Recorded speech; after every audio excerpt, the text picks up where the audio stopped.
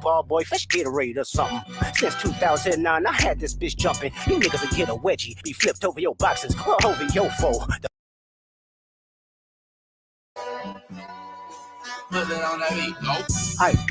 Monster on the beat, ho, Debo, any rat nigga, he a freak though. Man down, call her Amber Lambs, tell him breathe, bro. Nella nigga to the cross, he walk around like Tizo. What's up with these jabroni ass niggas trying to see Compton? They in the street and hate me, fuck them all and they mama. How many options you really got? I mean, it's too many options. I'm finna pass on this body, I'm John Stockton. What's going on, gang? Sometimes you gotta pop out and show niggas. Certified boogeyman, I'm the one that up to score with him. Walking down whole time, I know he got some hoe on him. Pull on him, extort shit, bully the flow on him. Say Drake, I hear you like I'm young. You better not ever go to cell block 1. To any bitch that talk to him and they in love, just make sure you hide your little sister from him. They tell me Chubb's the only one that get your hand-me-downs and party at the party playing with his nose now. And Baca got a weird case, why is he around? Certified lover boys, certified pedophiles. Wop, wop, wop, wop, wop, that fuck him up. Wop, wop, wop, wop, wop, I'ma do my stuff. Why you trolling like a bitch, ain't you tired? Trying to strike a chord and it's probably A minor.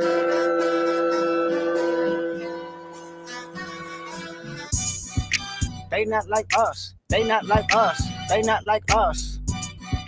They not like us, they not like us, they not like us. You think the Bay gon' let you disrespect Pop, nigga?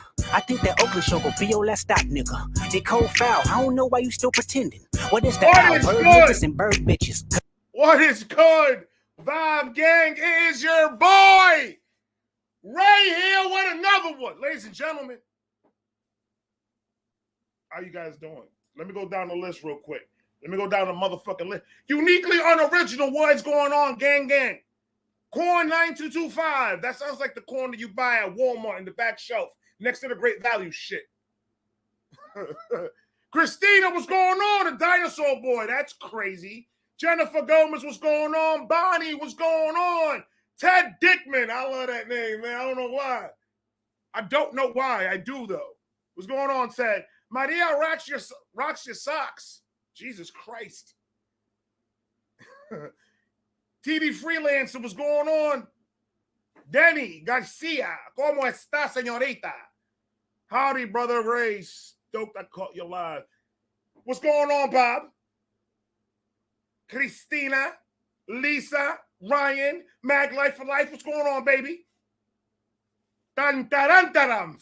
That's your name from now on. So relax. Relax, because that's what it is. Tarantaf. That's crazy. You sound like something I would make up. That's a fact. That is a fact. Everybody in the crib. Casey, what's going on? I'm ordering the merch stuff tomorrow. Ted, you a real one, Ted. Federico cut the motherfucking beat. Facts. Jorge Garcia.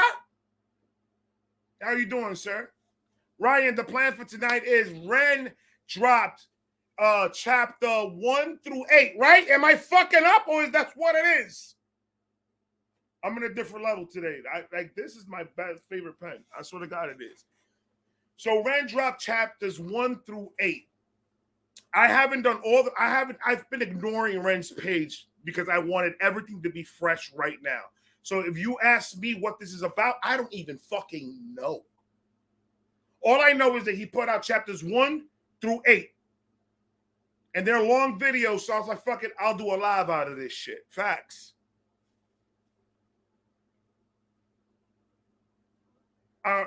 Uniquely unoriginal, like, threw me off. My hoodie was delivered yesterday looking sexy. Well, that's crazy. With fuck you and your mother or the Federico cut the beat? Facts. Purple butterfly with broken wings. That's a long name. What's going on? So I've been ignoring the whole entire situation that Ren has been going because I want to be blind to everything. I want to get in it with you guys. This is going to be a long live. So it's just like if you played my video. It's going to be the same length. It's going to be the same shit. Probably a little bit late. Callie, what's going on? Thank you for coming through.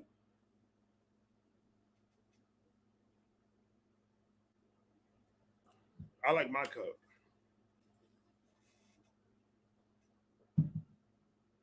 It's some pretty heavy shit to watch all at once. That's the whole reason why I wanted to do this. I want to be in my feelings, Kelly. I want to be in my feelings. I feel like I want to cry today. You know how when you wake up in the morning, you be like, "Yo, I'm gonna cry sometime in this day, at work or in the car. I'm a cry though. It's one of those days right now." Yeah, you did, Christine. Yeah, you did.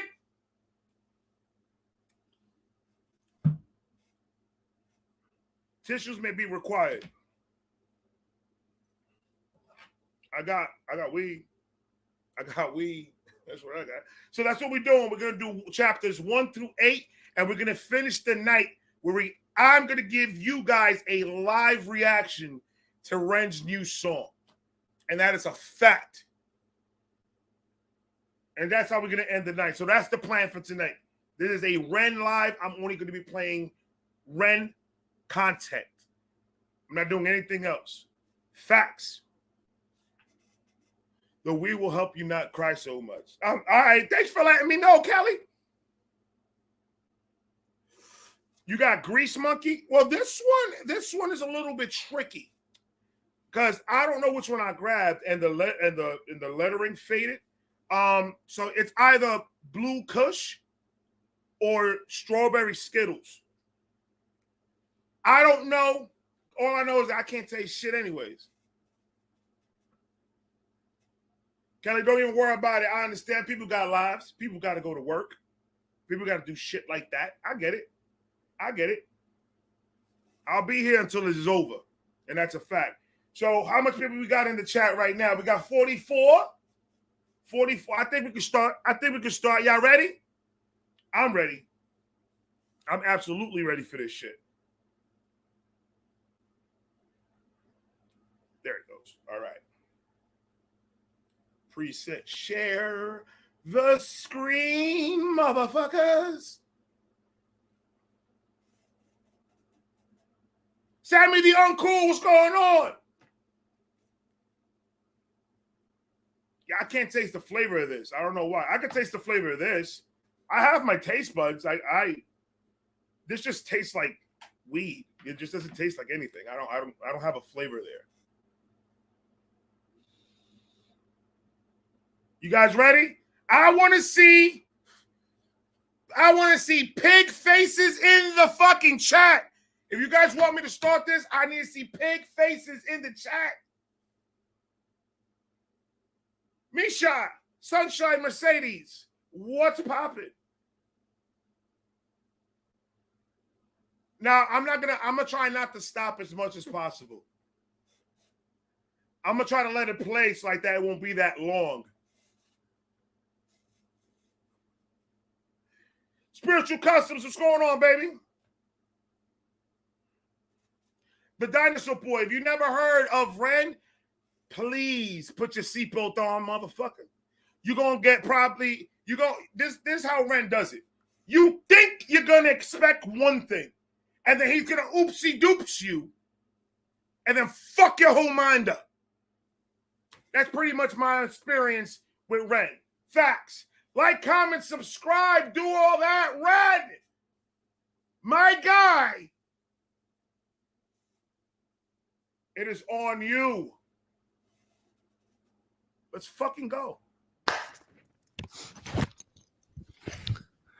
Hello, everyone. This is the first time I've done something like this before. I wanted to write it down because there's a lot and I didn't want to miss anything. And some parts of this might be a little bit uncomfortable to listen to, but I wanted to stay as true as possible to the story, not miss anything, for the sake of people who might be going through something similar, or for the sake of people who don't, but want to help understand a little bit more. Yeah. I promise that everything in this story is 100% true. Nothing is exaggerated for dramatic effect. Some names I don't mention and some details I don't go too far into or downplay them for the sake of the people around me. Timelines might occasionally be a little bit off, but that's just because I've had to write everything from memory from a time that was quite hazy. I asked before embarking on this journey with me that you all respect the privacy of myself and the people around me. You might be compelled to reach out to some of the people that I mentioned, cast judgment, praise them, criticize them, and I ask you kindly not to. It's my choice to be in the public eye, and it's mine alone. This is the first time my story is on the public record in a concise way. You see what I'm talking about? I said I was gonna try to not pause. I said I was gonna try. This is exactly why Ren is who the fuck he is. This is exactly why Ren is who the fuck he is. He's, oh my God.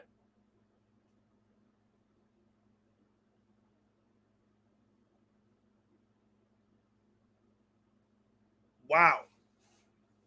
So he's gonna give us the whole rundown. So if this is a perfect opportunity, if you in the chat right now and you do not know who Ren is, do me a huge favor, because this is a big thing that he just did right now.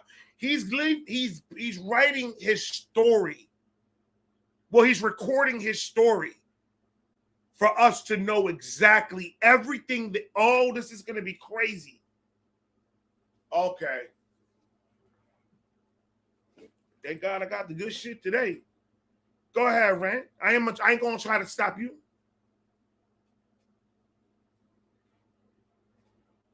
Ren, that's why you the GOAT, baby. You're in that Mount Rushmore, my brother. You over there. You climbing. You're right there. You see where Eminem is at? You over there. You stop. Don't bite Royce the 5'9", my nigga. Not today. Today is different. Go ahead, Ren. Being in the public eye is strange. The more that I give to you, the less that I get to keep for myself. I don't find the experience of sharing particularly enjoyable. I don't so much like the questions that follow. And I'm not a medical expert, so I don't like to be seen as somebody with all the answers, because I don't have them. And because of the empathy that I feel, I'm compelled to try and help as many people as possible. But the last time I opened myself up to this on a one-on-one basis, I was surrounded by a lot of death. And there simply weren't enough hours in the day. So I ask you, if you need support, please reach out to a professional or use my music as your companion. I share my story in hopes that somebody who needs it finds it, that it provides hope, that it might ease the suffering for the people like me. I like my solitude, so I ask that anyone who respects the work I make and respects my contribution to the world to respect my solitude. Right. A lot happened in my teenage years, and I didn't live the most normal of lives, but I'll save that story for another time. The important thing to contextualize this story is that I was full of life. I was full of a burning desire to change the world. The flaws in how we interact seemed obvious to me. I believed in people's power to change the unnecessary suffering we inflict upon ourselves. I was also enamored with music. Music is the closest thing to God that I have. It's a gateway to the unexplainable, and it's a way of communicating the inexpressible. Oh my God, man. Why he's talking like a scholar, though? Oh man, this man can tell a story. Yes, he can. Yes, he fucking can. He's starting from the very beginning. He's letting you guys know everything, or us know everything. See, he does rock star shit. He does things that has never been done before in music like that. He thinks outside this box that everybody else keeps themselves inside of. Like he said, look how he explained music. Just the way that he explained music made me want to pee myself. That's a fact. Explainable, and it's a way of communicating the inexpressible. Woo. There's just one moment that I want to share with you from the years before I got sick. I was 17 and I felt indestructible. I'm not sure why, but my whole life I had this feeling inside myself that I was meant to do something important, not for myself, not for praise, not for personal gain, but something that would change the world for the better. It's hard to describe it without coming across like an egomaniac or having some sort of God complex, but I felt like I had some sort of divine purpose. And I remember feeling this so strongly that one afternoon after school, I stood in the center of my bedroom and I spoke loud into an empty void. I said that I would single-handedly take on and defeat the forces of evil, and I welcomed them to try their best. Throughout the years, that memory stuck with me, taunting me sometimes. Flash forward to 2019. I remember the first day I knew something was wrong very well. I woke up in an unfamiliar room in Cardiff, feeling like a raven had perched itself upon my heart. Every time my heart beat, it's like some part of me was aware of the foreboding death sentence that was to come. Some sort of primal instinctive. Listen. the poetry that this man is doing right now, because this is poetry.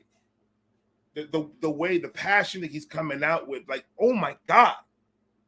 He knew the exact moment when he was about to get sick. He felt like a crow was just resting on his heart. That's crazy. To the way that he describes the feeling and makes you feel it is why Ren right now is pretty much in the independent scene the top dude for me right now, because Ren does different shit. He doesn't follow the pack. He like I said, thinks outside this fucking box. There are a lot of people that are trying to come up are inside still and think that they should stay there. Think outside the box. Go and do something different for hip hop, for music, for the world, even for people that are going through the things that they're going through. Ain't nobody else gonna be putting time into this the way Ren is doing, man. It's ridiculous. This guy is. Some part of me was aware of the foreboding death sentence that was to come. Some sort of primal instinctive dread. Everything felt wrong, and I felt prosthetic, like I could tear my own skin off and observe, though I was watching passively from another room. Oh my God. The night before, I'd been in Cardiff visiting friends in university. It was the end of summer. We'd gone out to a few bars. I wasn't really enjoying myself. That year, I'd been struggling with social anxiety, perhaps from years of abusing my brain with a whole pick and mix and selection of party drugs. Engaging with society felt like stepping into the ring with a heavyweight champion. Every single fucking question felt like an oncoming haymaker I had to socially navigate because of my very limited toolkit of charisma at the time. I don't know why I cared about being liked so much, but the more I cared, the less equipped I became to have a simple human conversation. I used to deal with this by getting fucking hammered. That night was no exception. I got smashed, lost my phone, and woke up in a strange apartment. In the bed opposite mine was a snoring rugby player and his girlfriend. Ren.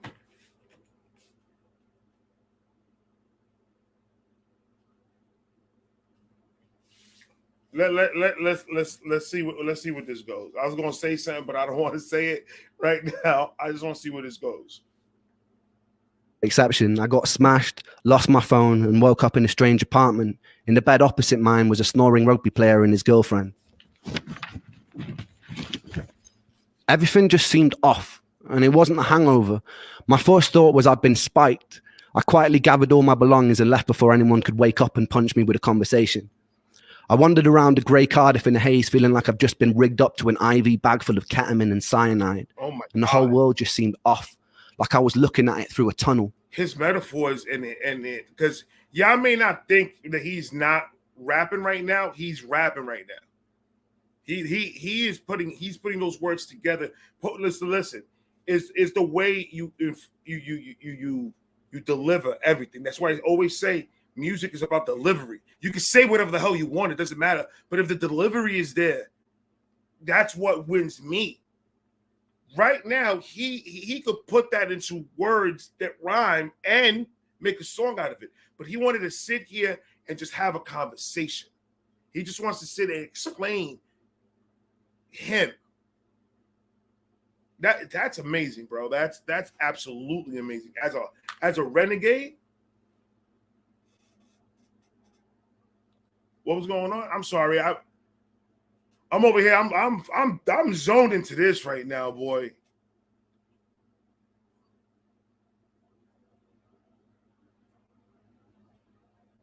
Thank you, Kelly. Just hang on. Hang on. We getting there, baby. We almost done. No, we're not. I noticed too that he would rock and tap his foot like he was singing, rapping, reading something sometimes in a rhyme. Yeah, and if you listen to what he's saying right now, it's absolutely, you could hear him that he will rhyme phrases together just by explaining it, because that's just who he is. It bleeds out of him. This guy is amazing, bro.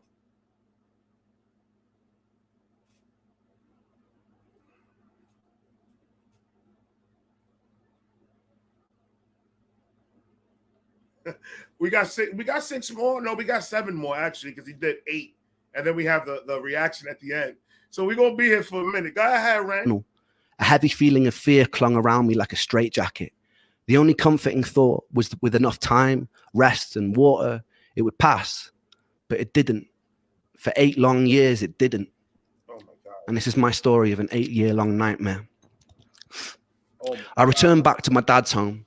He was living with his partner at the time. It wasn't my home, so I already felt... Oh, no, I gotta rewind that. I'm sorry. So this is so he's talking about the beginning of his sickness. Okay. Oh, man, this is gonna. Oh man.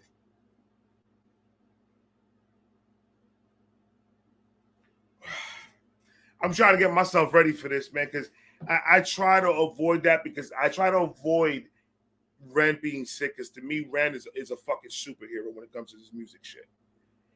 And I don't even want to believe that he's sick. I don't even want to have that thought in my mind when I think about Ren. I don't want to put Ren and sick together.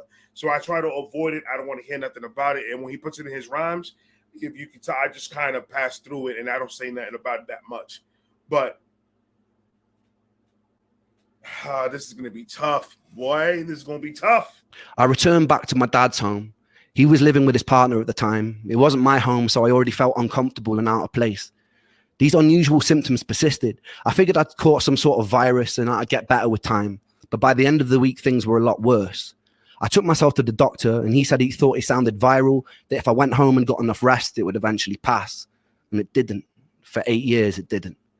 I returned for my second year of university. My brain was full of fog and my body felt poisoned. There were intermittent days where I felt like a hollow suit of skin. I'd sit in lectures unable to focus and was devoid of any sort of personality. I'd be able to have basic conversations, yeses and nos, but I was stripped of the ability to think spontaneously. It's like my...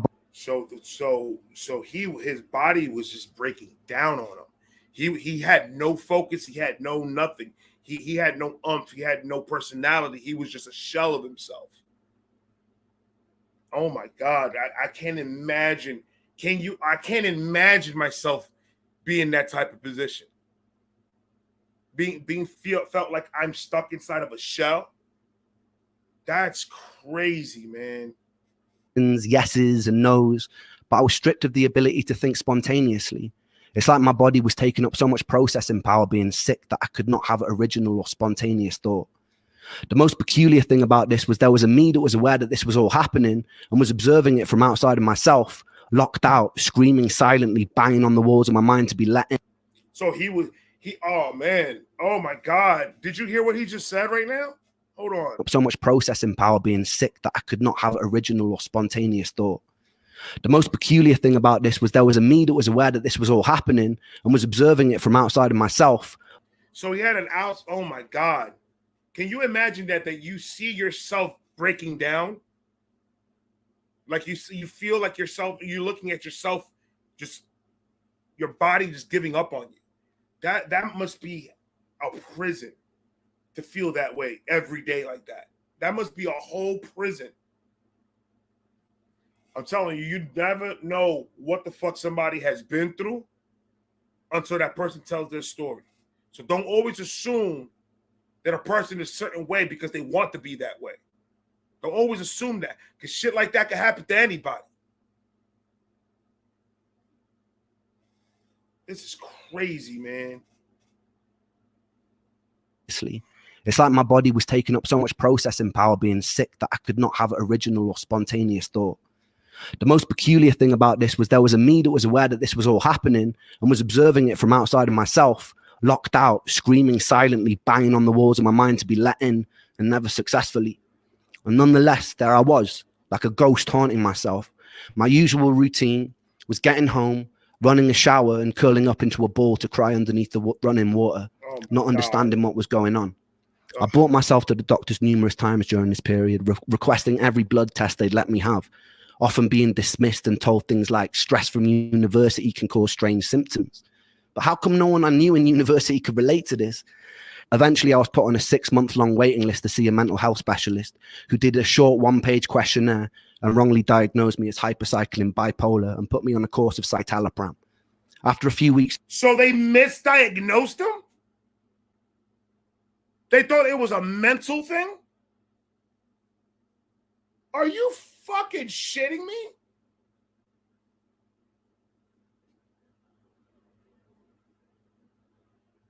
What? They misdiagnosed him, so he had to keep on... Now they think he's crazy? Sick boy, can I get a fucking sick boy? Holy shit.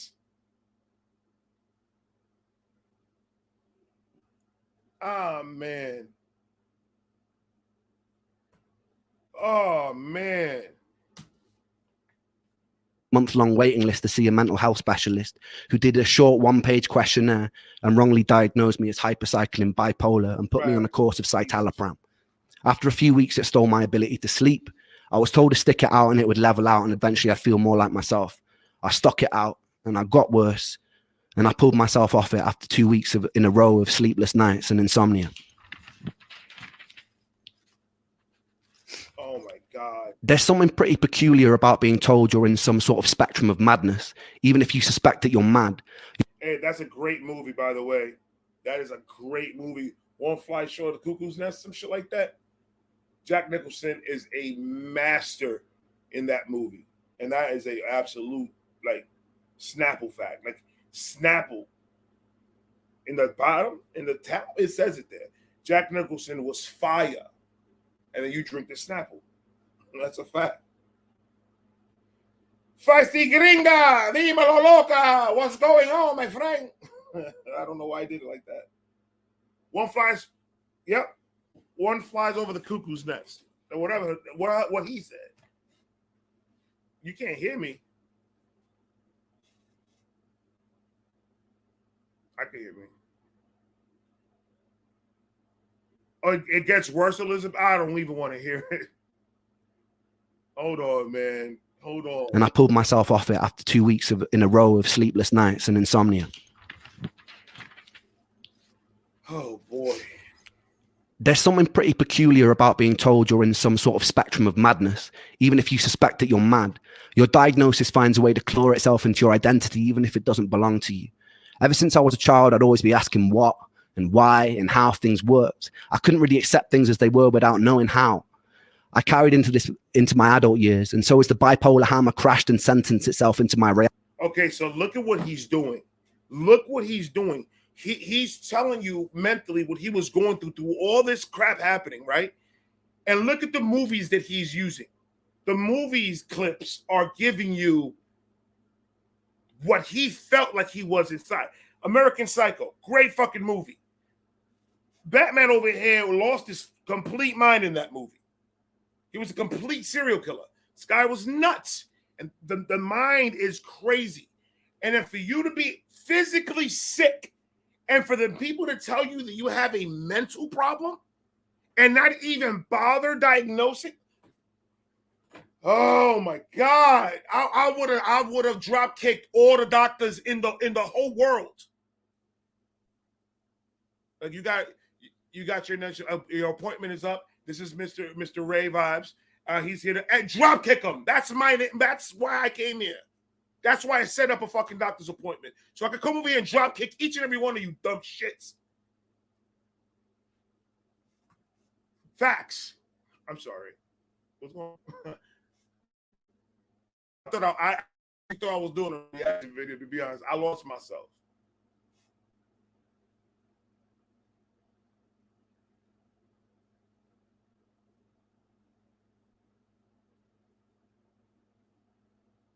Mr. Pope, what's going on, Mr. Pope? Thank you for coming through. I appreciate you.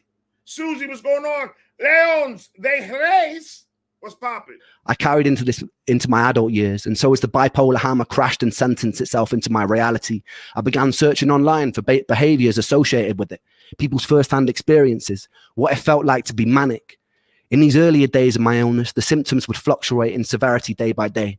Some days I'd be in the thick, tired fog, and other days they'd be more merciful. I began to associate the days of not suffering as mania and would act more erratically on the days that my symptoms were less bothersome.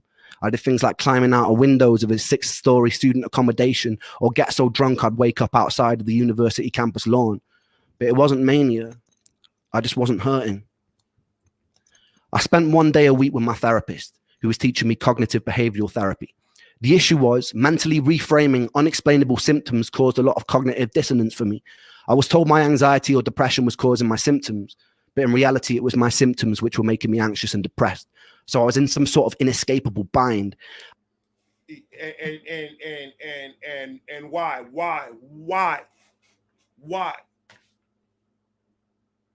For what reason? That's called lazy work. It's easy to call somebody crazy just because you can't figure out what he has. If I'm feeling a certain way, I'm gonna go to the doctor and I'm gonna be like, whatever tests you dudes have, do them all to me. Here's my insurance card. Blue Cross Blue Shield is amazing. Everything, please. Give me the results later. Because now you're not gonna be playing me like that. Not there's no way. That's crazy. They did that to my man Ren.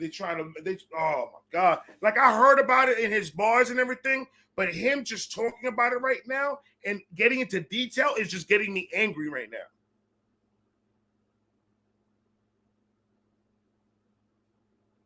Yeah, they're believing that his mind is what's making him get those symptoms.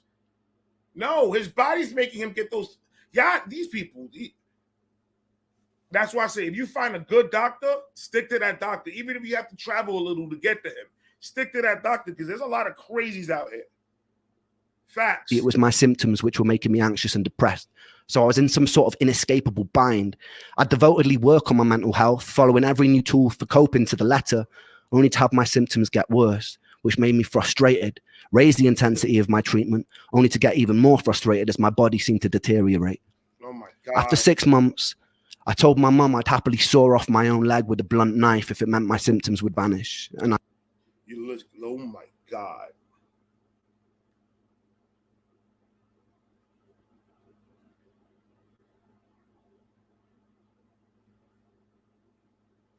You know what type of pain you have to be in?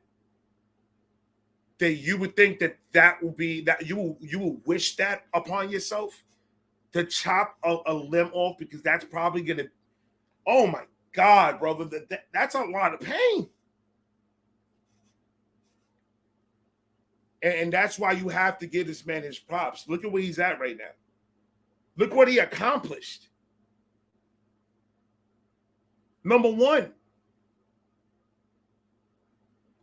that type of strength is unbelievable. That type of strength, bro. The way he's explaining it, and this is why I fuck with Ren 100%. The way he's explaining it right now, I don't have to rewind it to hear nothing else again. He explains it to the T. He lets me know exactly how he's fucking feeling. That's different, bro. That's just a different type of dude. I told my mum I'd happily saw off my own leg with a blunt knife if it meant my symptoms would vanish, and I meant it. I told her if I had to live with this strange feeling for one more year, I'd kill myself, and I meant that too. But something happened that winter which showed me firsthand the horrors and the fallout from suicide. I met Joe when I was 9 years old. I remember the first time clearly. I was standing in his living room when he turned to me and he was like, "Watch this." Then he proceeded to climb on top of his sofa and did a front flip onto a stone living room floor. He landed on his back and lay motionless for a few seconds before grinning, getting up, and then doing it all over again. We grew up terrorizing the streets of the small village we grew up in, playing knock door run or breaking into people's gardens to play on their trampolines. We stayed friends throughout high school, going through various phases together. Joe was comedian of the group. I remember mornings after messy all-nighters, Joe would be cracking endless jokes like a professional stand-up routine, and we'd all be in tears laughing. And for those of you that are new, that don't know who Ren is, that are in the chat right now, Ren has a couple of songs talking about Joe. And there's I think the Freckled Angel, was it Freckled Angel about Joe, or was that somebody else? I think that was Joe, wasn't it? Yeah. Joe Freckled Angel. So you need if whenever you have the opportunity and you go follow my man Ren, the link of his page is gonna be down below. Go to his album, the list of albums that he has on his thing, and go to Freckled Angel and go listen to that.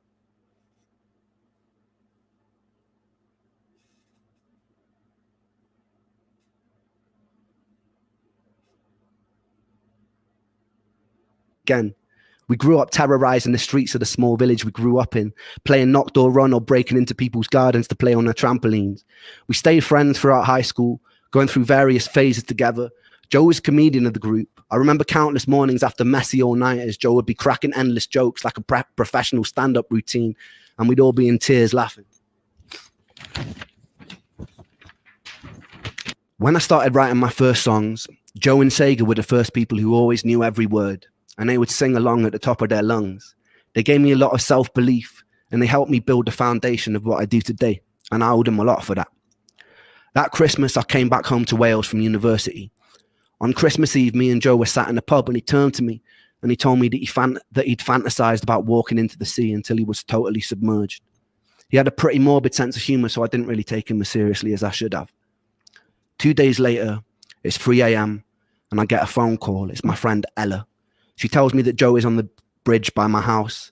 He was drunk, he'd called her up, and he told her he was going to jump. I was still half asleep. I fumbled, pulling on whatever clothes I could that were near, and I walked out of the front door, and the winter air stung my face, and it woke me up. Adrenaline kicked in, and I started sprinting towards the bridge. It was about a 5-minute walk, a 2.5-minute sprint. As I was running, I dialed Joe's number, and I get a busy tone, and I felt relief because it meant he was still alive. I kept hitting redial as I ran, and as I got about halfway to the bridge, the busy tone changes. I get an automated voice note saying the number's out of service, and my heart sunk. I got to the suspension bridge that connects Anglesey to the mainland, and it usually looks very beautiful. I sprint up and down the bridge yelling Joe's name, and silence, and it's deafening. And I peer over the bridge into the blackness, and the bridge sits about 100 feet above the water. Hitting cold water at that height is like smashing into concrete. And the waters are notoriously dangerous because of the cross current. I hear nothing, no sounds, nothing. I run up and down the bridge about 2 times before I spot a figure at the end of it, and my heart jumps into my throat, and I run towards the figure, and it's my friend Ricky who's had the same call, and we both run around up and down the bridge and around the surrounding area looking for Joe. More of his friends eventually arrive, and there's nothing.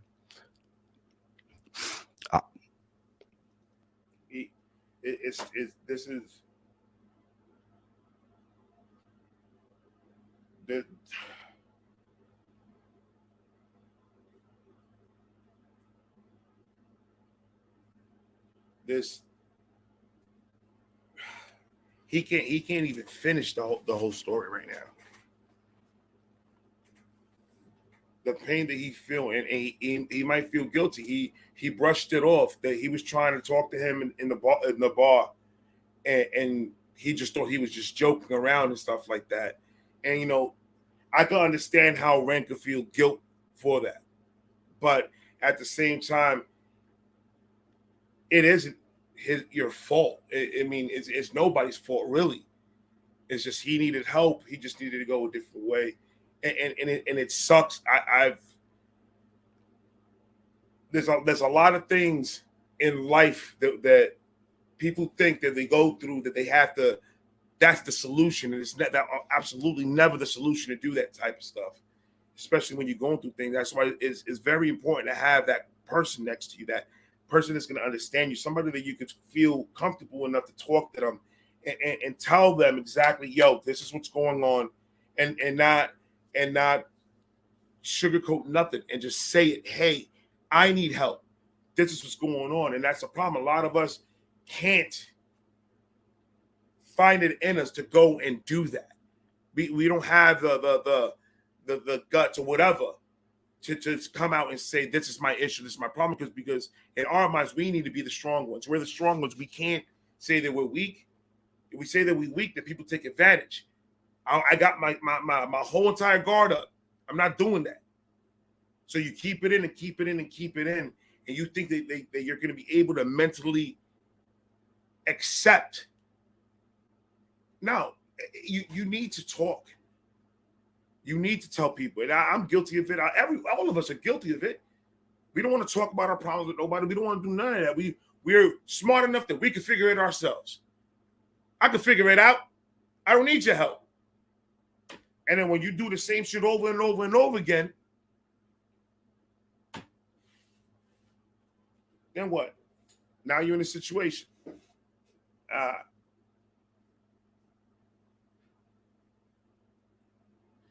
Oh my God, this is going to be a tough one.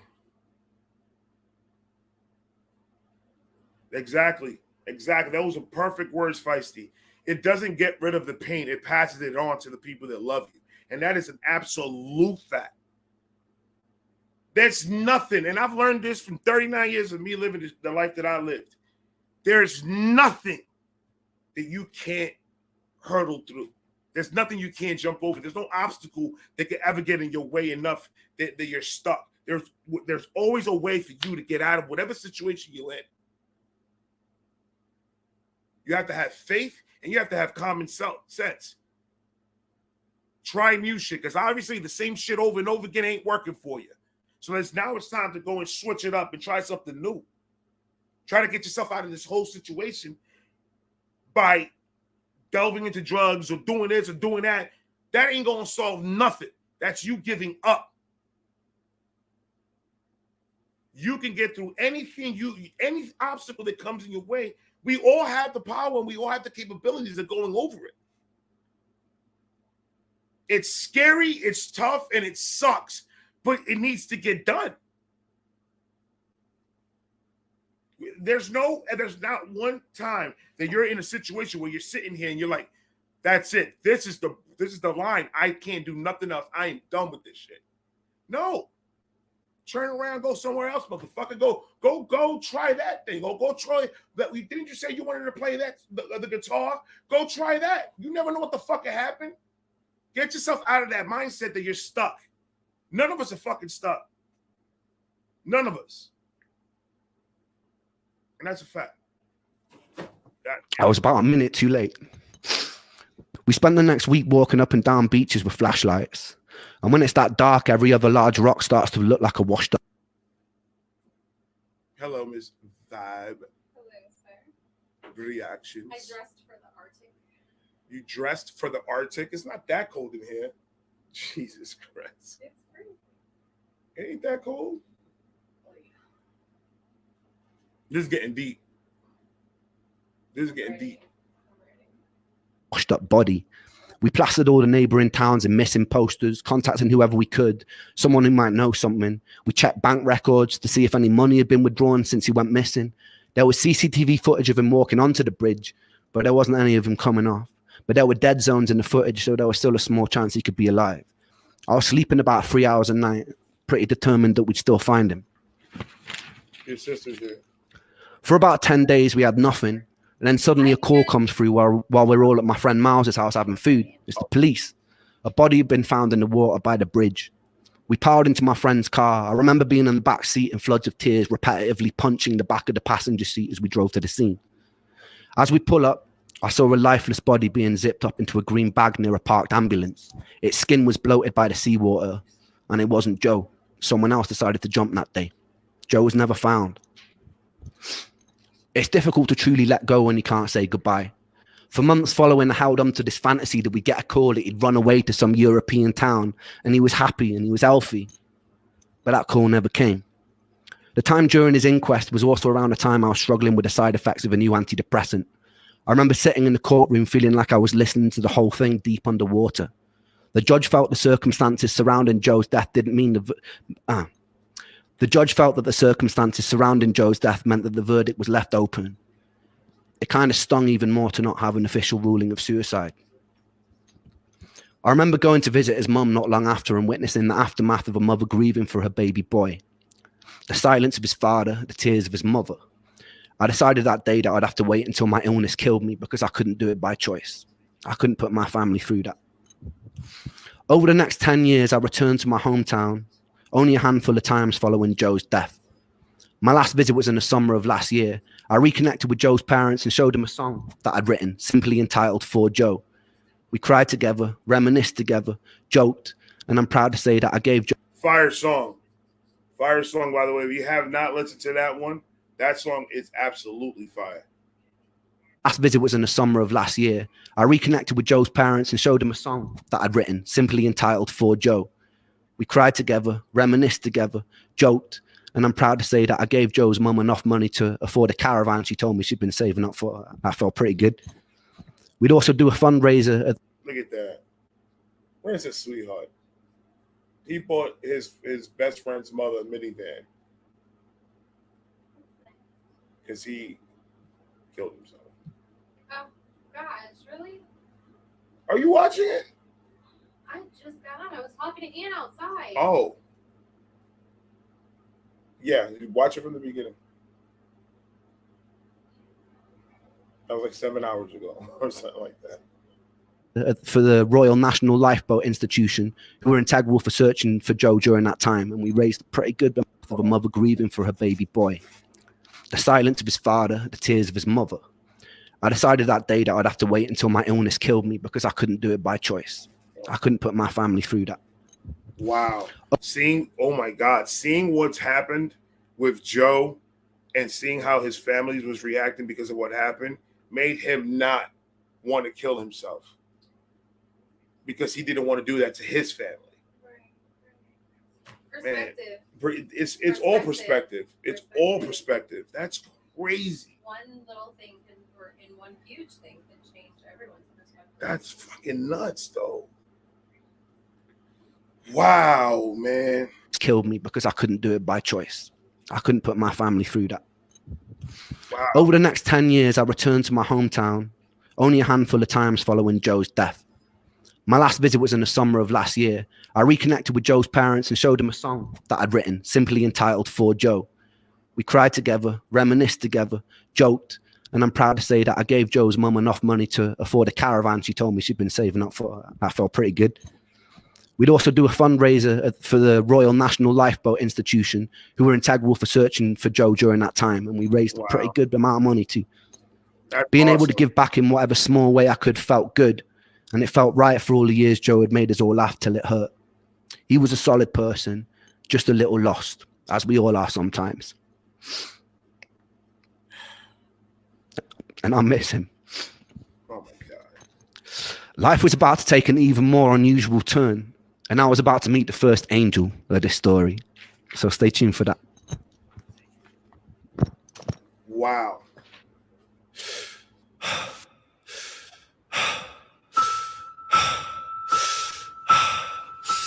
Playing the song For Joe.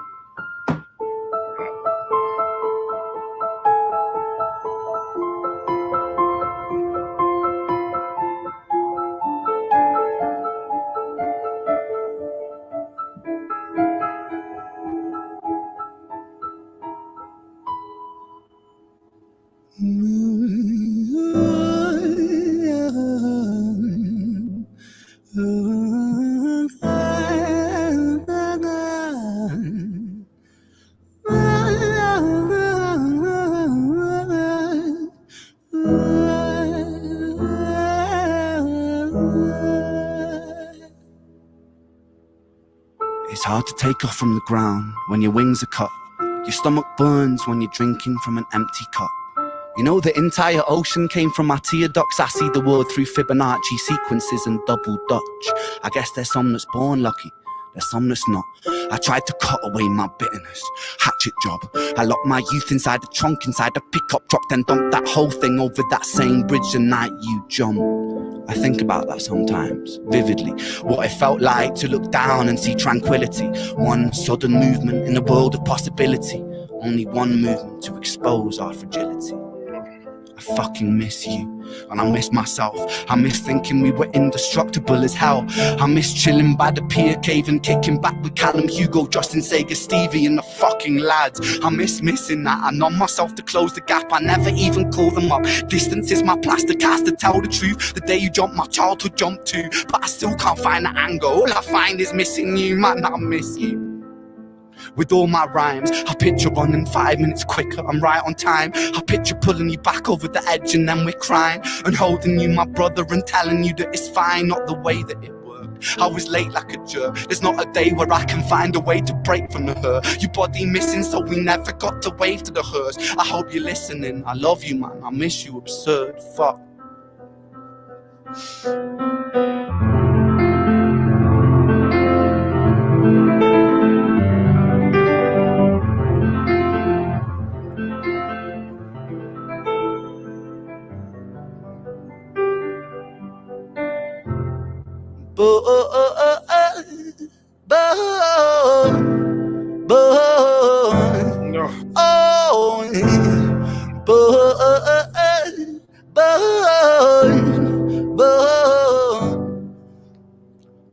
Another domino, it falls. Across the way another's born. How you're supposed to raise a child and give it courage from a storm. In a world that is confusing, contradictions pave our flaws. Some will say we're only human, others judge us for our flaws. Some get born in sheets of satin, some get by in tattered clothes. Some will die before they live, that's just how the story goes. But for those of us still with us, who reside inside our hearts, tell them proudly how you feel. And for those of us who aren't, freckled angels stand strong, freckled angels live on, freckled angels climb higher, freckled angels still inspire, freckled angels won't forget you, teach me to live my life better. 13 years and still I miss you, now my wings are missing feather. Otherwise I'd come and join you, but for now I'm here on earth, stuck inside this mortal body. But for everything it's worth, made me braver, made me wiser, made me stronger, made me true, made me face the world with courage. And that's all because of you. Oh my God, man. Oh.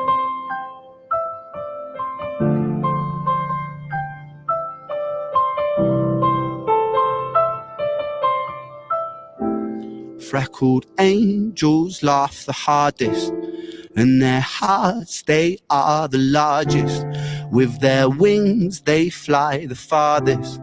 So I know you're gonna be okay. Freckled angels live the longest, and their minds, they are the strongest. Oh, their friends, they are the fondest. So I know you're gonna be okay. Boy. Boy, oh boy. Jesus. Oh my God. The way he ended that was like absolutely. I'm liking to what he's doing. That he's going to tell you the story and then give you the song at the end, pretty much explaining to you what he just explained to you, but in the song version. That's so fucking smart. Oh my God. I'm sorry I've been ignoring you guys. I'm just like really into this right now. I'm gonna go through the comments real quick. I need a breather because that almost got me right there. The piano playing was beautiful. Oh my God. I almost crawled up next to you like this and just cried at you. That ass. That was so impactful and so powerful. And I'm loving this because it's like if somebody's out there that is feeling this way, or that's lost somebody that way, or anything like that, or if they feel guilt or anything like that, this right here is the type of music that'll help somebody going through some shit like that. And you know, Ren is the only one that's really doing it in this type of form. That he's giving you unorthodox type of videos, just different concepts of how to deliver what he's trying to do. I love this, man. Ren's the truth.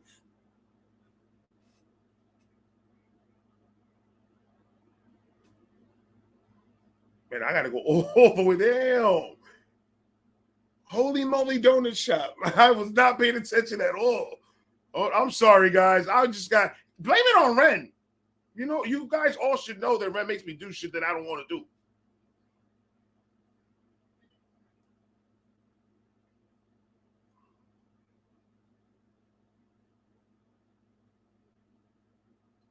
People in the chat. 86 people. Shout out to all the 86 people in the motherfucking chat.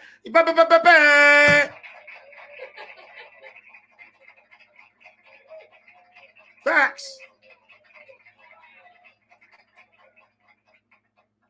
Kelly says, let's have chapters.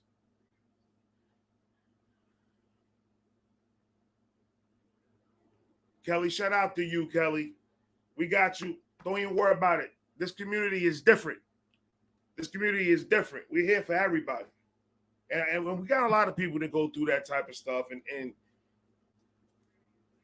it's one of those things that is so difficult to talk about because you've been in that situation before and you know that it's very uncomfortable to talk about it towards somebody else, especially people you don't know.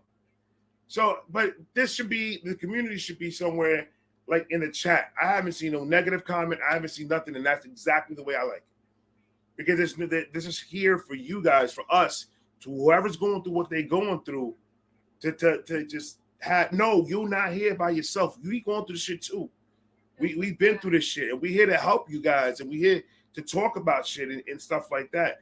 And it's not only me, it's everybody. You guys connect with each other, talk to each other, follow each other, start sending each other's DMs. Hey, how's your day going? Shit like that. That shit goes a long way for a person that's feeling like they're worthless. For a person that feels like they're in a cave that they can't get out. For a person that feels like they're just disappointing everybody in the world and they're pieces of shit. Hey, just know I got you. Yo, you good? Checking up. That does a lot to a person that's going through what they're going through. And I'm fucking with the vibes. I'm fucking with everything that's going on tonight, man. This is a very good idea. We should do this again. And next time, maybe we get Miss Vibe in the camera. Ba-ba-ba-ba.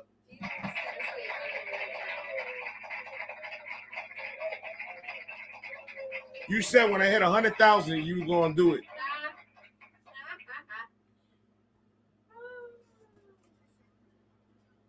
Anonymous Mrs. Vibe. Anonymous Mrs. Vibe, you're crazy. You're nutty butter. Except for the ones who saw us at the Upchurch concert. The Upchurch concert was fire. Oh my God, I had so much fun in the Upchurch concert. I need Ren to come to perform in Florida. We need to see a Ren. So I have to ask, is the whole album? It's not an album. Weird? Oh, it's not an album? Oh, I thought He it was did an chapters. album. He put up chapters of his story because he made a song. He wrote a song and it premiered today. I'm sorry. He wrote a song and premiered today, but he was letting up chapters throughout the week until Thursday. And Thursday he dropped the song, which is today. So since those videos were long and I had donos and stuff that I had to do, I was like, I'd rather do this live and just knock them all straight out and then end with the song at the end. Oh, that'll be nice. And then, because I haven't heard the song yet. So. Okay.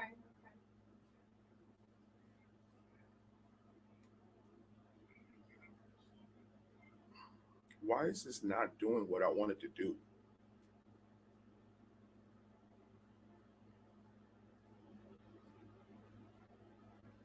At the stage. Jesus, is that difficult?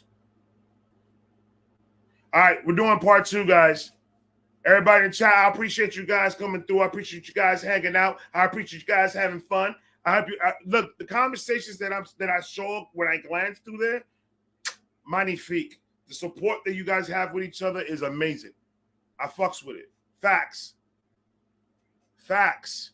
All right, we're going to start part 2 now. This is chapter 2. Remember, he ended it up with saying his angel that he met. This is when he met his angel. So this is chapter 2.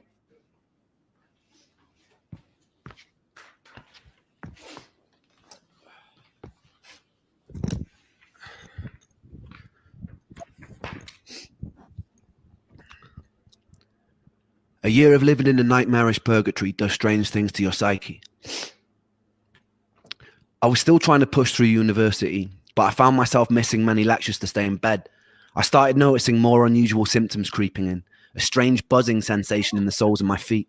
My vision started looking like fuzzy television static, something that I later learned was called visual snow, something with no known origin. My calf muscles started constantly twitching and spasming. At any moment, they wouldn't go longer than 20 seconds without twitching, and that can drive you a bit nuts. All these symptoms I still live with to this day. You just become very used to tolerating constant discomfort. It becomes kind of the norm and kind of becomes like an annoying, unsettling radio static in the background of existence. Fact.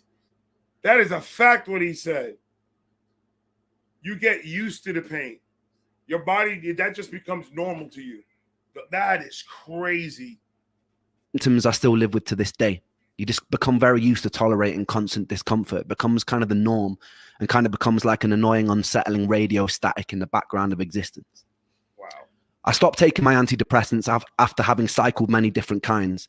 None of them helped. All of them gave me some new kind of symptom or side effect like insomnia, dry mouth, heart palpitations, no libido, etc. I spent a lot of my time alone, but in the moments of respite, I'd hang out with friends.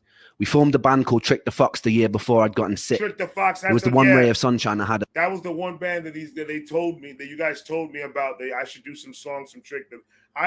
Can somebody send me on my Instagram some clips, not clips, videos of that band, of Ren's first band, and I'm gonna go give that a shot. See what they sound like. Because the Big Push is amazing. The Big Push is like my band, for real, for real. No bullshit. etc. I spent a lot of my time I alone, need candy. but in the moments of respite, I'd hang out with friends. We formed a band called Trick the Fox the year before I'd gotten sick. What? Do you want cashews or something? I want candy. Do you have candy? I'll take cashews. Sick. It was the one ray of sunshine I had at the time. I quickly became friends with a bass player called Charlie, and we developed some kind of musical telepathy where we both knew what the other was going to play before it even happened. Wow. It was the first musician I've ever felt this kind of chemistry with. I became a kind of third wheel in his Momoko's relationship. With time, Momoko became like a sister to me. To this day, it's one of my favorite people on this spinning rock. Performing with Trick the Fox was one of the rare times that I felt free. There was something about the duty of having to entertain others that let me escape the physical limitations of my own sick body, even if just for a moment. Wow. I usually pay for it the next day with what can only be described as an energy hangover where I'd be stuck in bed all day. But for me, that was worth it. Those days, I was still fairly functional. It was around this time I started losing faith in the medical industry. The more appointments I'd go to, adamant that something was wrong, the more of a hypochondriac they treat me as. Medical gaslighting is a real thing with chronic illness. They chalk me down as someone who was always requesting blood tests, and my mental health diagnosis probably didn't help that. Strangely, they never tested me for any kind of pathogens. Wow. You heard what he said? Yeah. Wow, that's crazy. You got your account back. I did. Yeah.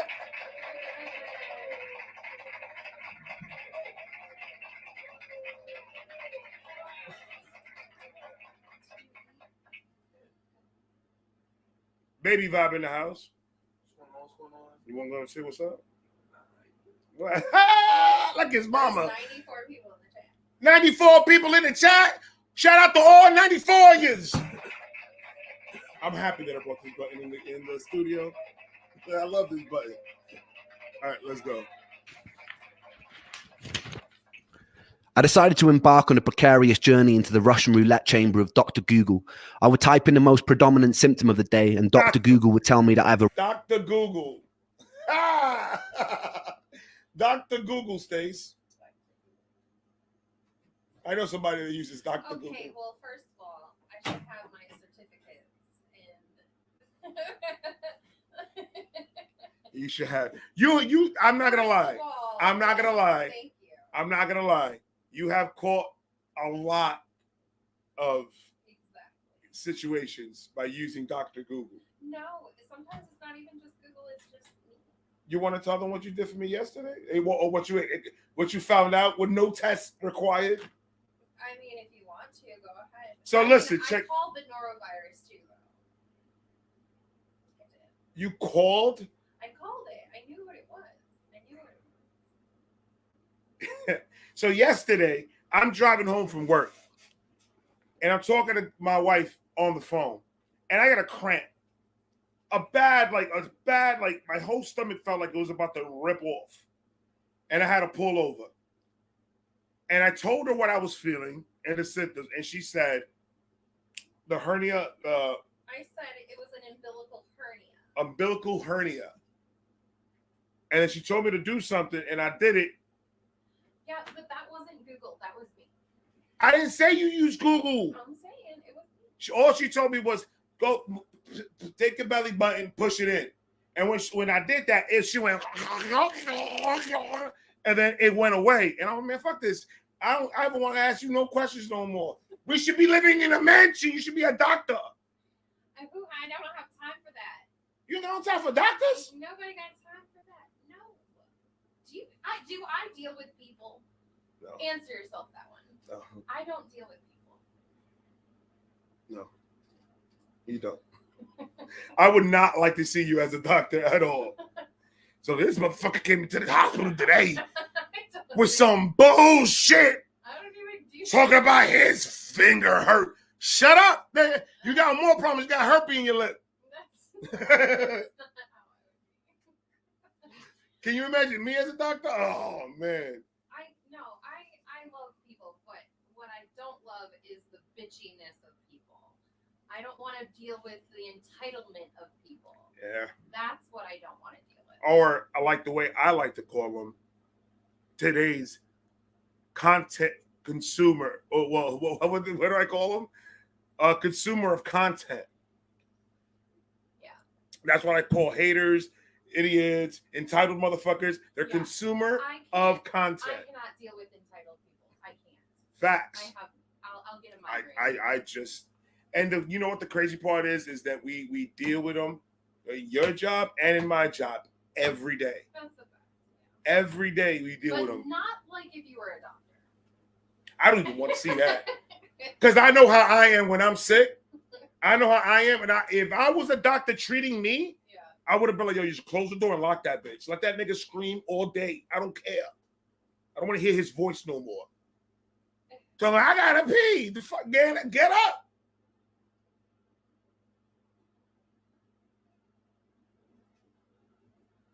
They're not gonna be about an hour long each.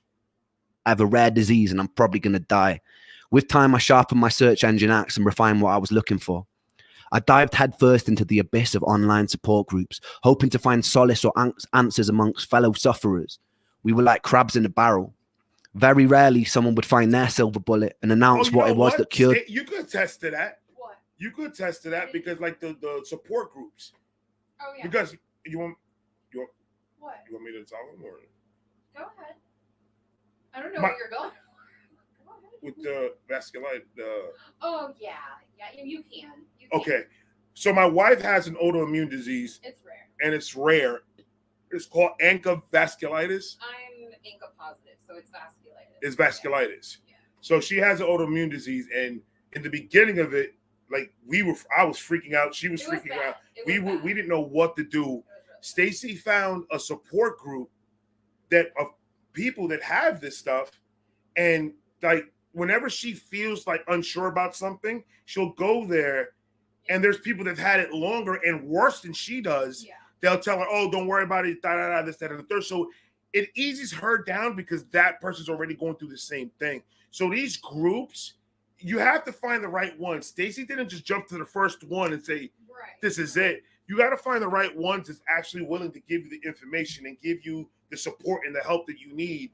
Even if you wake up in the middle of the night thinking about something and you're not too sure about it, and you just go on that group and ask the question, you probably get 20, 30 answers by the time you wake up in the morning. And then it'll calm you down and it'll keep you down. So these group things, they actually fucking work. I've seen them work in my eyes. That's true. And it's not just for vasculitis though. It's anxiety, it's depression groups. Yeah, there's groups for there's groups for everything. And it's just about there's groups for flat feet. I joined one for Anthony's. I just joined one. I swear to God. I swear babe. to God. There's a group for flat-footed people? Yes. There is. I just joined it. Can you go find me if there's a group for people with 3 nipples? Probably. I don't like how you were so positive about you're gonna find it for me.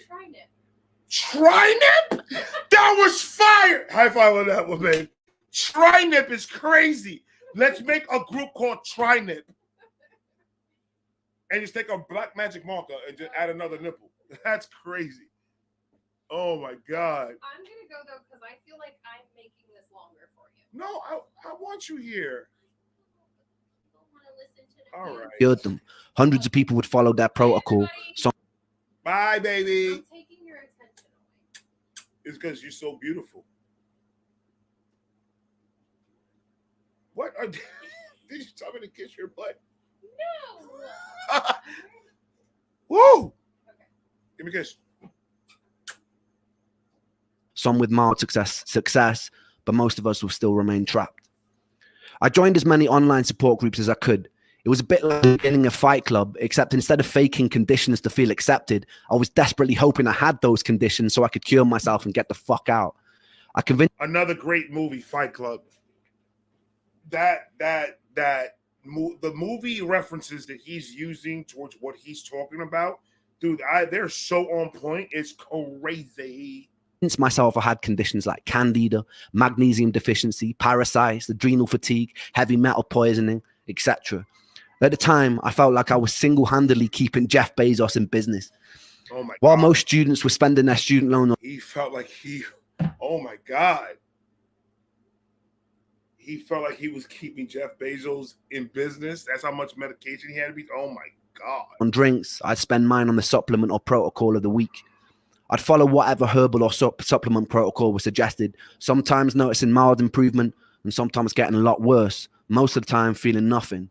A story would pop up on one of these groups like, after I did a 30-day parasite cleanse of wormwood, cloves and garlic, all my symptoms disappeared. I'd read a story like this, get full of hope and put myself through a grueling 30 days, which would often result in a worsening of symptoms. Oh my body felt even sicker and weaker, but I'd stick it out because I was told that this was a good sign. The parasites are dying. I peered into the toilet bowl and valiantly waved goodbye as I flushed their imaginary corpses into a watery abyss.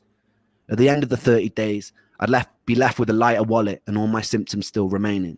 And if that didn't work, I'd move on to what was next. Maybe I have seasonal affective disorder. All right. So I'd get on the internet, order a light, stare at it for 10 minutes a day. And to my big fucking surprise, still have all my symptoms. The only thing that light illuminated for me was that I was desperate enough to buy a glorified table lamp. Oh my God. He was trying anything and everything to take that pain away, and he couldn't do it. Everything he tried wasn't working. This is tough. This is tough to listen to because I have Ren in a pedestal, and to know the pain that actually, with his own words, the pain he's actually going through, is oh my God. I can't. Shout out to Ren. That's all I can say, man. Shout out to Ren. I always got him in my prayers, and hopefully one day he doesn't have to be in pain no more. Jesus, man. I kid you not when I say that over the years, I probably have taken nearly every dietary health supplement known to man. One of the most grueling self-treatment courses came when I did around-the-clock heavy metal chelation. I would take a supplement called ALA and DMSA, which supposedly shuttle mercury molecules out of your body through a process called chelation.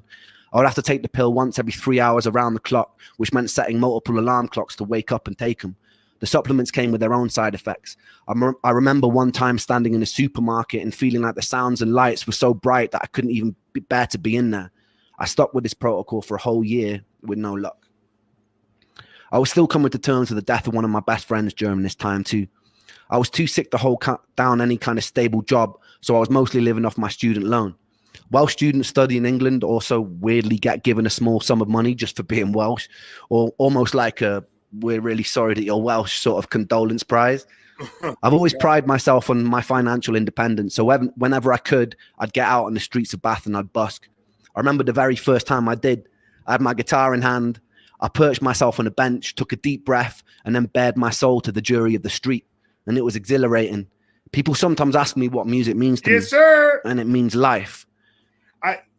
I'm not gonna lie to you. Every time I see Ren in a street, I high key get very excited. But you had to do what you had to do. This right here is what you call in the music industry. This is what you call he's on the grind right now. He's outside playing this music for money to pay his bills, to pay his this, to take care of himself medically and for food and lodge and car and all that other stuff. Boy, this is what you call the grind, and it's a harder grind for him because he's sick all the time. But you have these dudes out here can't come out and write fucking one song a week. Fuck out of here, man.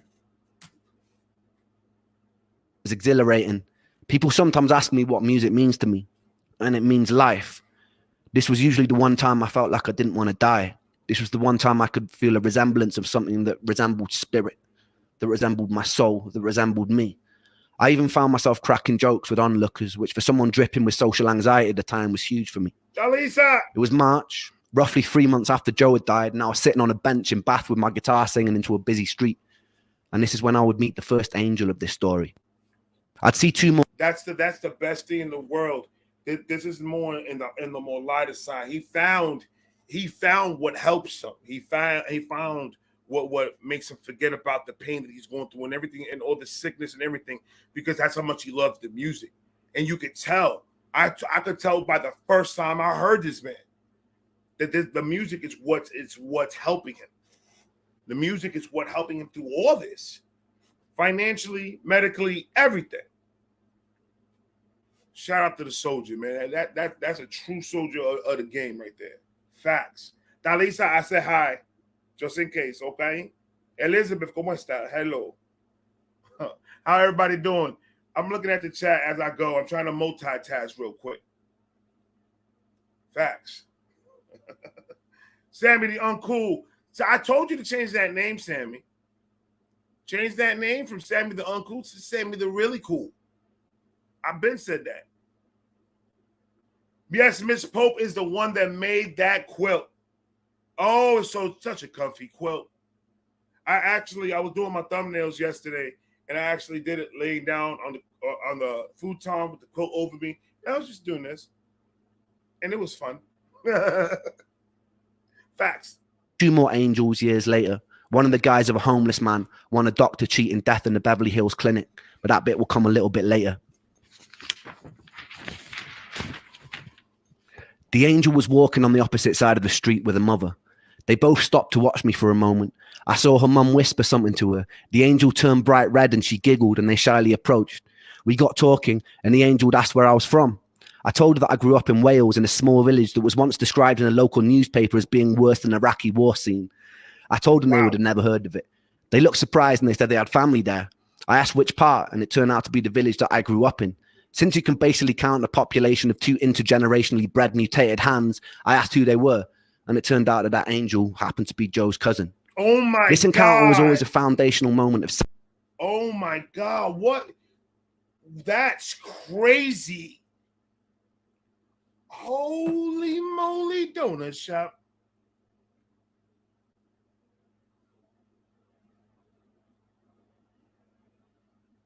Yep, I think that's a possibility, Kelly. That's a big possibility. That's crazy. That was Joe that sent it over there. Hey, Joe, bow. Joe went, yo, let's go. Meet my man over there real quick. That's exactly what happened. Go ahead, Ren. Turned out to be the village that I grew up in. Since you can basically count a population of 2 intergenerationally bred mutated hands, I asked who they were, and it turned out that angel happened to be Joe's cousin. Wow. This encounter was always a foundational moment of serendipity in my life. In the years that followed, I took serendipitous occasions to mean I was in line with my purpose. Right. Sometimes I felt like I'm following a script. It's just that I don't know the words or actions until they actually happen. Right. But in moments of serendipity, I feel like they are playing out exactly as they were meant to. It was quite a bizarre moment for me that hundreds of miles away by chance this angel would be related to my lost friend. Upon learning who I was, they invited me back to theirs for a cup of tea, and I accepted and I fell in love. It was really good tea. That week, the angel took me to a favorite botanical garden and she pointed out a favorite flower. So that night, true story, I dressed in black, broke in by climbing over the fence, dug up the flower and presented it to her. Go ahead, Ren'S. Go ahead, Ren'S. All you dudes out there writing this shit down, y'all don't know how to do it the right way. That's the problem. Oh, go ahead, Ren'S. Ren'S said, I'm going to get that. Ren'S said, I'm going to get that. You like that flower? Don't even worry about it. Don't even worry about it. Ain't nothing going to stop me from getting that motherfucking flower. Go ahead, Ren'S. If you are a male and you have a notebook, find a pen. Right? That's game right there. Y'all don't know what that is. That's the problem. Y'all don't know what that is. That's game right there, baby. That's checkmate. Me to a favorite botanical garden and she pointed out a favorite flower. So that night, true story, I dressed in black, broke in by climbing over the fence, dug up the flower and presented it to her the next day. She called me insane, but it's safe to say that angel ended up being my first serious girlfriend. It was a weird kind of relationship. We both shared an unusual trauma for people who were so young, brought together by a tragedy. Even though sometimes I feel like she might have hated me at the time, I was convinced like it was some sort of Shakespearean fate that had brought us together, a morbidity that birthed light, that it couldn't be anything else. It felt like divine intervention. She was pretty troubled in her own way, and I was very troubled in mine. But in between the sludge of dealing with the constant symptoms, it was beautiful. That summer, her parents took us to Centre Parks, which is a posher version of Butlins, if you don't know, where they paid for all the activities and meals, and they let me do whatever I wanted. Coming from a poorer family, I wasn't really used to being spoiled to that degree, but I figured I'd just roll with it. Facts. One morning while I was there, I got a call from my friend Sega, and he sounded pretty mixed up, so I asked him what was wrong. He told me that there was no easy way to say it, but one of my other best friends, Callum, had died. He'd gone cliff jumping in the same cliffs we used to jump off as kids. The sea was particularly choppy that day, and he caught a cross current and he started to drown. Another guy that he was with had jumped in an attempt to save him, and they both drowned. The first day I met Callum, I was 11. He was in a year above me in high school and used to walk around with these massive baggy bright orange jeans. He hung around with all the goth kids and I thought they looked super cool. So the next day I painted my nails black and fashioned a necklace out of a severed extension cable from an old VCR machine. I infiltrated the group and I gained their trust. Not long after, me and Callum were friends, wandering around beautiful Welsh countryside looking for the most scenic places to smoke weed. We stayed friends throughout high school and I truly loved him. When Callum died, I couldn't properly grieve. I felt weirdly numb after losing Joe. I'd often feel guilty for my inability to cry at the time. Wow, that's crazy. Like, he can't even grieve his other friend's death because he still is numb from Joe's death. That you never know. You never know what people are going through, man. You never know what people are feeling. That right there must feel like hell. He was empty. He was empty. He couldn't feel nothing no more. Damn, boy. Cosmic, what's going on? Appreciate you. Numb after losing Joe. I'd often feel guilty for my inability to cry at the time. A couple of years later, I'd learned another friend of mine that I used to play function gigs with had thrown himself off a cliff face in Dover. And again, I felt numb. I couldn't tell if this new acceptance of the inevitability of death was a beautifully liberating thing, or if it was a sign that my humanity was slipping away. To this day, death is kind of that much death around one person. That much death around one person is I can't even imagine trying to bear with that type of that's how, like, real close friends like that. Like, I've had people that I've known that I messed with that have passed away and died, and yeah, it hurt. But these are his close friends. These are his, like, best friends. And just to have that happen time and time again, the notion of death, it pretty much becomes irrelevant. Like, you're just like, whatever. Like, it is what it is. And you can't be in that type of mindset. A man with no fear of death is a crazy man. Because that means that person is not going to stop. He's going to do what he wants to do. Nobody's going to fucking stop him. That type of mentality, to be like that, is not healthy. I'm in awe of this man even more now, just knowing in detailed. Like, I've heard it in his songs and I've heard it, but in detailed, what he's really going through. This is amazing, bro. I'm so happy that he did this like that. The ones that don't know who Ren is, the one that don't know what Ren's been through, they can understand, hey, this is my story. You know, this is getting deep. Michael, what's going on? Appreciate you coming through. Creek Squad. Kind of remained a bit of a matter-of-fact part of my life. During my years of sickness, I had to crawl through a morbid longing to be killed by my illness to find a more peaceful acceptance that death is just an inevitable consequence of life, and it doesn't spare anyone. That never left, and I haven't ever really been scared of dying since. Some days I've tempted it. What I'm more scared of is having to live my whole life as a sick person. In my relationship with death, the most healing moment occurred just 2 years ago. My grandmother, who I loved to pieces, was dying, but I actually got the chance to say goodbye this time, to hold her hand, to thank her for being alive. I remember not long before she passed, she was lying in a hospital bed, and she was very weak and very pale, barely able to open her eyes. I asked how she was, and it seemed like a stupid question as soon as it left my mouth. She paused for a long moment, and she turned her head to look at me, and she opened her eyes, and she smiled, and she said she felt happy. and it was just one word, happy, which was simple and it was beautifully profound. And that was one time I'd gotten a chance to say goodbye. And it was the first time that I hoped that one day I would die happy. The following year, I would achieve something beyond my wildest dreams, and then I would lose it almost as soon as it came. Stay tuned for that. Oh my God, man. That really that resonates with me, because my grandmother, on my father's side, I was very, very close to her, and I wasn't able to say goodbye to her or even talk to her. So him having that closure, at least with his grandmother, he was able to say goodbye to her and everything, and she put that in his head. She said that word, that last word, happy, and that gives people hope. Like I want to die happy. I want to die knowing that I've done everything that God had put me down here to do. My kids are good. My wife is good. Everybody's taken care of, and then I could leave in peace. I would love for that to be the end of my story.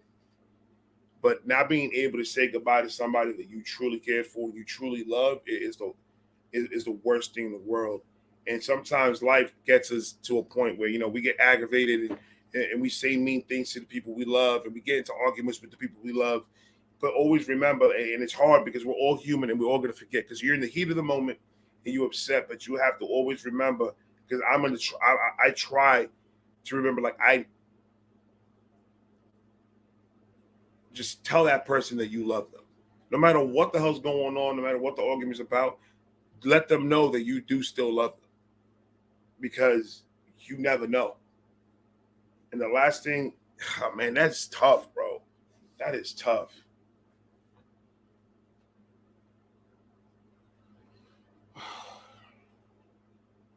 That's good, Kelly. That right there puts a smile on my face, knowing there's people out there. I'm truly, like me, I could tell you, I may be tired, I may be cranky sometimes, I may wild out sometimes, I may not give a shit sometimes. But when I sit back after the whole world starts going crazy and I just stop and I just sit back, I'm legitimately happy. I am legitimately can say that I'm happy. And for me to know that you, Kelly, you're happy, and most of the people in the chat, we're all happy. We all have this energy. We all have this niceness about us, that we all just started attaching to each other, and now we're a big, huge vibe gang family. You guys know me by now. You guys should know me by now. I'm about mainly positivity. Yeah, I'll roast and I'll talk shit and I'll do all this, and that's fine. It's just me trying to have fun. But when it comes to trying to make sure everyone is good, I'm in there. I'm in there like swimwear. I try to do as much as I can for other people, because I know the situation that people get in, because I've been in situations before, and I would love for somebody to, when I was back then, to help me out and put me in a situation. So when I have an opportunity to do that, I'm gonna take my shot and I'm gonna do it. Because why be with all this malice and all this type of energy on a daily basis? Nah, I can't do that. I won't be able to live with myself if I'm like that. It's too much, man. It's too much. Lee, what's going on, baby? I'm gonna tell everybody what up like that. What's going on, baby? Yeah. All right, I think he's gonna get to a song now. Yeah, because we got about like 2 minutes. Just as soon as it came. 3 minutes. Stay tuned for that.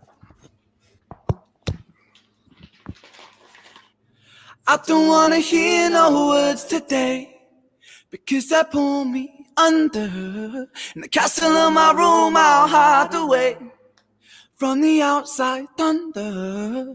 Gonna lock my troubles outside of this door, 'cause today it's just me and these four walls. Oh, so what you telling me is Ren was fire even when he was a baby.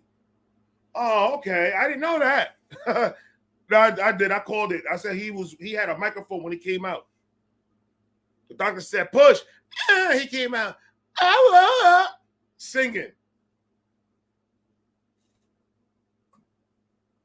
If I would have heard this first, I would have been like, oh yeah, he's gonna make it. He's gonna make it. He has to. I thunder, gonna lock my troubles outside of this door. 'Cause today it's just me and these four walls. I said I wanna run away, fly to another place, fly to another place. Say oh. Said I wanna run away, fly to another place, fly to another place.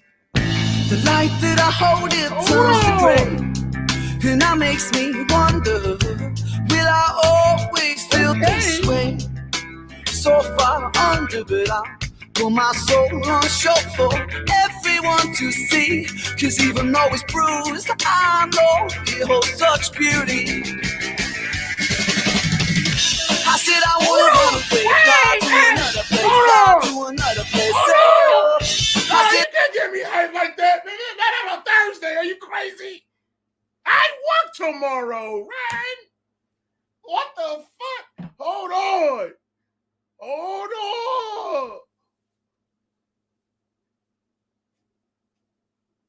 We're gonna rewind that back. My man Ren got in on it. Hold on, that was good. I like that.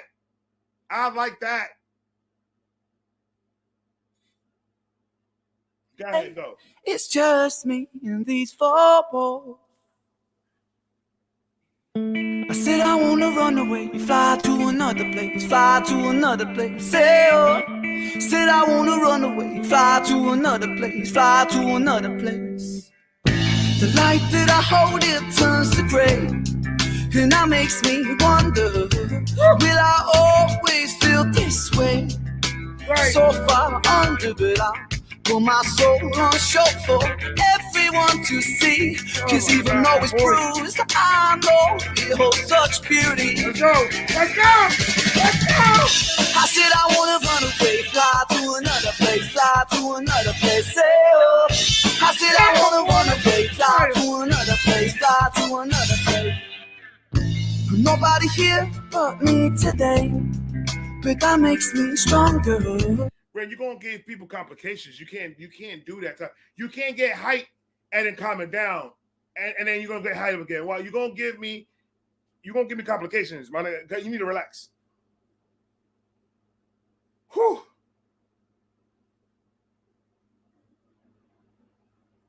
Woo. Nobody here but me today, but that makes me stronger.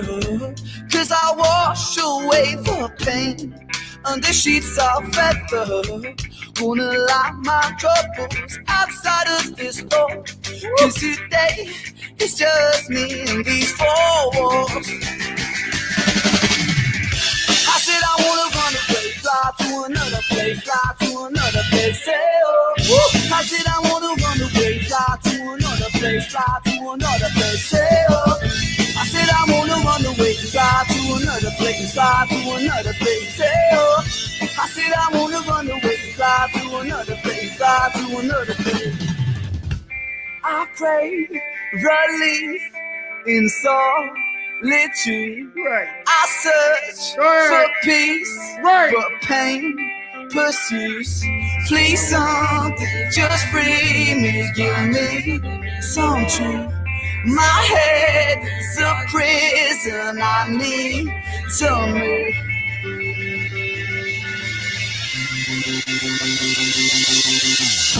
I said I wanna run away, fly to another place, fly to another place. Say oh. I like this drummer. He got pizzazz. The drummer got pizzazz, man. That's a fact. He's pizzazzing the shit out of that drum. Hold on, man. Hold on, my guy. You're going a little bit nuts there. I like the drummer. I said I wanna run away, fly to another place, fly to another place. Say oh. I said I wanna run away, fly to another place, fly to another place. I said I wanna run away, fly to another place, fly to another place. Say oh.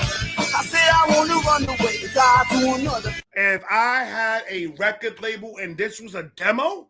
Oh, no. Come here.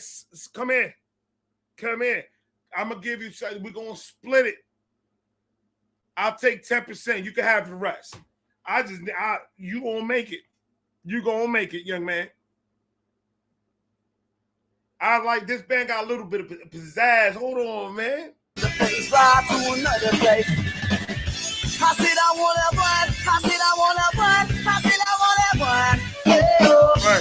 I said I wanna run. I said I wanna run. I said I wanna run. Yeah. I said I wanna run away. Fly to another place. Fly to another place. Yeah. I said I wanna run away. Fly to another place. Fly to another place. Woo! He put some stank on that bitch.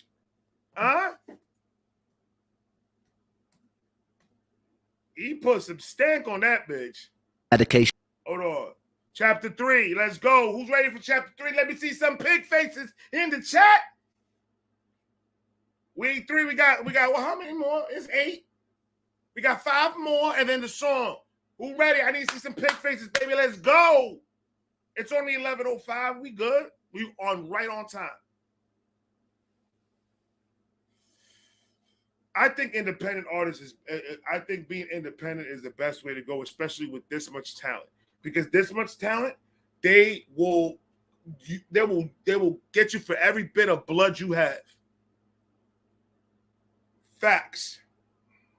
Go ahead, chapter 3. Let's go. My therapist was scowling at my weekly anxiety and depression scores like a detective trying to crack a particularly stubborn case. There were no signs of improvement, and the scores followed no real measurable pattern that were consistent with bipolar. After nearly 2 years of talk therapy and taking enough medications to fill a pharmacy, he sat down with me and he dropped the bombshell that he didn't think that I had bipolar. In fact, he said that he didn't think that I had depression at all. What the fuck? Oh, hell no.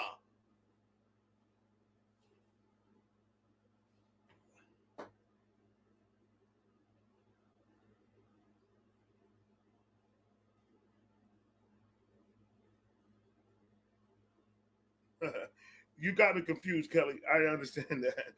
She said, Ray, you've done 2 out of 8, so take how long this was times it by 4. Good luck. I'm confused.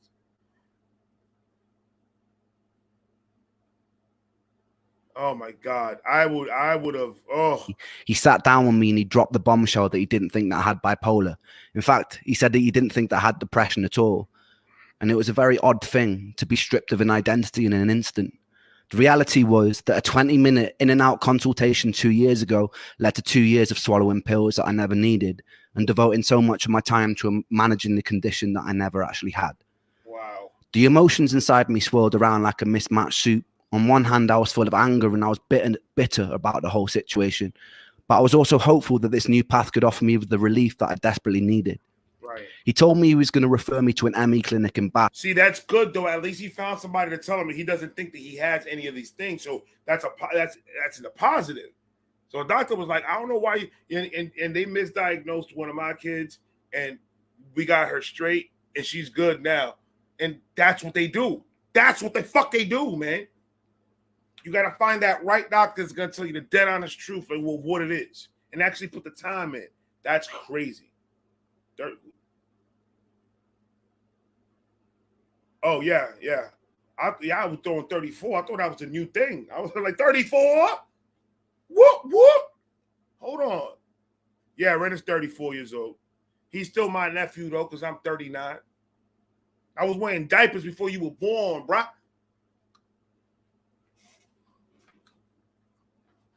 Whatever the fuck happened. And I was bitter about the whole situation.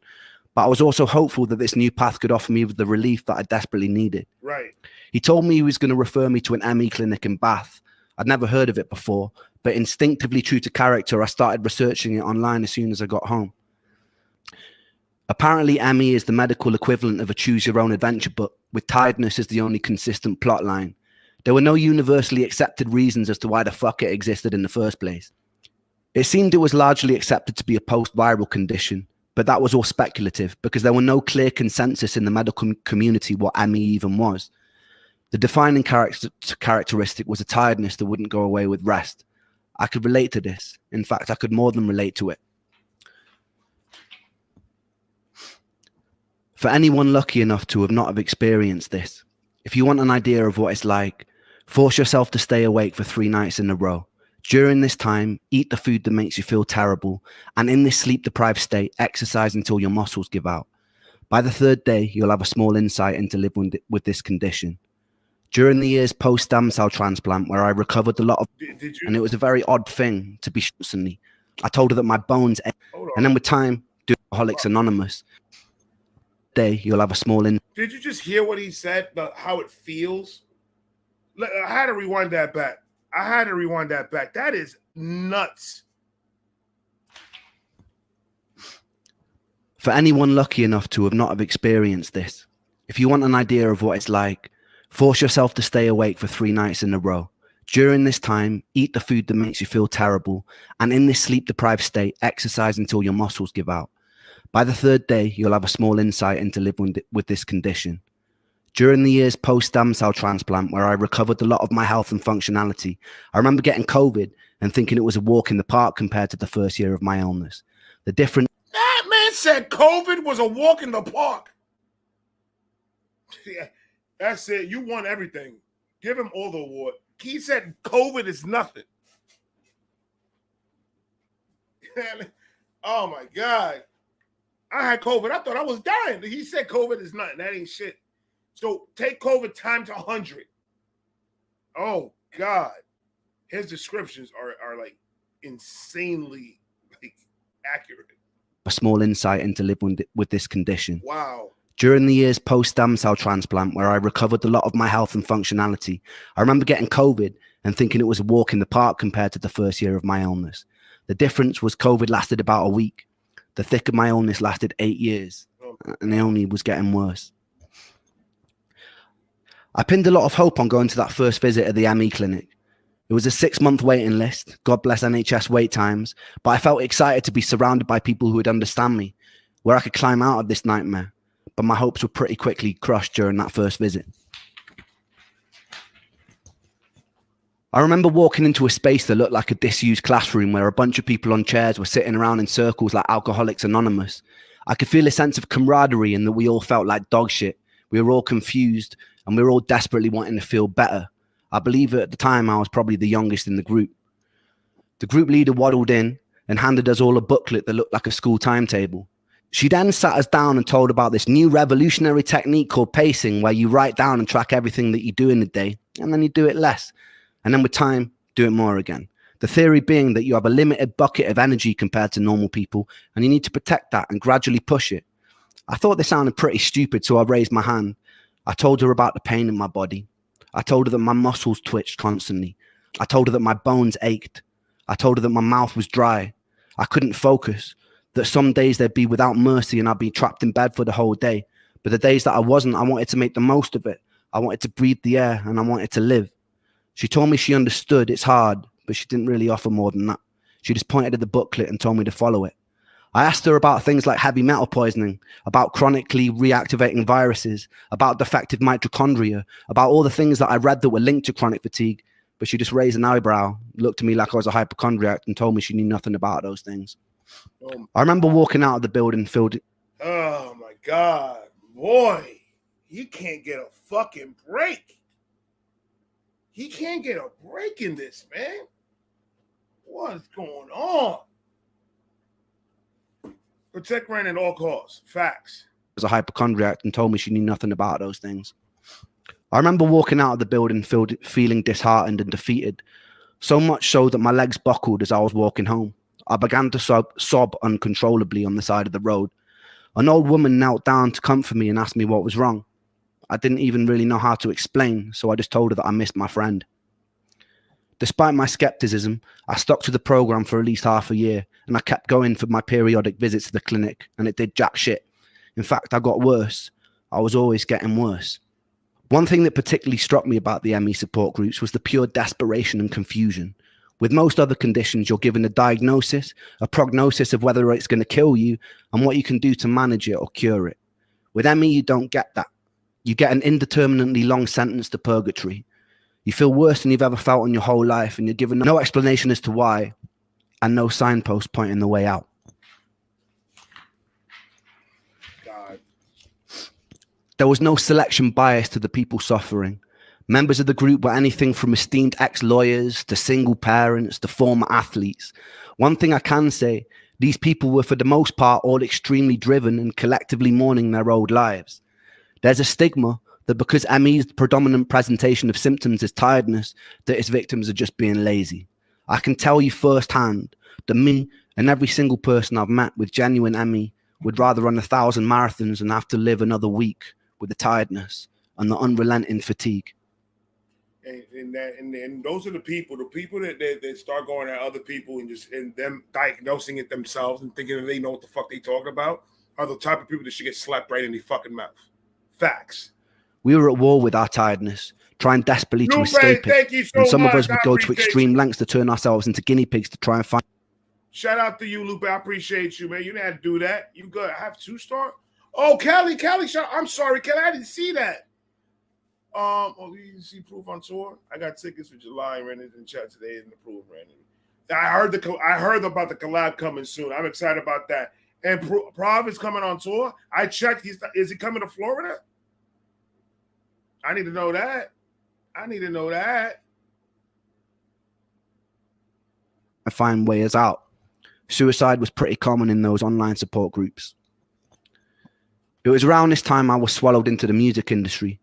I was out busking on the streets one day and I noticed this sketchy, good-looking Mauritian guy with his arms crossed watching me really intensely, as though he was studying every lyric coming out of my mouth. He approached me and asked me if the songs I was singing were mine. I said they were. A big smile was painted across his face, and he told me he just finished recording Plan B's latest record, which turned out to be The Defamation of Strickland Banks, one of my favorite albums of all time. He was looking for a new project to sink his teeth into, and he asked me if I'd come to London to record. We got into it. The whole time I felt dreadful, but this was a lifelong dream materializing in front of my eyes. So bit by bit, when I could, I get the train to London and start chipping away at my first ever album. I didn't really let on how I was feeling during this time because I didn't want to sabotage it. There would be times I'd finish up in the vocal booth after doing the take, excuse myself to go to the toilet, throw up from the dizziness I was experiencing, sometimes with specks of blood, and then I'd go back and pretend that nothing had happened. I'd be sitting around with the whole room spinning and would pretend I was fine. There was only so long that I was able to keep this up. Eric told me it'd be a cool... Shout out to you. We got 100 likes. Woo! Shout out to you guys. You guys are the fucking best. Facts. Cool idea for me to start going to industry showcases and start building buzz. Performing live like this was a whole new level of taxing that I wasn't ready for, but I was so ferociously ambitious that I just plowed through. The usual way it would go is I'd be in the back of Charlie's car, the whole world would be spinning, I'd be trying my best to sleep in it all day, parked up outside of whatever venue or pub it was in London, trying to conserve energy for the show. Oh, man. Sometimes I'd cry a little before I performed. My whole body would be burning. Then I'd brush it off and I'd get on stage and I'd perform as best I could. Look at that strength, man. Brush it off. Like it does, like it's not happening. Like brush it off like he's not feeling a damn thing of pain. He goes in that stage and turns into a superhero. Or that drive, that determination, that love, that hunger. Just to feel a speck of normalness. That man is amazing, bro. Good. People would come up to me at the end, pat me on the back. I'd smile and pretend to be charismatic. Then I'd get back in the car and I wish I was in bed and have to endure a 3-hour drive back to Bath from London. Oh, God. There was only a few shows where I could keep pretending. I'd usually be trying to disguise the fact that my body was trembling through the fatigue and pain. Eventually, I started crying mid-set. It became blindingly obvious to everyone working with me during that time that something was very wrong. I told Eric that I needed to take some time out. My plan was to live at home with my mum for a month maximum, get my energy back, and come and finish the record. That 1 month turned into 2 months, turned into 3 months, turned into 6 months. I pushed myself to total burnout. The distance led to me and that angel breaking up, in part because it was difficult to navigate a relationship when you have so much brain fog. And So he's about to lose the record label. He broke up with his girl. His girl and him left each other. He's going through more pain than ever. bro, like, he's an anomaly. That's what he is. Oh man, I don't even know what to say. That's some superhero shit, bro. And I didn't know what it was well enough to be able to explain it to her at the time. With a loud thud, I'd been jolted out of a Shakespearean storyline. I lost a record deal and I couldn't get out of bed. My friends from Trick the Fox never really called to check up on me. It felt like the whole world was moving at lightning speed without. Yeah, fuck that drummer then. Fuck that drummer. They ain't gonna call and go get see if my man's okay, man. Ren, if I had your number, I would call you every day. Facts. In storyline, I lost a record deal and I couldn't get out of bed. My friends from Trick the Fox never really called to check up on me. It felt like the whole world was moving at lightning speed without me. I had this amazing opportunity right in front of me and I was chained to the floor. I was alone. I was sick. I wished that my condition would get it over with and kill me, but it wouldn't. And it felt cruel that it wouldn't. It just let me rot in bed. The whole world would continue to turn and I would rot. In the next episode, I'm going to tell you about a fight with a television and losing my anal virginity to an 80-year-old man. Stay tuned for that. Excuse the fuck out of me?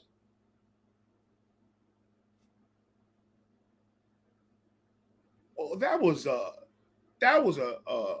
turn of events. How the fuck did that just happen? Hold on. Sarah, what's good? I'm sorry, Bad Wolf, what's going on? Hold on, man. I'm a little perturbed about what's going on right now. What did he just say?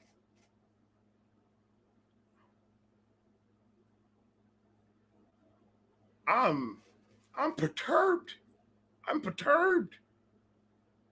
I'm gonna make sure he said what he said. Hold on. It just let me rot in bed. The whole world would continue to turn, and I would. He was praying that the sickness would have killed him. This, oh my God, this story is crazy. Cool, crazy, stupid. What's going on? Hold on. And I would rot. In the next episode, I'm going to tell you about a fight with a television and losing my anal virginity to an 80-year-old man. Stay tuned for that. I don't know why you think that's funny. That's not funny at all, my guy. That's not funny at all. I'm uncomfortable.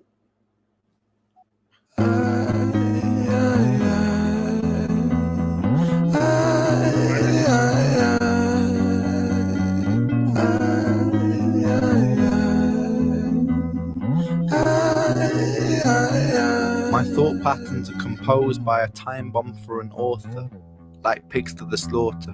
A symphony of self-doubt sings out, breath starts getting shorter, running water. It's the state that I wish to become. Instead, concrete envelops my movement and I'm rendered deaf and dumb, unable to heed the advice of others. Don't tell me things will get better, cause so far things haven't gotten better. I've got the sweater, poster child, bipolar, ADHD, therapist, wet dream. I don't want to talk about my father. I don't want to talk about my dead friend. I don't want to talk about myself. I'm sick of talking about myself. I'm sick of talking about myself and realizing that talking about myself never ever helps. Still, I call for help, cause I really want help. But the pills didn't seem to help, and the therapist didn't seem to help. But still, I want help. I've danced with the devil in hell. I've sat in a prisonless cell, and here I always dwell, in this prison in myself. I do this thing where my mind travels back to the golden age. You know those times where you were carefree and everything was golden? The golden age. You know those times where everything was golden, where you were carefree and everything was golden? The hardest thing I ever had to do was come to terms with the fact that that time never really existed. I've always felt so fucking detached and broken, bruised and mismatched. Find it hard to relax, living under the cracks, tried to fill in the gaps, lying here on my back. Still, I can't find it. Sense of peace in my mind declined it. Pulse increase and my sweat combines with a feeling so deep I fall inside it. Golly. Depression, I hate you. Depression, your constant oppression. Respond with aggression. They say depression brings you lessons. Constant stressing conceals blessings. You will grow in broken settings. Fuck those lessons. Fuck depression. I've been living in your shadow for so long that I forgot how I can shine. How I can find a refuge in my mind. How am I meant to sit here and unwind? The planets align. I feel like I'm cursed. Feel like I'm cursed to just be here to hurt. Feel like I'm cursed to just be here to bleed. But my demons been feeling this way since birth. Depression. You know what? And y'all may hate me if I say this, but you know what I think Ren is? You know what I think Ren really is? Ren is God's sacrifice for everybody in this world. Hear me out. Ren is God's sacrifice to the whole world. And the reason why I say that is Ren has touched so many people with telling his story that he's probably helped more people than he thinks. And that's a fact. That's an absolute fact. Who's leaving? Gina, good night. Good night. That's a fact. That is a fact.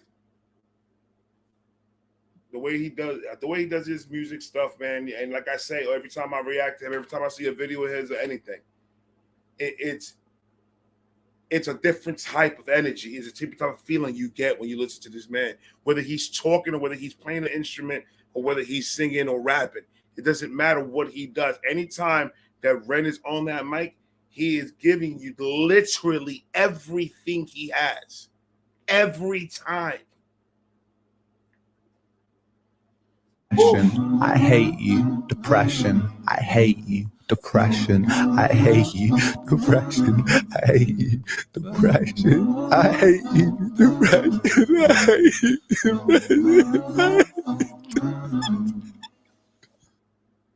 Jesus, man. This is crazy. Cool. Chapter 4. We get into chapter 4. How's everybody enjoying the live stream? How's everybody? Everybody's having fun? Are we good? I know that I'm not really like, but I'm so focused into this, man. This is a great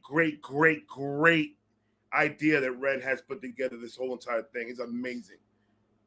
Ray, is Stacy with you tonight? Stacy was with me. She was here for a little bit, but she felt like she was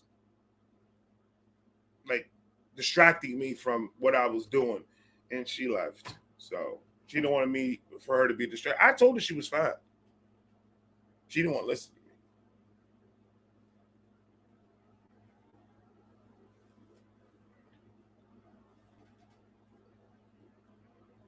Yeah, she did. Yeah, she came through for a little bit.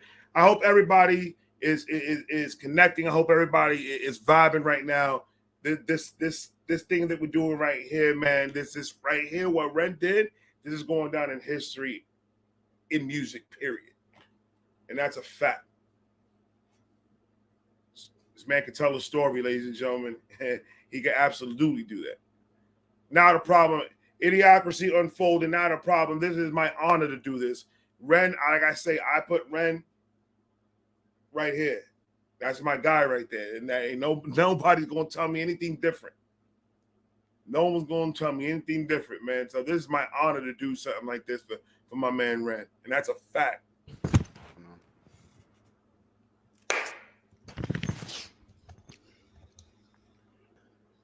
During the year I spent living back with my mum, I was leaning even more heavily into scouring the internet for answers. It became like an obsession. Most people my age were watching porn. I was on PubMed learning about mitochondria. I educated myself in things like methylation, the building blocks of mitochondria, various immune cells and their functionality, and which supplements could help theoretically bring about homeostasis in my body. I taught myself of the various pathogens that could lead to the symptoms I was experiencing. You know what's crazy, Miss Pope? I was just thinking that. When I just saw your comment and I was just thinking that. If Elvis would have done something like this, oh my God. It would have been pandemonium. Around this time, I started ordering medical test kits from private medical facilities. I had a eureka moment when, after posting some poop in a tube to a lab in London, I discovered I had an amoeba. I'm sorry, but I don't. When you say poop in a tube is the most hilarious thing to me in the world. I'm sorry, it just sounds funny. Poop in a tube. That's what he did. Started ordering medical test kits from private medical facilities. I think, Brent, I think I agree with you 100%, Idiocracy. I absolutely agree with that. I think he's more well-versed in his illness than actual fucking doctors. I could almost guarantee that. I had a eureka moment when, after posting some poop in a tube to a lab in London, I discovered I had an amoeba and another more benign gastrointestinal parasite called blastohominis. Both could plausibly lead to systemic pain and fatigue. Upon researching the best course of action, I found this doctor in New York who was a world-renowned specialist in treating parasites. Return flights to New York, booked far enough in advance, were a couple of £100 back then. The treatment itself was pretty cheap. I was in no way in a strong financial position, and neither was my family, so I did what I always do when I needed to get money. I wrote and recorded some songs from my laptop from bed, one about getting to New York to find a cure. I sold a modest amount of digital copies to my Facebook friends and my friends and family, just enough to afford a trip. During this time, my symptoms had gotten a lot worse, so the entire visit was a bit of a blur. I remember sitting in a waiting room and struggling to find an inch of wall space that wasn't taken up by the countless medical qualifications and the diplomas attached to it. I half expected the walls to start bragging about their Ivy League connections and debating the latest medical research while us mere mortals waited to be called in. When I was finally on the doctor's table, I was told to take off my clothes and put on a blue disposable paper robe. An old man in his 80s hobbled in, pulled on a medical glove, and proceeded to cover his finger in Vaseline. Uh-oh. My heart sunk. Uh-oh.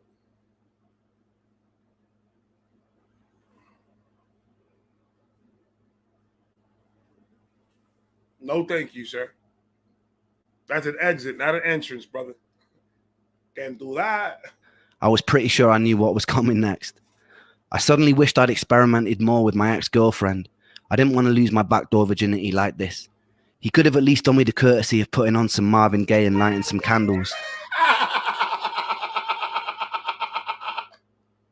Go ahead, Red.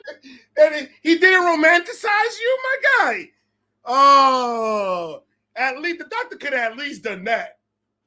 Put some Marvin Gaye, get some hot oils and shit. Hold on, man. Red said you could have at least done that, man. That man went straight to business. His doctor said, let's get down to business. He bent over. Swagata, you're good.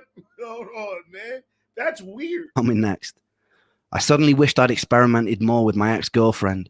I didn't want to lose my backdoor virginity like this. That man, I didn't even catch that. He said, I wish I experimented more with my ex-girlfriend. You want to get pegged for a doctor visit? Nah, man. Don't even go to the doctors. You're your own doctor. You're your own doctor, brother. You good. He could have at least done me the courtesy of putting on some Marvin Gaye and lighting some candles, but instead I lay in uncomfortable silence on a brightly exposed operating table, while a firm-handed, overqualified old man inserted his index finger forcefully into my anus. Hold on, man. I don't like the way you were explaining this. While that song is still playing. You're getting too sentimental with this shit. Hold on, man. This is the weirdest section of Pornhub I've ever seen. Hold on, bro. What's going on, Ren? He's explaining to us his visits to a butt doctor with Marvin Gaye playing in the back. Only Ren could do that. Ren's the only one that could pull this off. Hold on, Ren. That's kind of uncomfortable for a minute. Or with my ex-girlfriend. I didn't want to lose my backdoor virginity like this. He could have at least done me the courtesy of putting on some Marvin Gaye and lighting some candles, but instead I lay in uncomfortable silence on a brightly exposed operating table, while a firm-handed, overqualified old man inserted his index finger forcefully into my anus. He never wrote to me afterwards. I felt used. That nigga said he never wrote. That nigga said he never wrote back. He sent you that bill, though. Oh, you got that, but that was your note. The bill was your note, my guy. That's what he said. Dr. Anus, here you go. 14,000. Hold on, man. Ren didn't even care about the finger going in there. Ren gave a fuck more about the doctor. Didn't even call that man the next day to see if he was okay. Golly, bro. Oh my God. Cool, crazy, stupid. I appreciate you coming through. This is getting crazy right now. Hold on. Exposed operating table, while a firm-handed, overqualified old man inserted his index finger forcefully into my anus. He never wrote to me afterwards. I felt used. And if you feel like I feel, baby. You know, Ren had to throw a little joke in there. He had to lighten up the mood a little bit, man. Talisa, what you missed was Ren was in a relationship with an 80-year-old doctor.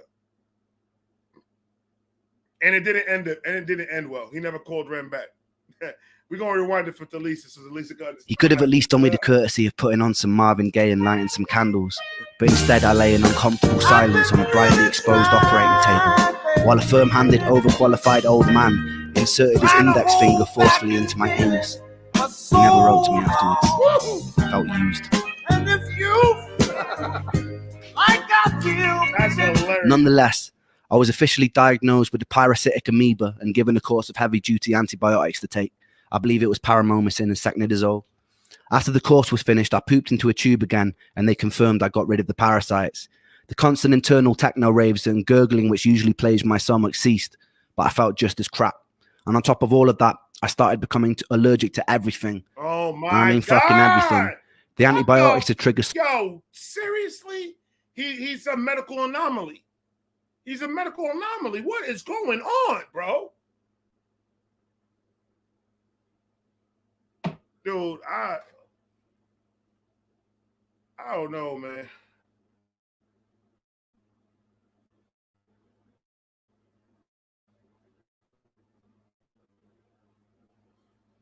This guy doesn't catch a break at all, bro. What is going on? Duty antibiotics to take. I believe it was paramomycin and secnidazole. After the course was finished, I pooped into a tube again, and they confirmed I got rid of the parasites. The constant internal techno raves and gurgling which usually plagued my stomach ceased, but I felt just as crap. And on top of all of that, I started becoming allergic to everything. I mean, fucking everything. The antibiotics to trigger some sort of massive food intolerance reaction. Whenever I'd eat certain foods, I'd get hit with a sudden hangover-like feeling, and my face would swell up. I'd later learned this was something called MCAS, and it was triggered by the antibiotics.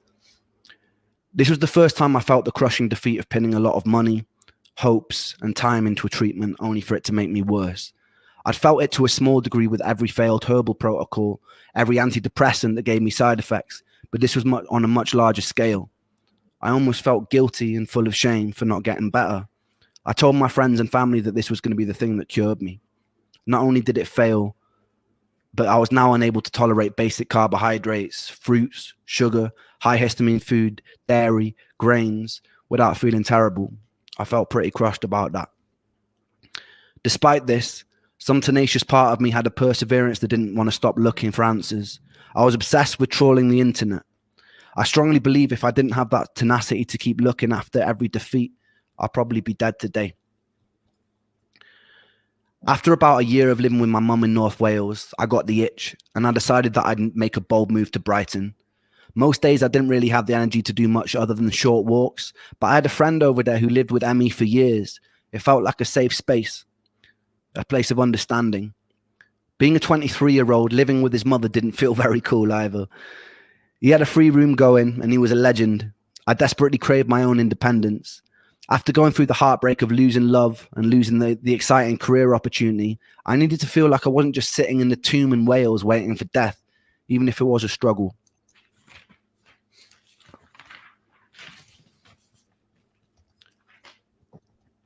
I made the move.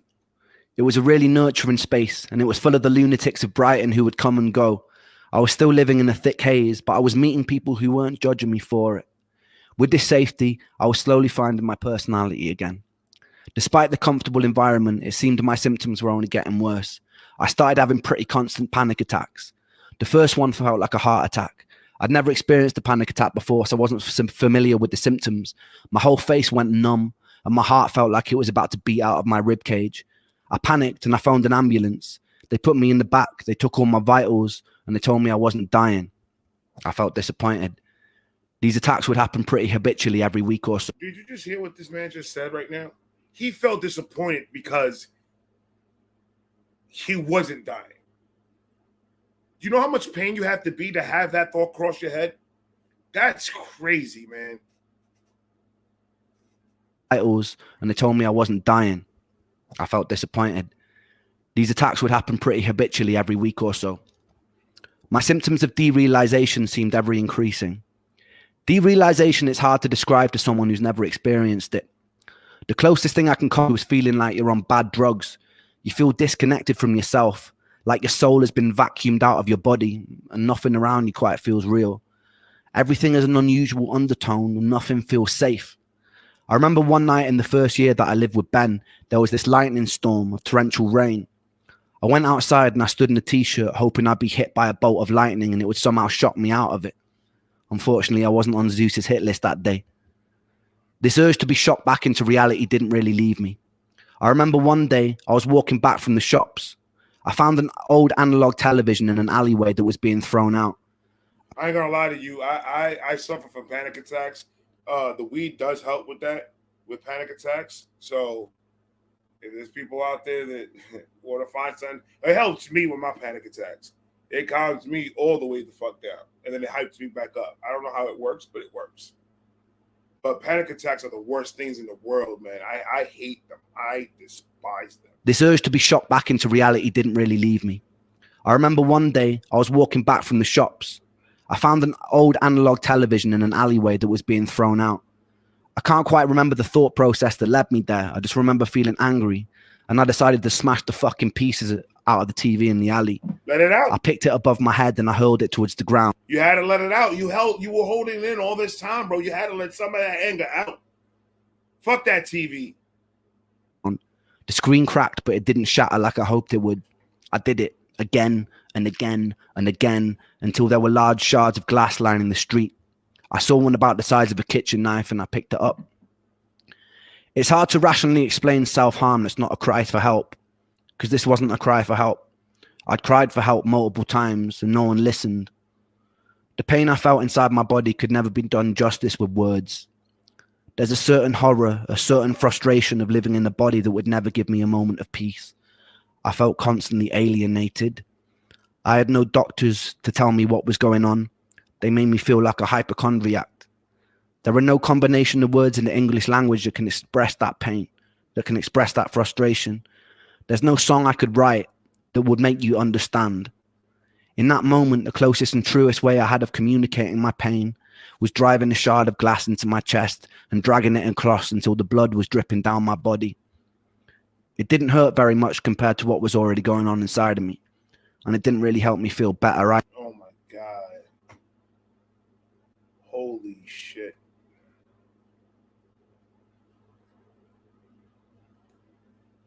Wow, that he was running out of anything. The doctors was not giving him what he needed. Everything was just going.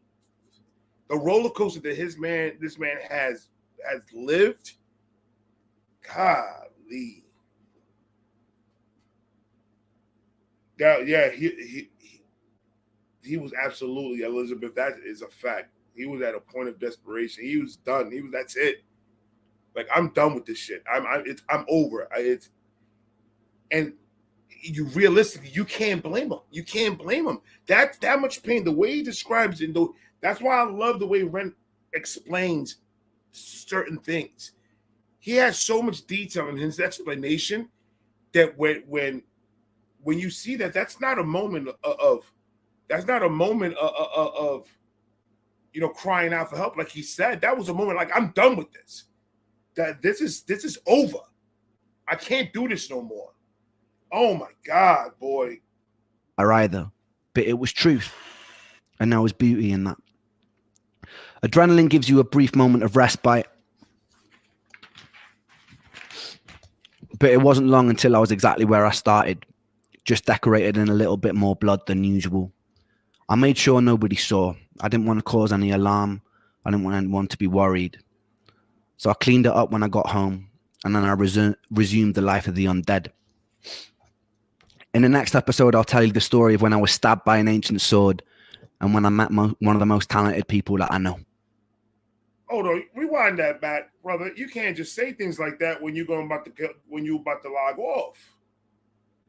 You got stabbed with an ancient sword? Oh, I can't wait to hear that story. Oh, I can't wait to hear that. By an ancient sword, and when I met one of the most talented people that I know.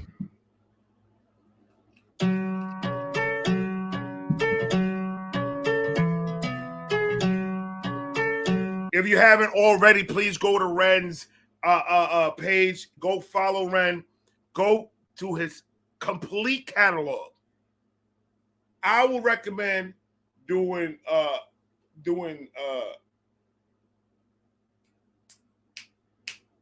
the Screech story. I would recommend starting from there because that shit was just amazing.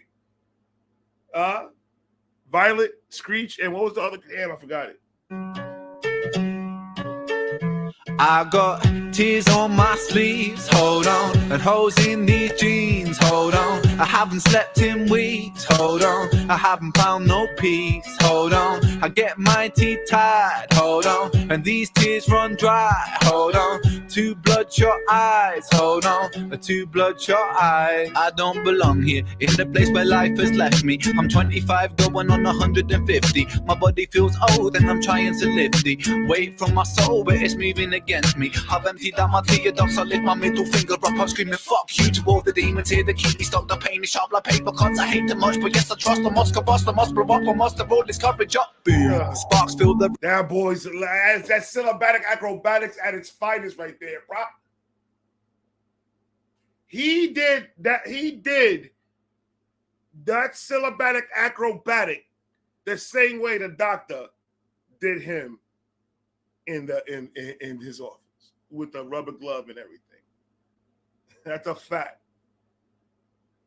AKA he's fucking them syllables. Body feels old and I'm trying to lift the weight from my soul, but it's moving against me. I've emptied out my tear ducts, I lift my middle finger up, I'm screaming fuck you to all the demons here that keep me stuck. The pain is sharp like paper cuts, I hate them much, but yes I trust. I must combust, I must blow up, I must have rolled this coverage up. Boom, sparks fill the room, I'm feeling the rhythm I move. My soul is more worn than the soles in my shoes. Right. Nike trainer blues, Right. a man with none to lose. Right. I think I lost my sanity, calamity in shoes. Poor choice maker, I rip out the pages of fate, then I roll them up like bizzle of paper. Taker, lung full of destiny, a man with no part is a very strange entity. Tears on my sleeves, hold on, and holes in these jeans, hold on. I haven't slept in weeks, hold on. I haven't found no peace, hold on. I get my teeth tied, hold on, and these tears run dry, hold on. Two bloodshot eyes, hold on, two bloodshot eyes. Do you ever question your fate? The questions I make, is this all predetermined, the script or a play? Am I the protagonist in this tragedy, or will I be the author of stories unmade? If so, I'll dip in my quill to my ink pot, keep on writing, never stop until my beating heart it flops. I'll write a whole different story. Scene one, a boy full of hope, a boy full of glory. Who stutters, I'm under the top, would rather be tougher and live it smoothly like butter, but not so bitter and cut up. And so I sit up and shut up, it's like a lid up and struck up. Every time I hear that, man, every time I hear it, I pee a little. I can't control it. I can't control it, man. It happens. And that part right there always fucking messes me up, boy. Hold on, man. Keep on writing, never stop until my beating heart it flops. I'll write a whole different story. Scene one, a boy full of hope, a boy full of glory. Who stutters, I'm under the top, would rather be tougher and live it smoothly like butter, but not so bitter and cut up. And so I sit up and shut up, it's like a lid up and struck up. The coverage never to fuck up, and now I'm feeling the ruckus, feeling the static, and now I'm feeling the flames, and now I'm feeling the strength inside the ring with my pain. My boxing gloves and my hope that I trust to bust an uppercut, cut my demons up. Boom, like a tsunami, smooth like a punani, bend the birds, I Korpagami, Salvador, I be the Dali, only love like Bob Marley, golden ticket, call me Charlie, Biden, Harley, Spenga, Bengali Right. tiger star, call me Arnie. Right. I'll be back. And I cut the slack, track your backs, relax, shit in the beast, and then seek it in the peace. And I'll reach the canopies, and yes, we climbing, building a brave new world inside a whole new design. And With all this fire, we burn like the sun. A new dawn is rising, a new dawn it comes. yeah, diggity down with all this corporation.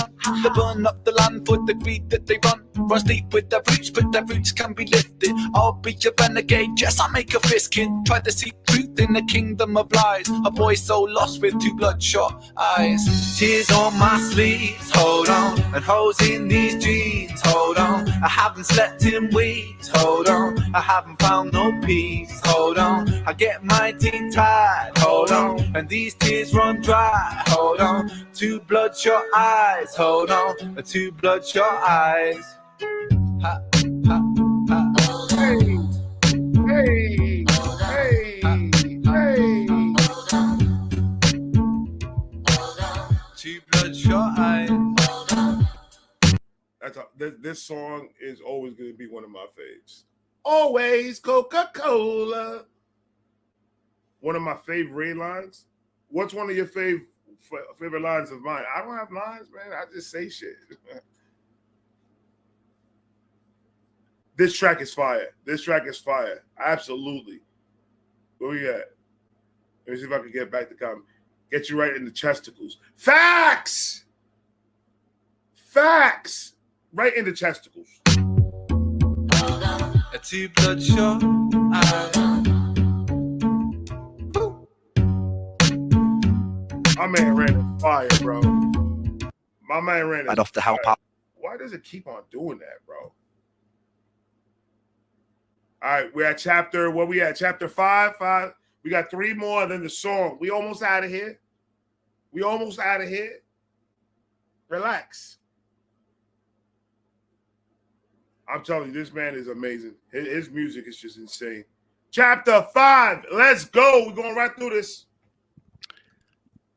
I tried to cling on to music in whatever ways I could during the time I was sick. During my time in Brighton, whenever my energy would allow it, I'd get myself out onto the streets and I'd go busking, about once every 3 weeks or so. Right. It was my second year in Brighton, and I remember one evening heading home with my guitar and my busking amp after a couple of hours of playing on the street. I remember hearing this amazing ethereal voice while heading through the lanes, and I saw that it was coming from this 16-year-old kid.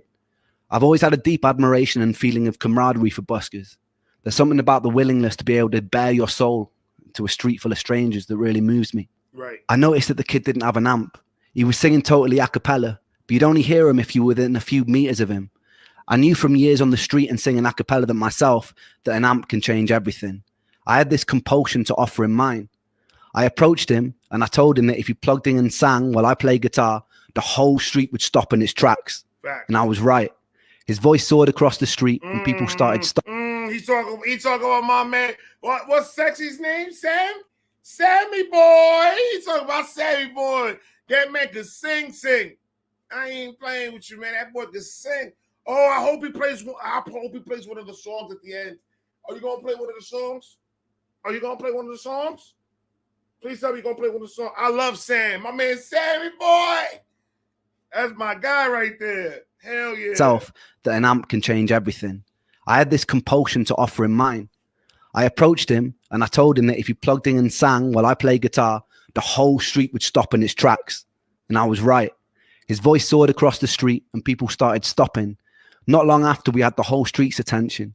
Something. Shout out to Ren, not Ren. Ren, not Ren. What's going on, baby? I appreciate you coming through.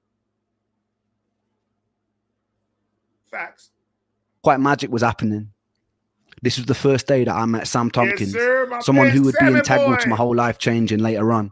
He had a friend with him, this guy called Connor Honeyset, who would later go on to be my manager.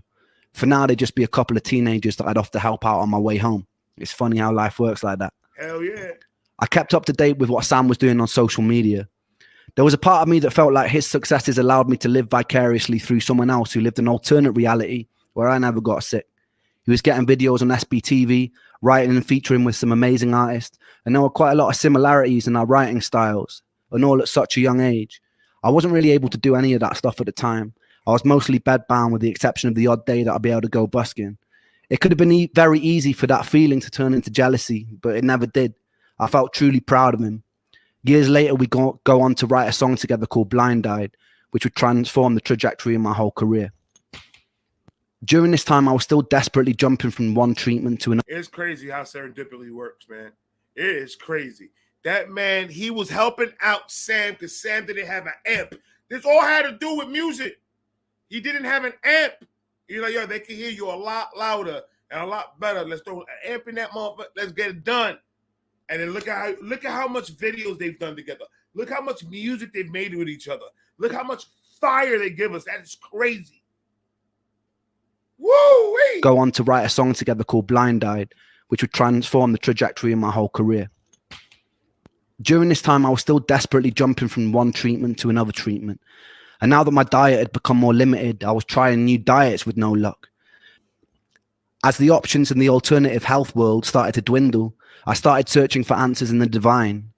In the former years, I had moments where I found myself sitting in churches, talking in tears to whoever might be listening, or experimenting with energetic healing modalities like Reiki.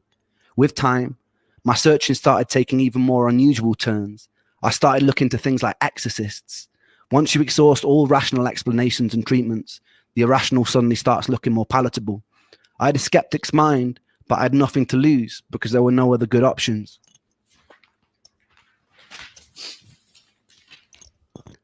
My friend Momoko's mother was from Japan. She aligned herself with a sect of Buddhism called the Nichiren Daishonin. They would chant a repeated phrase over and over again while holding prayer beads. The chant would go, Nam-myoho Renge Kyo, Nam-myoho Renge Kyo, Nam-myoho Renge Kyo, over and over again. Its intention was to align you with your innate Buddhahood, to cleanse you of any bad karma and put you in alignment with your true destiny on earth, to find peace, to find tranquility. Momoko's mum gifted me with my own set of beads, and I began to chant every morning. Eventually, I joined a group in Brighton after a serendipitous meeting with an incredibly eccentric, bright, colourful suit-wearing piano tuner. He spotted my beads and he grinned at me and he pulled out his own. We'd sit in a small group and we'd chant for hours sometimes. There was something comforting about trusting the course of my life and illness to an incomprehensible power outside of myself. I spoke openly in these meetings that I loved feeling part of something, but that I really struggled saying with certainty that I believed in it. This was the issue I faced with every religion I temporarily aligned myself with, looking for answers. Something in me couldn't bring myself to take ancient texts as gospel, all too aware of how man twists so-called spiritual doctrines to suit his own power-hungry pursuits. I wanted divine proof. I sometimes screamed at the sky or the waves and begged for it. I was answered with sickness. If there was a creator, I was angry with it. The irony was that I envied people of faith. I felt like people who truly trusted themselves to a higher power seemed to possess a level of calm and acceptance that I didn't. One of my stranger encounters was going to see a shaman. The shaman, of course, was a middle-aged white woman in a quite nice-looking cottage in Brighton. She told me, please don't tell me she got a glove. At this point, anything could happen. Level of calm and acceptance that I didn't. One of my stranger encounters was going to see a shaman. The shaman, of course, was a middle-aged white woman in a quite nice-looking cottage in Brighton. She told me to lie down, and she proceeded to lean over my body and made noises like coughing up phlegm. That's what I'd rather take a finger in the ass. Why she spitting? What's going on? Was a middle-aged white woman in a quite nice-looking cottage in Brighton.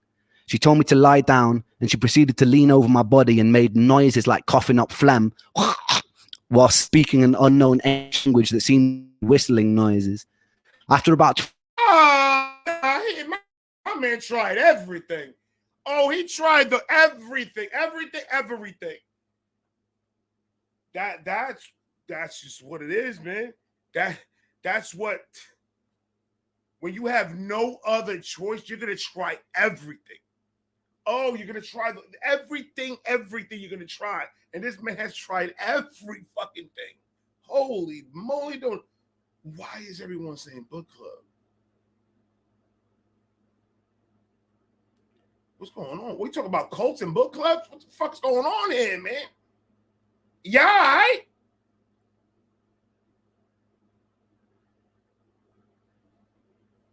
Yeah, they saying book club. I'm worried now. Am I seeing shit? Minutes of making distressed groaning noises over my back, she paused in contemplation for a while and proceeded to tell me that I'd been killed by a sword in my past life. She made sucking noises near the supposed stab site on my... Because we not a cult vibe. Cult vibe. Explaining to a newcomer. Oh, yeah, I explained Will. Oh, okay. Okay, yeah. How you doing? We're renegades. We don't take no shit. We listen to good music. We're pretty much a family. That's what it is. I'm the Uncle Ray. How you doing? Appreciate you coming through. on my chest, and then she spat into a bucket. She then placed a little stone into my hand, and she told me that I had to bury it on a high hill in Brighton on the next full moon. The most depressing part of this story is during the next full moon, I did indeed find a big hill, dug a small hole, and I buried the stone in it. Surprising to say, fuck all happened. It was this journey into the spiritual unknown that led me to a very unsettling experience. I located a therapist online who had claimed to overcome ME herself. She specialized in it and dealt with people's past trauma, but also worked with energies like Reiki. I had to get the train to where she lived. She met me in the car and drove me in silence back to hers. There was a bit of an unusual energy about her. I've always been really good at reading people. I can't quite explain it, but sometimes when I meet someone, it's like I've... Ren, I'm gonna tell you something, man. You need to start asking for resumes and shit, because every time you run into somebody, something happens, bro. We need to find you better GPSs or make sure your Google works right. You can't just be getting in people's cars like that. Ay, Dio. Ren, what are we gonna do with you, bro? In the car and drove me in silence back to hers. There was a bit of an unusual energy about her. I've always been really good at reading people. I can't quite explain it, but sometimes when I meet someone, it's like I have a sixth sense for whether or not they'll play a significant role in my life. This person's energy felt alien to me. When we arrived at her, she told me that she sometimes would consult with her horses about people's health conditions. It was at this moment I knew that this nigga's not gonna go talk to Mr. Ed. You can't talk to a horse. A horse ain't gonna tell you nothing, Ren. A whole horse? A whole horse. A whole horse, my nigga. Like, you can't do that. Can't talk to horses, can't do nothing. They shit and walk. That's all they do. They make great glue. You can't trust horses, Ren. A whole horse? That's why she was not talking to you. Because she's fucking crazy too.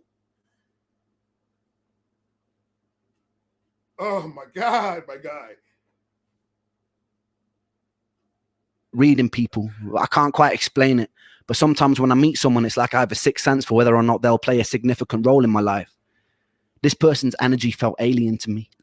When we arrived at her, she told me that she sometimes would consult with her horses about people's health conditions. It was at this moment I knew that she was probably insane. Nonetheless, I shared a lot about my life. We got into the trauma of living with sickness, what it was like to constantly mourn your own life. It was comforting at first, and it felt like a safe space until it got a bit weird. One day, she offered me a glass of water before a Reiki session, and during the session, I fell into a deep sleep. When I came around, multiple hours had passed, which was peculiar for me. I usually have issues with sleeping and couldn't drift off, particularly not in unfamiliar environments. Nah, she assured me, man, she gave you some Tylenol PMs, brother. She put some Tylenol PMs in your tea, and you drank it. She talks to horses. You don't take things from people that talk to horses. They're talking to the horse for a reason. She gave this nigga a roofie. She gave him a roofie. That doctor better not be in that room when he woke up. That doctor better not be in there, because then we need to fuck this. We need to call the authorities. Where was the doctor at when all this happened? Ask that question. At first, and it felt like a safe space until it got a bit weird. One day, she offered me a glass of water before a Reiki session, and during the session, I fell into a deep sleep. When I came around, multiple hours had passed, which was peculiar for me. I usually have issues with sleeping and couldn't drift off, particularly not in unfamiliar environments. She assured me it was total normal and to get plenty of water, and I thought nothing of it. Lines started getting somewhat blurry when she'd invite me for meals with her and her husband. Right. I took it as friendliness, but I noticed that she started messaging me outside of clinic hours. One time I agreed to create music for her in exchange for some extra sessions. Not long after, I started getting strange messages in my Facebook inbox. She started telling me how she knew that all my previous songs had been about her, which they hadn't. When I No. No. My friend, you cannot do that with people that talk to horses. She's nuts. This girl's out of her mind nuts. Oh man, these stories had everything, bro. It has everything. Dr. Tickles. You got the old lady coughing on your back.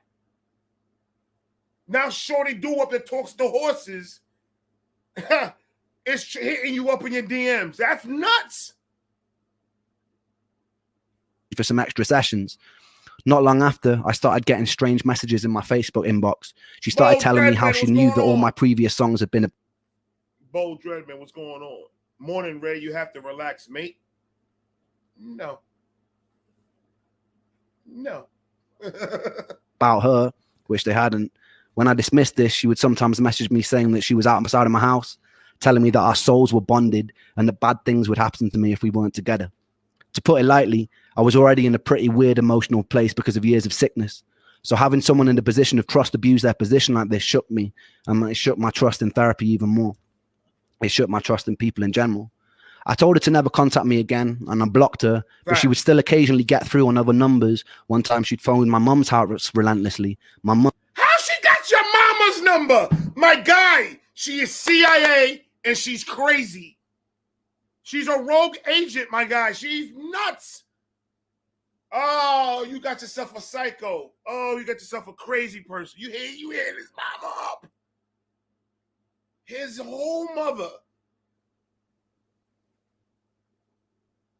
Imagine all the messages is her talking and it's like just horses in the back doing all that shit in the background. Tell Ren to give me a call back as she's petting a horse. My mum, knowing the details, told her to stop harassing me and threatened to get the police involved after things which went silent. This was also the year that I met my second ever girlfriend, who I'd later be engaged to for a short amount of time. Uh-oh. My little sister had already set the relationship up in her mind. She met this girl in Bristol who she got on with super well, and somehow she wingmanned me and planted the seed in her brain that she'd be perfect for her older brother, me.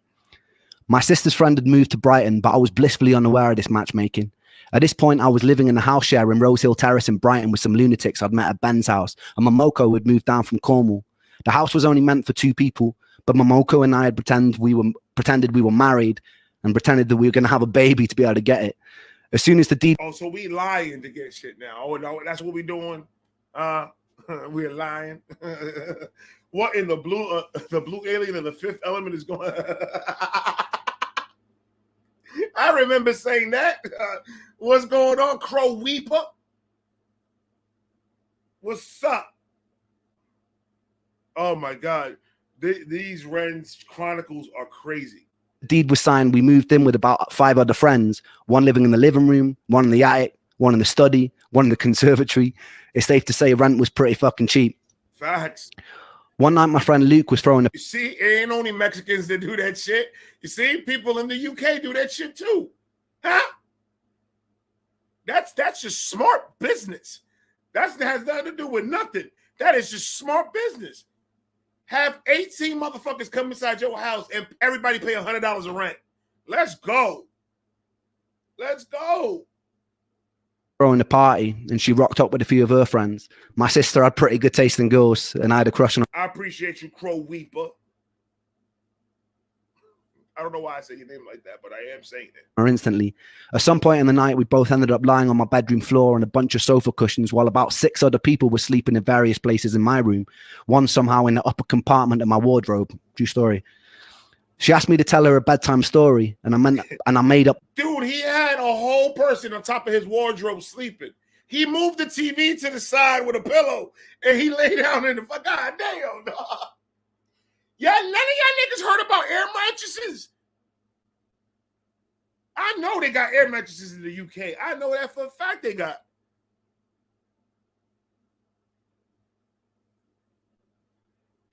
Empty out the room. Load up all the air mattresses, blow them up, put them side by side. Y'all have a bouncy house, my nigga. You can sleep anywhere. Come on, dog. Made up the most unhinged story I could think of. By some sort of miracle, she found my madness endearing, and we ended up kissing a lot and staring into each other's eyes till we fell asleep. It's strange navigating a relationship when you're sick. I couldn't go out to eat at restaurants because I was allergic to everything. I didn't have the energy to do most normal things that couples do. Some days I'd be so full of brain fog that my personality disappeared, and it was hard to explain that to someone without them thinking that maybe you were just being a bit off with them. I think losing Joe, losing Callum, losing the record deal, losing my last girlfriend, it had all made me wary of getting attached to good things. Quite a lot of my illness made me feel ugly. Right. And it's hard to accept love when you feel ugly. Nonetheless, she did love me, and with time, our relationship grew.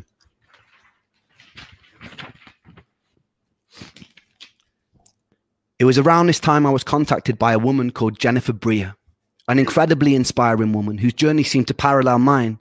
She was an incredibly ambitious PhD student at Harvard who one day was struck down by a mysterious illness that confined her to a wheelchair. She spent most of her life tirelessly searching for a way out. She was doing a Kickstarter to raise money to make a film called Canary in a Coal Mine. It would later go on to be renamed Unrest, and it would go on to win multiple awards, and it's still watchable on Netflix to this day. It's an incredibly important and very moving documentary about the horrors of living with ME. I recommend everyone checks that out. Absolutely. At the time, I started health blogging. I created a series of video diaries that I named Me versus ME. It would be a video document of my various trials with different alternative treatment approaches, and generally a look into the life of someone with a chronic illness. I didn't know it back then, but those videos would save my life. I guess I was occupying a place that was needed, as quite quickly many people in the chronic health communities gravitated towards my videos. Every day, I'd be sent messages telling the stories of the people who had fallen in between the cracks in the floorboards. There was heartbreaking stories. Stories of frustration and confusion. People mourning the people that used to be. Some who were new to this world. Some who had been there for decades. I tried to help them in whatever way I could. I tried to comfort people. In my own little way, I became somewhat of a spokesperson for the voiceless. Facts. I felt their pain like it was my own. This new pursuit gave me a sense of purpose that I desperately needed. Without purpose, I felt useless. I made a lot of friends, and I'd write to them on a daily basis. Some of those friends died. Some of those friends that decided to take their lives, and they're wicked people. I talked to them a lot. It was this that ultimately made me decide to stop, but that wouldn't be until years later. Immersing myself in the horrors of this illness and trying to carry some of the weight for the others while I still wasn't strong enough to carry my own eventually took its toll. Jen Breer had found my videos and she asked me to make a song for her documentary. I was honored. I wrote a song called Patience. I'll leave you with a video taken at the time to finish off this chapter. And I've learned some lessons that will be so valuable for like, so it's a blessing and a curse being this ill because it's completely changed me. Like it's turned me from a little cocky teenager into somebody who's quite this, I guess, prepared for things now. Like I feel like once I've gone through this, I'll throw anything at me and it'll be okay. But at the same time, as much as I see it as a blessing, I hate it. I do hate it. I think it was Thomas Edison that was like, I haven't failed. I've just found 1,000 things that don't work, which is kind of nice to look at it that way. Like I'm just eliminating things. But it really challenges my mind. And yeah, it's just gotten to the point where I'm spending, I'd say like 95% of my life in a bedroom, which kind of sucks because my mind is in such a different place in my body. My mind craves life so much. So right It's Yeah, I okay. love this song. I'm feeling brave, gonna face this day. It's okay, it's alright. No tears will kiss my cheeks tonight, and it's all good, and I'm just fine. My words ring out like hollow shells. Just slow down, it takes time, but time moves slow, I know this well. And my heart breaks 1,000 times a day. But for every hope that dies, another one takes its place. Because I have the strength of a mountain, and I've got the courage of the deep blue sea, and I have the heart of a lion, and the stars burn. Oh my God, man. I remember this song when I reacted to it. And I went like a week and a half just playing that song. Like going to work, just playing this fucking song back to back to fucking back, dude. Oh my God. I love the song so fucking much. Let's go. It's ring out like hollow shells. Just slow down, it takes time, but time moves slow, I know this well. And my heart breaks 1,000 times a day. Right.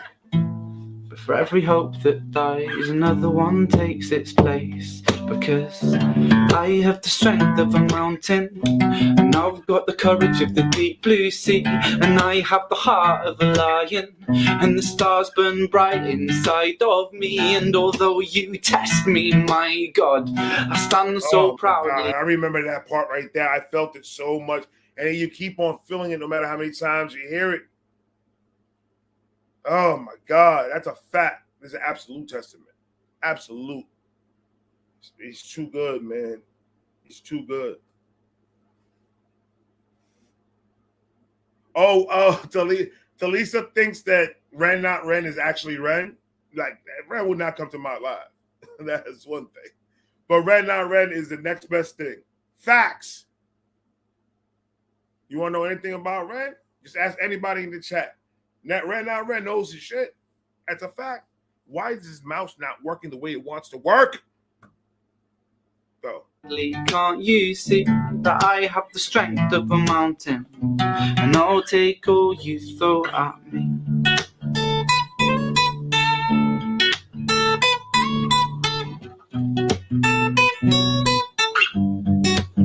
I'm not going to shut it, lady. I'm not going to shut it.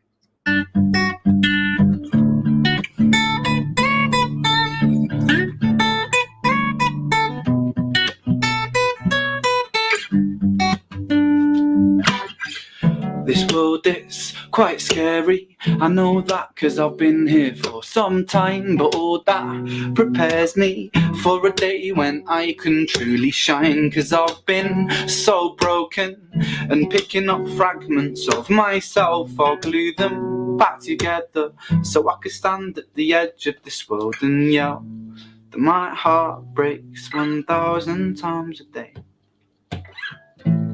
For every hope that dies, another one takes its place.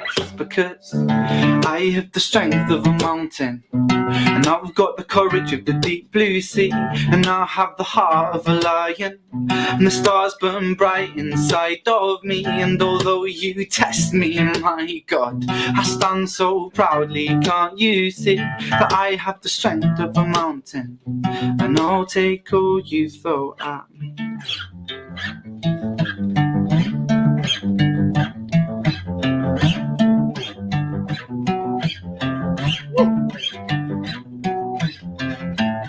I see a lot of howdy bobs. I don't know what's going on. Howdy, Bob. What's going on, buddy? Take it easy. Yeehaw!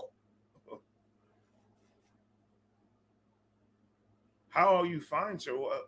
I'm confused.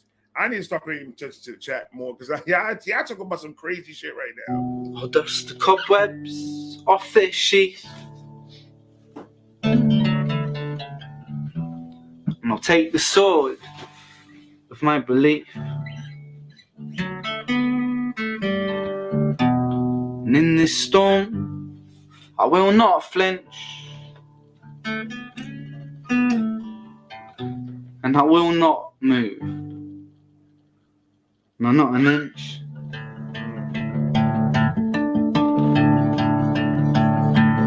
Because I have the strength of a mountain. Corey! I've got the courage of the deep blue sea, and I have the heart of a lion.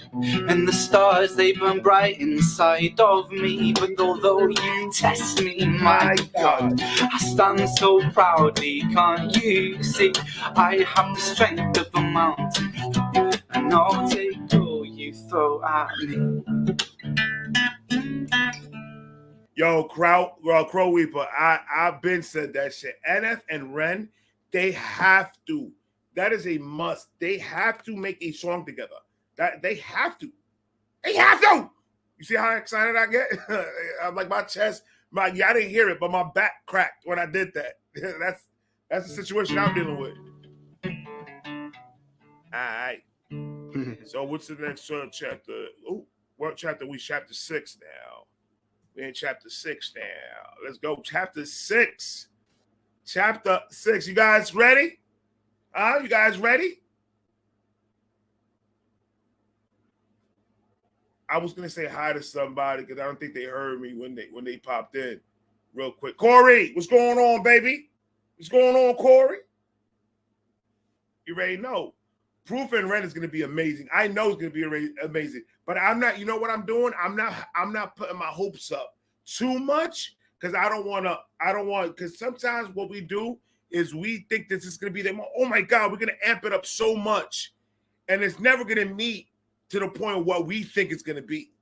So I just leave it alone and I accept it for what it is, and I enjoy it a lot more. That's a fact. Oh, chapter 6 is long. It's 23 minutes. We're gonna let this one play. Hold on.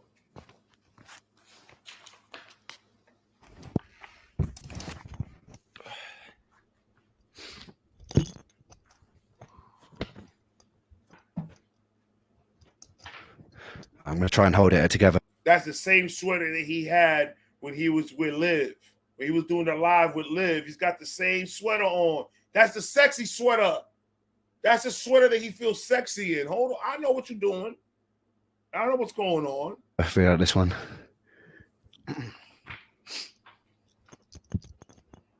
Light up time. What happened? We lighting up?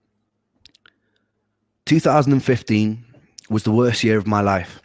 Oh, God. At the end of 2014, I attended a private UK-based ME specialist clinic called Breakspear. For some reason, the treatments had sent my health nosediving, and I became more sick than I'd ever been. I became so weak that I couldn't walk to the bathroom without needing to lie on the floor to recover. I couldn't focus on anything. I couldn't read. I couldn't watch TV. All I could do there was lie there in pain. It was obvious during this time that I needed to move back home with my mum again.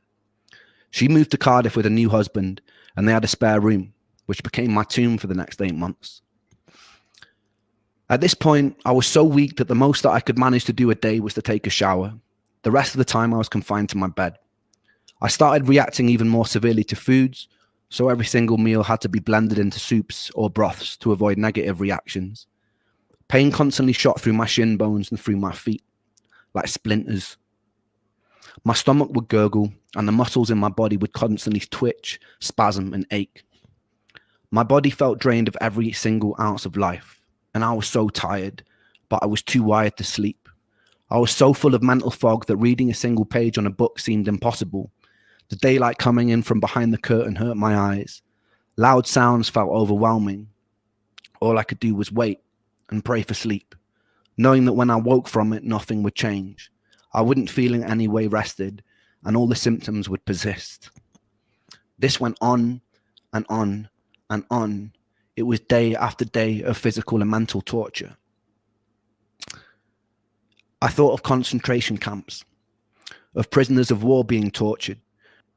Yeah, that's one of those bars. That's like what Red Not Red said. The tomb in the room where he slept. That's a bar in one of the songs that he did. Dude, man, this is horrible, bro. Can you imagine that much pain? I can't even picture that much pain, man. Oh, daylight coming in from behind the curtain hurt my eyes. Loud sounds felt overwhelming. All I could do was wait and pray for sleep, knowing that when I woke from it, nothing would change. I wouldn't feel in any way rested, and all the symptoms would persist. This went on and on and on. It was day after day of physical and mental torture.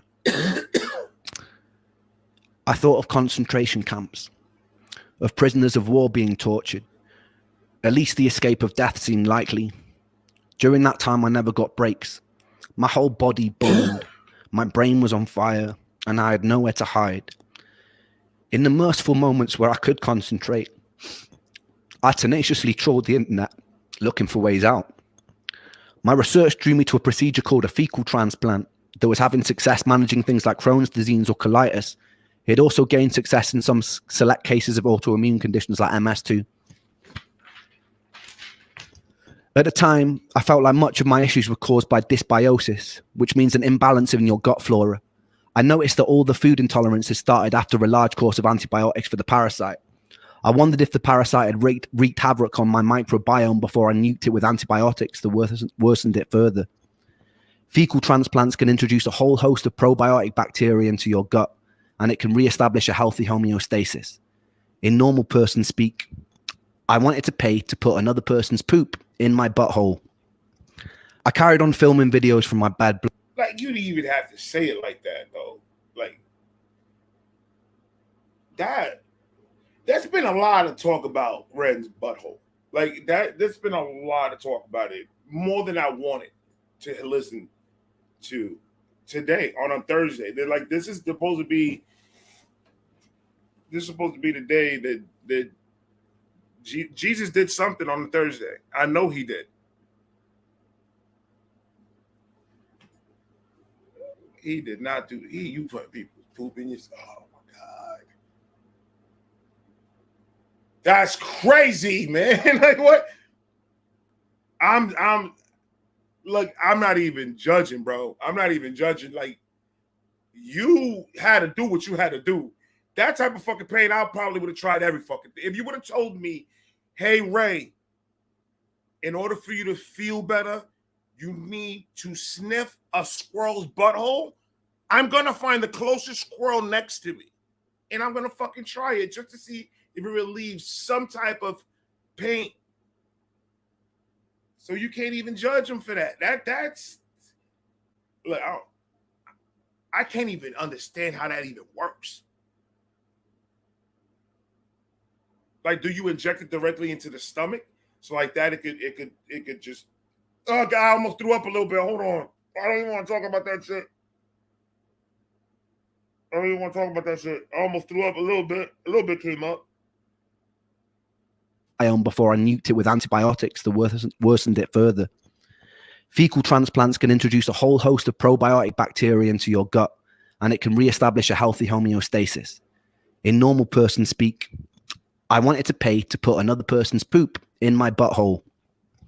I carried on filming videos from my bed, blogging my experience. I was pretty convinced that during this time I wouldn't be alive much longer, and part of me wanted there to be some kind of document of what I'd been through in hopes that it might help someone later down the line. And if this illness does kill me, then I want this video. I want somebody who can take notice of this video and do something with it. I had a fundraiser open to save money for the fecal transplant, which was very slowly creeping up. I needed to save $6,000 in total. I remember my girlfriend wanting to come and visit, but telling her that I didn't want her to. There are a few reasons for this. One, I was pretty sure I was going to die soon. The day before Joe died, I'd been sat with him at a pub, catching up, playing pool, cracking jokes. I'd often wondered if I'd have been hit less hard by his death if I'd been away at university when it happened. For my girlfriend's sake, I wanted her to have distance from me. I also felt ugly. I felt unlovable. I was unable to communicate, and I didn't want her to see me like that. I watched my mum look thinner and more frail every day that she had to watch her son deteriorate, and I felt immense guilt. My mum would often walk in and find me either crying on the bathroom or kitchen floor, having no energy to get back into bed. She'd often sit with me and massage my feet, which always hurt, and she'd hum melodies to me like she would do when I was a little boy. During this whole time, I hadn't picked up my guitar. I barely had any sunlight touch my skin, and I lost a lot of weight. I was about 130 pounds at my lowest, about 8 or 9 stone, which for someone who is 6'1" is very skinny. My average weight is usually about 168 pounds, 12 stone. Every day the same thing. I'd wake up in pain, eat a meal of blended vegetables and chicken, lie with my eyes closed for hours while the world seemed to spin erratically, and I'd often cry as the bones of my legs felt like they wanted to grow out and burst out of my skin. Despite this, what I didn't know is things were about to get a lot worse. Come June, I've been in bed for about 6 months straight. I've regained some energy to leave the house every... I'm with you guys, man. I'm just like, I just really want to focus on what I don't want to miss a word that he's saying. I'm with you guys. What's going on? Everybody that came in, what's going on, babies? That's for everybody. That's for more than one. Appreciate you. Alan, what's going on? You're the only rare reactor that has Ren'S posters on your wall. You think I wasn't? Facts. He has to be there. That's a fact. Appreciate you coming through. Thank you. Now and then to go shopping for groceries with my mum, and I finally reached my target for the fecal transplant, and my mum drove me to the clinic to get the procedure. Everything seemed to go as smoothly as it could for such a bizarre experience. I received a colonic irrigation, which was like a car wash for your colon. Actually feels pretty good. They then proceeded to put someone else's excrement in my behind. They would repeat this process for 5 consecutive days. When I got home, I realized I felt a little odd, almost manic, and I was hopeful that this meant my energy was coming back. But it wasn't a nice feeling. As the days progressed, I started to feel an innate sense that something was very wrong. It seemed my immune system was going into some sort of overdrive. My brain was buzzing, and the more time that passed, the more uncomfortable I felt.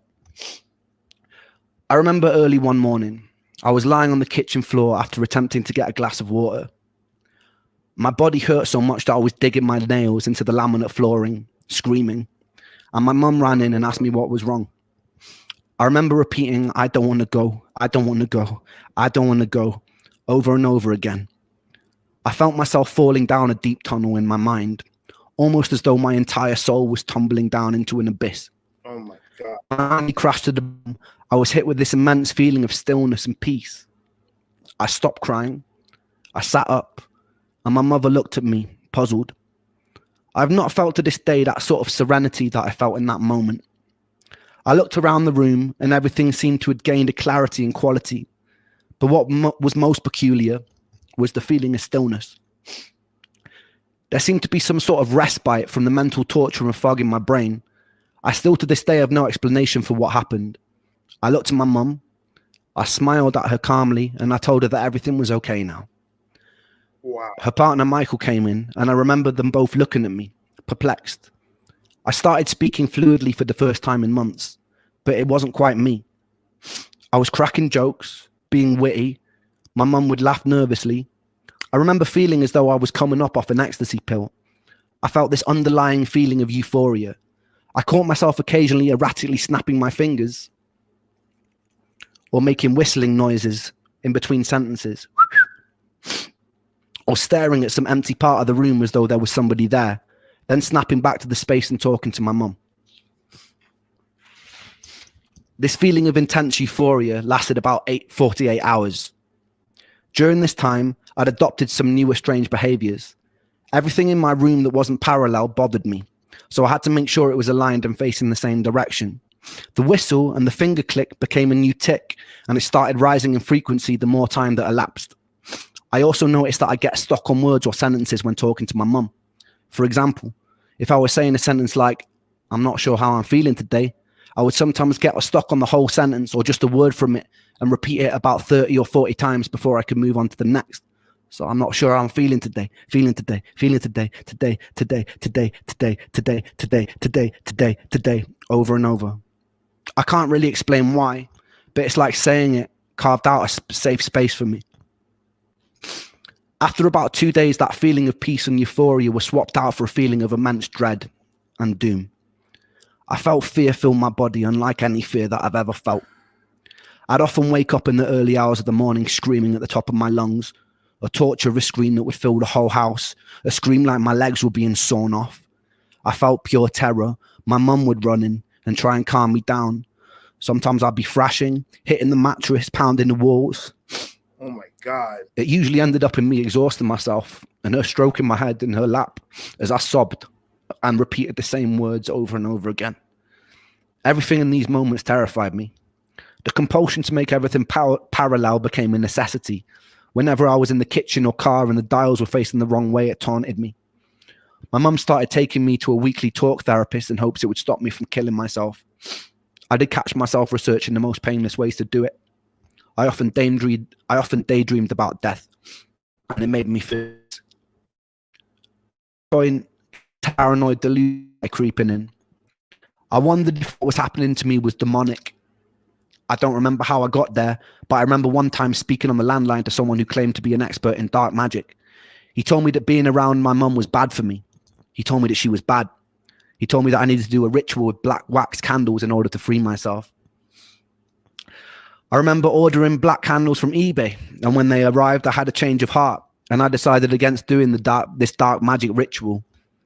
I fell asleep that night, and I woke up the next day to find the candles totally melted onto the white mantelpiece that they were on. They'd never been lit. I still don't really know for certain if anything of these things happened, but the melted wax was definitely real. I remember picking it off with my nails. There were moments that my rational mind knew that I was hallucinating. Sometimes in the night, I would hear perfect string quartet symphonies with no sound source for them to be coming from. I remember one time my mum took me with her to the post office because during this time, I'd rarely been left in the house alone. I remember the lady behind the till reaching for some sellotape. As she tugged on the tape, it sounded as though it had been amplified 1,000 times. It was deafeningly loud. I ran out of the store crying and shaking, and I sat in the passenger seat of my mum's car, rocking back and forth, where she found me uncontrollably sobbing, repeating the words, I can't, over and over again. Oh my God. My paranoia grew. I boomeranged between thinking I may have been latched onto by some demonic entity, and I became suspicious of even my own family, to thinking I might be part of some sort of twisted experiment, where a group of observers were seeing how far they could push me before I snapped and shattered. My irrational mind concluded that if I start behaving in unexpected ways, I might confuse the people conducting this experiment, and they'd shut it down. I'd sit in my own bed. Hold on, man. This is getting deep. This is getting too deep. Dalisa, thank you for coming through. I appreciate you. Thank you. You're the best. Everybody, say bye to Dalisa. This is easy.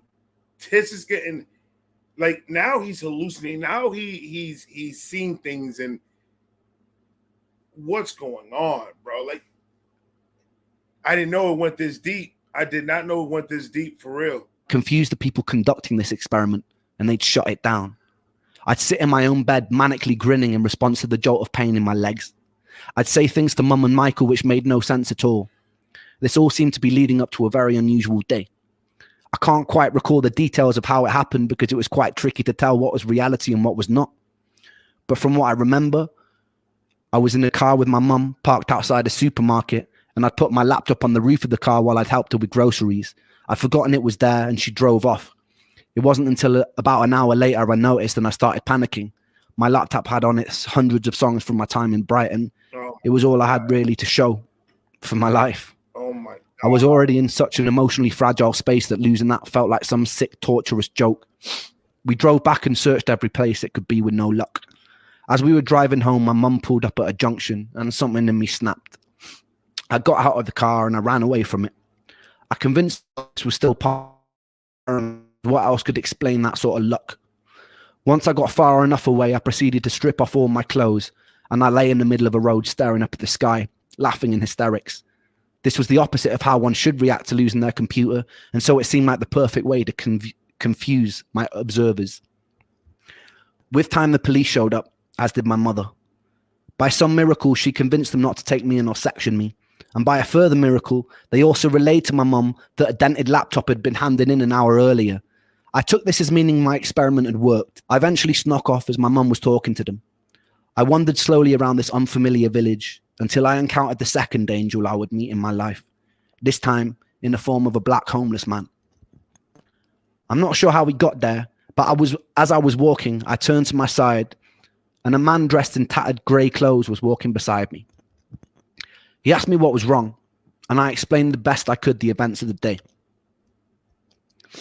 I explained that I'd been sick a very long time, that I was tired, so tired, and that I just wanted to be better. The homeless man paused. He put his hand on my shoulders, and he stared into my eyes. His eyes had a light grey tint. They were almost white, and something about his presence made me feel incredibly safe, incredibly still. He smiled, a kind smile, and he said to me, "Everything's going to be okay, Ren." And then he vanished. I hadn't told him. Hold on, bro. This is a whole movie. His whole life is this. Oh my God. Yes, I agree. Thank God that he found the laptop. But wow, you think you did? Do you think that? Do you think that's his guardian angel? I don't know. That gave me goosebumps though. Oh, my both arms and my legs got goosebumps right now. Like my butt's not even touching the chair. All the hair is standing me up right now. Hey, that's a fact.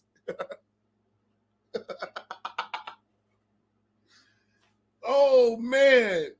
Hold on. I am goosebump gang. That's what we are. You can make a gang out of anything. Ramen noodle gang, facts.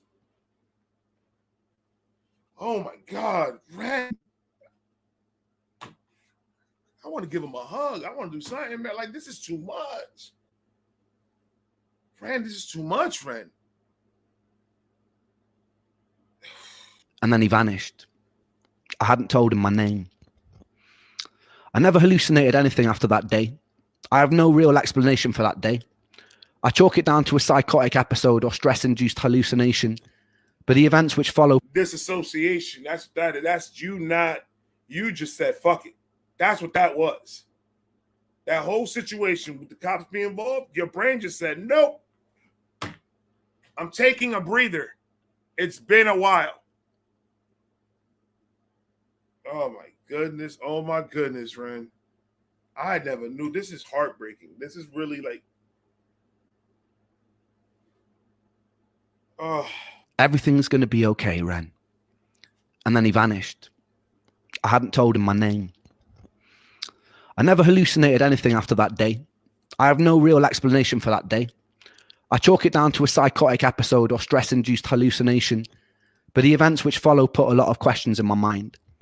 What he said to me was very simple, but also very needed.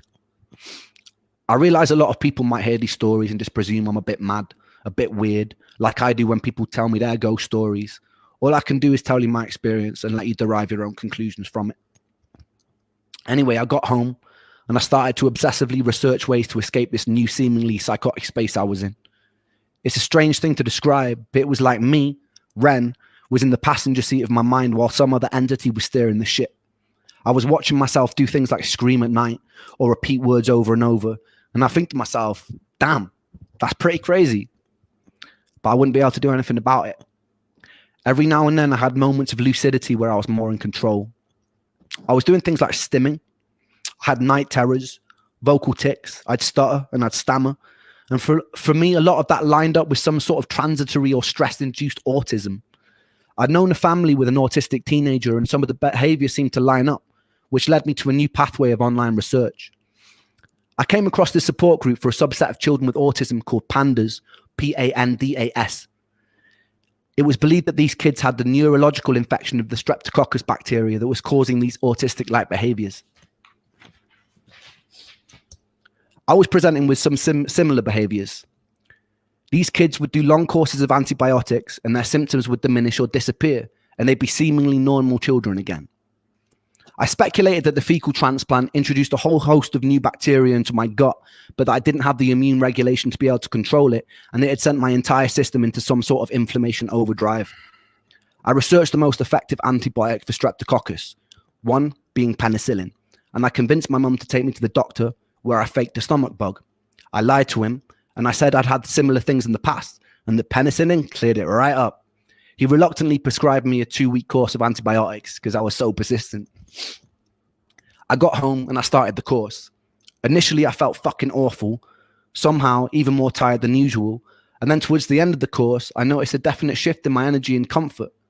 By the end of the course, my psychotic behaviors had disappeared and my energy felt a lot better. I stayed indefinitely on various herbal antibiotic supplements like oregano oil at this time, having learned that this was also active against certain pathogenic bacteria. What?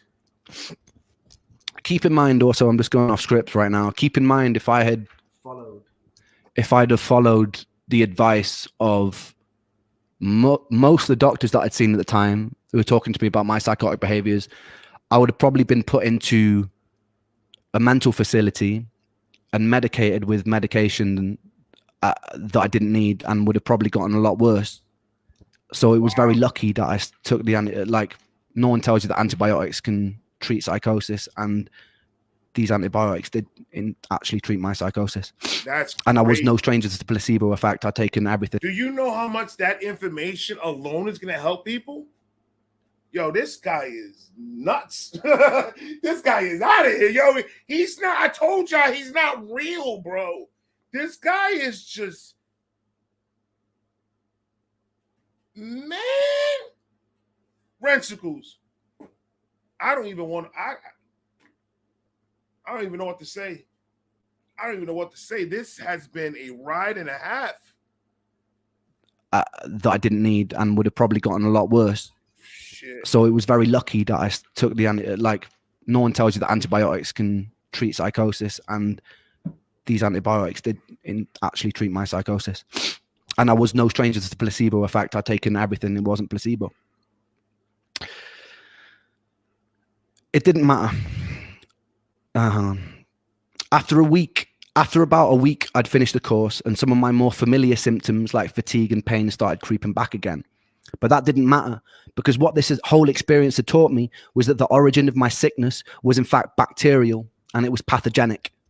The biggest thing it taught me was I could actually do something about it.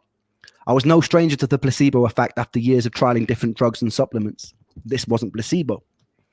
I took to the internet again and found a world-renowned specialist over in Brussels who was also leading a lot of the cutting-edge research for ME. I got on the phone and made an appointment. He was booked up for the next 9 months, but that gave me enough time to save money.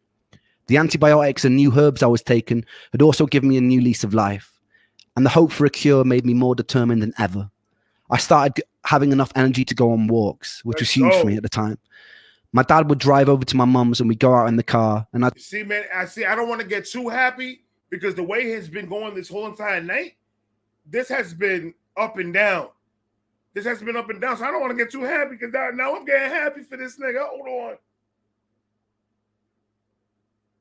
I don't want to cry. This is getting good. It's getting good. Let's go. And the hope for a cure made me more determined than ever. I started having enough energy to go on walks, which was huge for me at the time. My dad would drive over to my mum's and we'd go out in the car and I'd take photos of wildlife on beaches. I was picking up my guitar again after months in bed. I eventually invited my girlfriend over and made the decision to move back to Brighton as soon as I was strong enough to.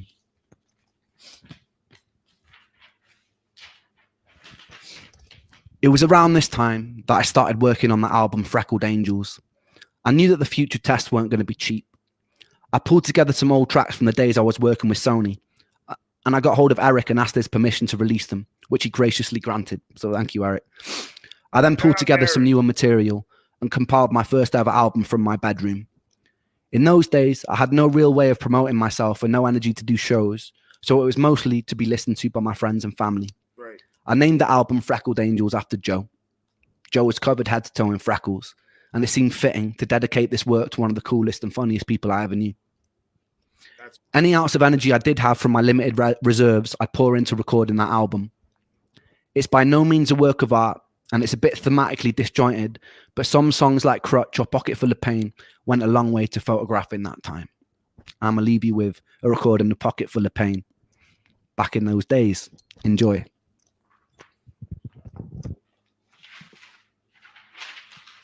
Cool.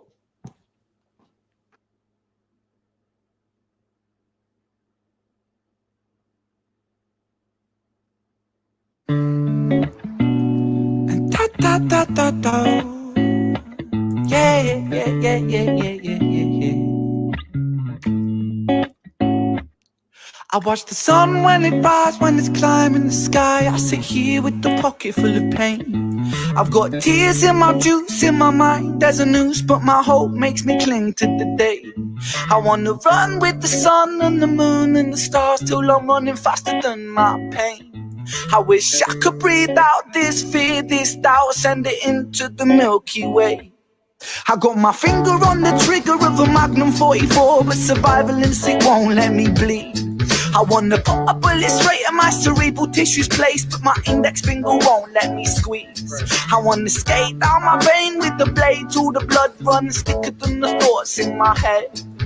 But don't ask me why, this is not my goodbye, it's a suicide failure attempt. Down, down, down, down, down, down, down, down, down. This is so like I like this song because it's so chipper. And after what we just finished hearing right now, to end in this type of energy, bro, that's beautiful. That's a beautiful thing right there, ladies and gentlemen. Facts.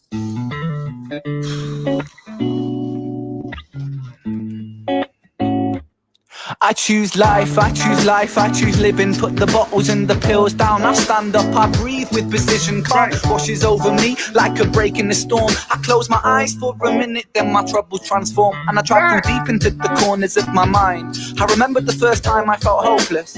I think I was 5, cause at the hands of this bully, the lessons that I learned is that this world is not so beautiful. Sometimes it can be burnt by the fires of evil that are living inside the common people just like you and like I. We'll all strive to survive, and we all climb to the top over our brothers and sisters, whether we mean to or not. And we get lost in the tide of insecurities and power-seeking fooleries, but happiness don't live inside no jewelries. In an age of distraction, we would rather tap on our iPhones than stop a war from happening. Talk to them niggas nasty like that, Ren. God. Oh, talk to them stupid, my guy. Go ahead, my guy. I like that. I like that. Ease and power seeking fooleries, but happiness don't live inside no jewelries. In an age of distraction, we would rather tap on our iPhones than stop a war from happening. It's heartbreaking, Satan's patiently waiting for us to mess up big time, so hell on earth will be blatant. So forgive me for wanting to blow my brains out, but I've got a change of heart. It's time for change now, rearrange now, fist in the sky. I say proud, say loud, revolution word on my brain now. Get with the people, yeah, powers with the people. If the people strive for unity, the world it could be equal. You could be the star of the... Say that shit again to the niggas in the back, Ren. The niggas in the back didn't hear it because they tapping on their iPhones, my guy. Say it again. We would rather tap on our iPhones than stop a war from happening. It's heartbreaking, Satan's patiently waiting for us to mess up big time, so hell on earth will be blatant. So forgive me for wanting to blow my brains out, but I've got a change of heart. It's time for change now, rearrange now, fist in the sky. I say proud, say loud, revolution word on my brain now. Get with the people, yeah, powers with the people. If the people strive for unity, the world it could be equal. You could be the start of the beginning, the dawn of no stress, no troubles, no sinning, just living. So overthrow evil and greed, put aside your distractions, welcome change with me, welcome change with me, welcome change with me, welcome change, welcome change, welcome change with me, welcome change with me, now welcome change with me, now welcome change, welcome change, welcome change with me. I love this thing, man. Yeah, yeah, yeah, yeah. Da da da do.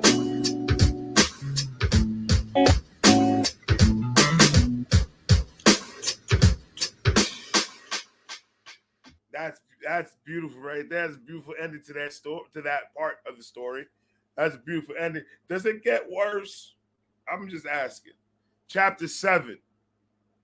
I see my man Sammy Boy's on the thing. Okay. Before he even had the test results, the doctor in Brussels glanced up from the form he'd asked me to fill out, and he said, "You have Lyme disease. We can run the tests, but I'm certain of it."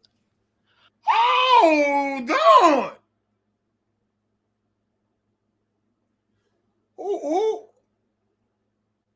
Hold on. You gonna start off chapter 7 like that? I saw a doctor. He told me I had Lyme disease. That's what it was. Hold on, brother. That was too quick. Before he even had the test results, the doctor in Brussels glanced up from the form he'd asked me to fill out, and he said, "You have Lyme disease. We can run the tests, but I'm certain of it." I'd heard of Lyme in passing during my hours trawling the internet, but I'd never spent long diving into it. It was an extremely rare disease in the UK that you can get from tick bites, so it never really came across my radar. I sat there, puzzled for a moment. I said, can I get better?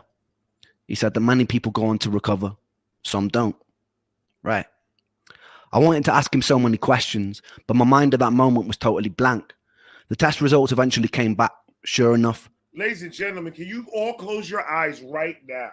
And can you picture yourself after going through all these years of pain, all these years of aching and just being sick, losing everything, to finally having an answer to your problem? Bro, that was euphoria for him. That was a sense of relief, a sense of finally I'm at the finish line of this sickness. I'm done with it. Oh my God. Positive for Lyme and the co-infection Bartonella, along with many other biomarkers which suggested autoimmunity and immune dysfunction. My whole life, I'd been waiting for this moment, to have something printed on a piece of paper that showed that I wasn't actually fucking crazy. Right. That I could shove in the faces of anyone who'd made me feel like a hypochondriac or like a head case. But when the moment finally came, I felt numb. It was hard to rejoice. I had the lingering PTSD from the psychotic meltdown the year before, which made it pretty hard to break into the realms of happiness. Instead, I did what I always do. I got home and I took to the internet and I researched the best ways to escape. The summer that I got sick, I spent 2 weeks camping in a small festival in Dorset. One night, me and friends decided to climb a nearby hill to build a bonfire in the woods. On the way there, the fields were full of long grass and deer.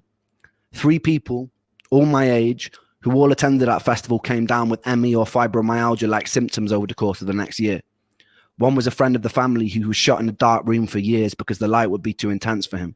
Before that festival, he was bursting with life, a successful capoeira dancer, reduced to a zombie. Lyme disease seemed to be as much of a medical labyrinth as ME was. On one side, there was a whole host of specialists who believed Lyme bacteria becomes chronic, evades the immune system response, can sometimes evade testing. You see how quick your life can change? Like that. That's why you have to live every minute of your life, and you have to live it to the fullest as much as you can. Because you never know. Like, just going to that thing, that little tick bite right there is what got him.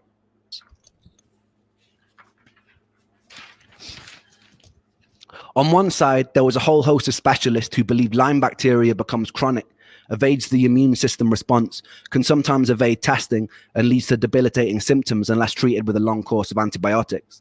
On the other side were doctors who claimed that Lyme can't persist. It's easily treatable with a 2-week course of doxycycline, and further symptoms following that must be due to an autoimmune response triggered by the Lyme, or perhaps an unrelated, undiscovered cause. I educated myself as best I could on all theories, trawling through research papers on PubMed, conversing people in support groups, often contacting leading Lyme scientists via email or phone to ask them questions. Lyme disease is caused by Borrelia, a spirochete bacteria that causes symptoms like extreme fatigue, confusion, joint pain, heart problems, digestive issues, anxiety, depression, and in extreme cases, hallucinations. So everything was adding up. I fell down internet rabbit holes of learning how Borrelia produces outer membrane vesicles, which contain outer surface proteins which can modulate your entire immune response, essentially dampening it for its own survival. It was a truly insidious pathogen, a smart one out of a twisted horror sci-fi. There would be online groups claiming it was created in a lab in Plum Island off America and weaponized. Due to the widespread suffering it seemed to cause, and given how hard it was to treat, it was easy to see how people gravitated towards these sorts of superstitions and speculations. The main thing that made my head swim was the sheer number of treatment options. in part a byproduct of the cognitive dissonance in the medical industry at the time. There were countless antibiotic protocols, herbal protocols, immune system modulating protocols, wackier ones where people would be stinging themselves with bees or swallowing certain helminth parasites to modulate their immune systems. It was a wild west. And I wasn't so naive to be unaware that there were a lot of quacks in that space, selling people snake oil, financially taking advantage of desperation. Right. Like a lot of the medical industry, I despise people and companies who see opportunity to profit from other people's misery. If you're watching this video and you're one of those people, I would highly consider switching your role in the world and being on the right side. He's being nice about it. I got something to tell you. He's being too nice about it. His Ren, you have to understand, man, he's a higher power. He can't talk like we talk. But he's saying it in the way he says it. I'm going to tell you this. You can fuck off, all of you.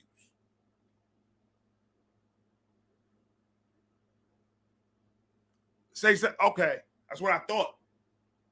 You're going to say nothing.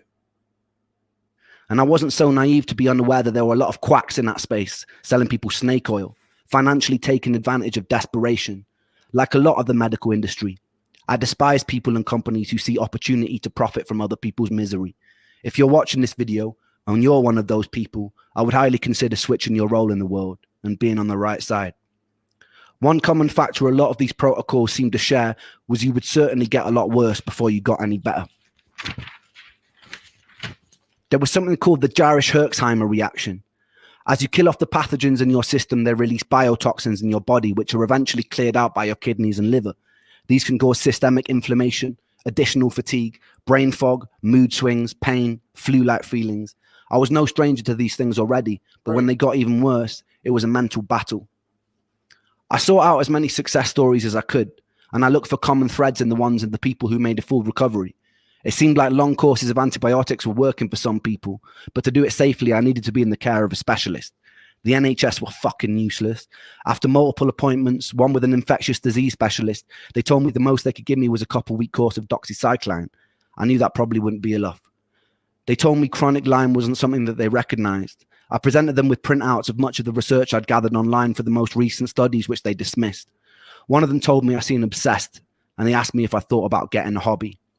I fantasized. I would have peed in his coffee cup. Oh, Ren, you a better man than me. You a better man than me, sir. I am Captain Petty. I am Joe Petty. I am Petty. I swear to God, but can I make a phone call? Can I use your office to make a phone call, doctor? Please. And then when he walks out, I'm peeing in that cup. Mm-hmm. And I hope I have a stone that day. I got Peter Stone right in that cup, and you can drink it. Boy. One of them told me I seemed obsessed, and they asked me if I thought about getting a hobby. I fantasized about dragging him by his tie across his desk and pressing a stapler into his skull. Then I politely got up and left. Boy. Doxycycline would lead to improvements for a short time frame, and then my symptoms would come creeping back. I tried many antibiotic and herbal approaches to treat the Lyme without much luck.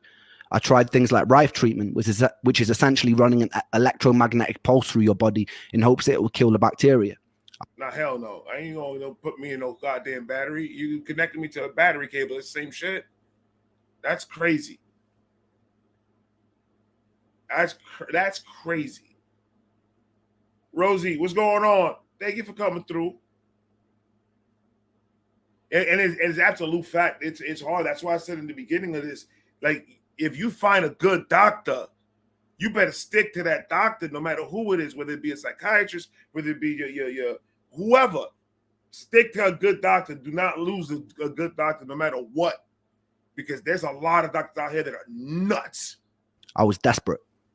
It seemed that America took Lyme disease far more seriously than the UK, which made sense as it was far more prominent there. I settled on a doctor called Dr. Jemsak over in Washington, and when I could, I would busk or I'd sell music online to raise money. My girlfriend at the time also ran a fundraiser, and my mum said that she'd also help contribute towards flights. It's not easy being sick and broke, but somehow we made it work. That's fire. A week before I was due to fly out, something happened which changed my whole life. I've always been a believer in the good that you're putting out in the world coming back to you. Facts. Luck, therefore, is more of a karmic consequence. When I was making video blogs, I wasn't doing it to build a following or for any sort of social merit or personal gain. I was doing it because I thought I was going to die. I was doing it because I wanted to feel like I'd left some sort of positive mark on the world, like I'd helped. I remember waking up one morning and going through the comment section of the latest video I'd posted, only to find a message from a British doctor who was running a clinic over in Germany in Los Angeles. He is the third and final angel of this story. See what I'm talking about? See what I'm talking about? You never know who is watching you. You never know who is watching you out there. They can lend a hand, they can help you. They say, oh, you know what? I think I got something to help this guy. You never know who's out there. That's why you treat people. I'm a very big believer. Yeah, heartburn. You treat people the way you want to be treated. And that's a fact, no matter where you go.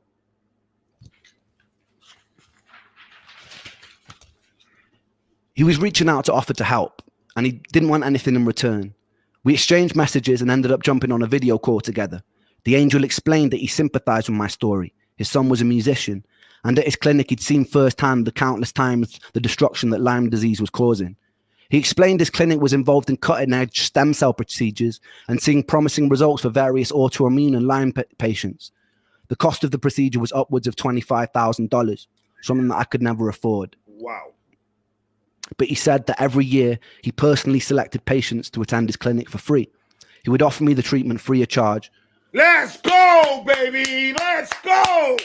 That's what I'm talking about right there. It's about time my man Ren got some luck, man. About time some good graces came to my man Ren. Talk that shit. Shout out to that. Who that doctor? That doctor, I'm going to give that doctor a foot massage. Where's he at? Where's he at? Let's go. It's about fucking time, bro. He sympathized with my story. His son was a musician, and at his clinic he'd seen firsthand the countless times the destruction that Lyme disease was causing. He explained his clinic was involved in cutting-edge stem cell procedures and seeing promising results for various autoimmune and Lyme patients. The cost of the procedure was upwards of $25,000, something that I could never afford. But he said that every year he personally selected patients to attend his clinic for free. He would offer me the treatment free of charge. All he wanted me to do was document my experience. Love. It made sense to me that if Borrelia was able to modulate the immune system for its own survival, that an intervention that focused on immunological homeostasis would help. The clinic also offered antibacterial... Hold on, my nigga. That was a lot of words. He didn't say a lot of words right there. That was a lot of... I got confused. I got lost. I got dizzy for a second. I thought I was in my bed for a minute. Hold on. Those are a lot of shits that you just said. To attend his clinic for free. He would offer me the treatment free of charge. All he wanted me to do was document my experience. Go ahead. It made sense to me that if Borrelia was able to modulate the immune system for its own survival, that an intervention that focused on immunological homeostasis would help. The clinic also offered antibacterial IVs targeting the Lyme and various other treatments intended to build the body back up after years of chronic health complications. I was kind of in shock. When a stranger reaches out and offers something so generous, it's natural to doubt his intentions. Right. But something told me to trust this kind offer. I really had nothing to lose. And as morbid as it sounds, my willingness to die made it easy to throw myself into a more experimental procedure. There was also some security in the fact that he wanted me to document my experience and share it with the world. If it had been more sinister, surely he wouldn't want that sort of exposure.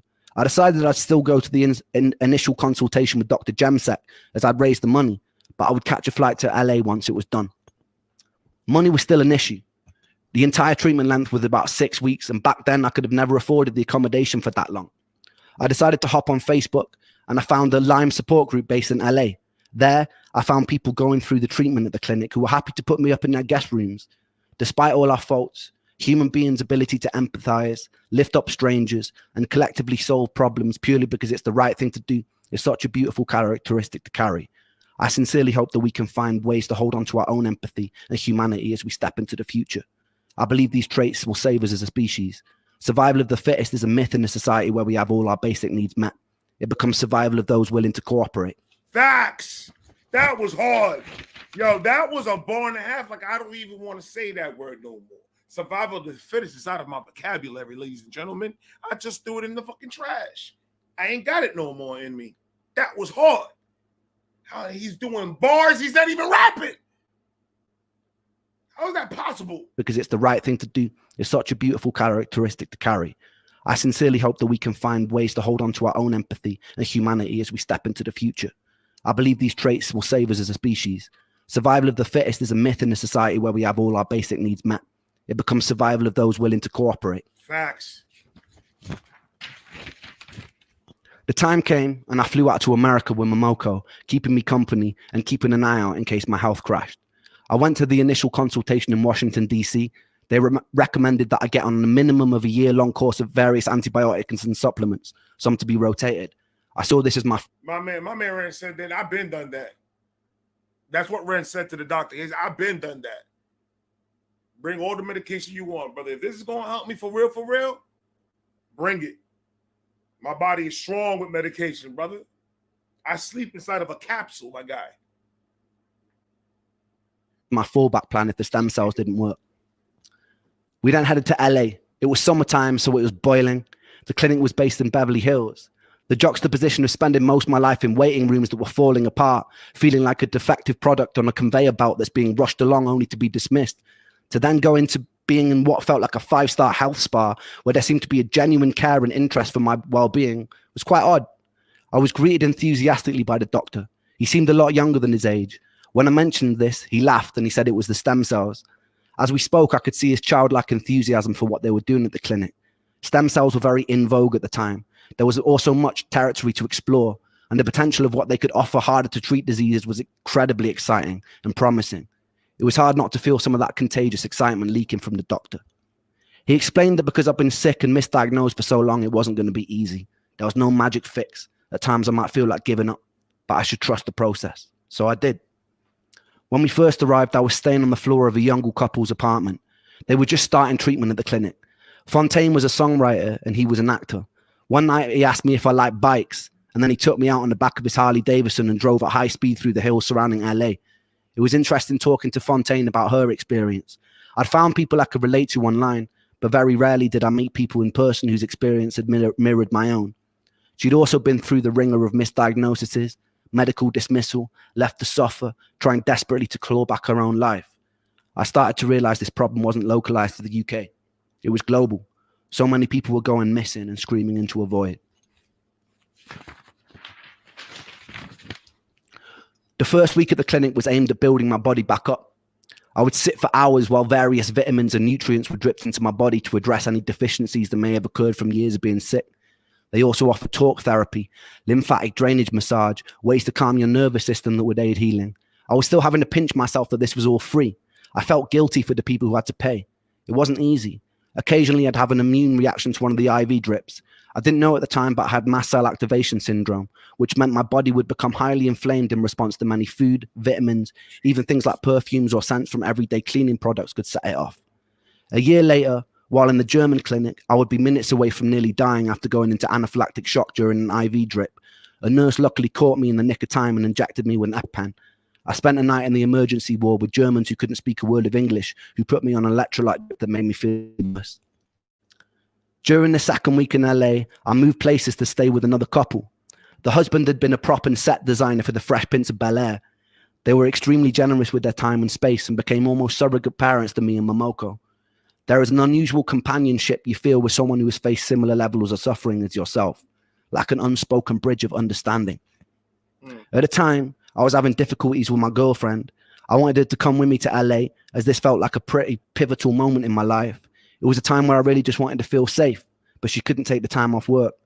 I think I felt a little bit funny about the fact Momoko had made the time and sacrificed her own work and she hadn't.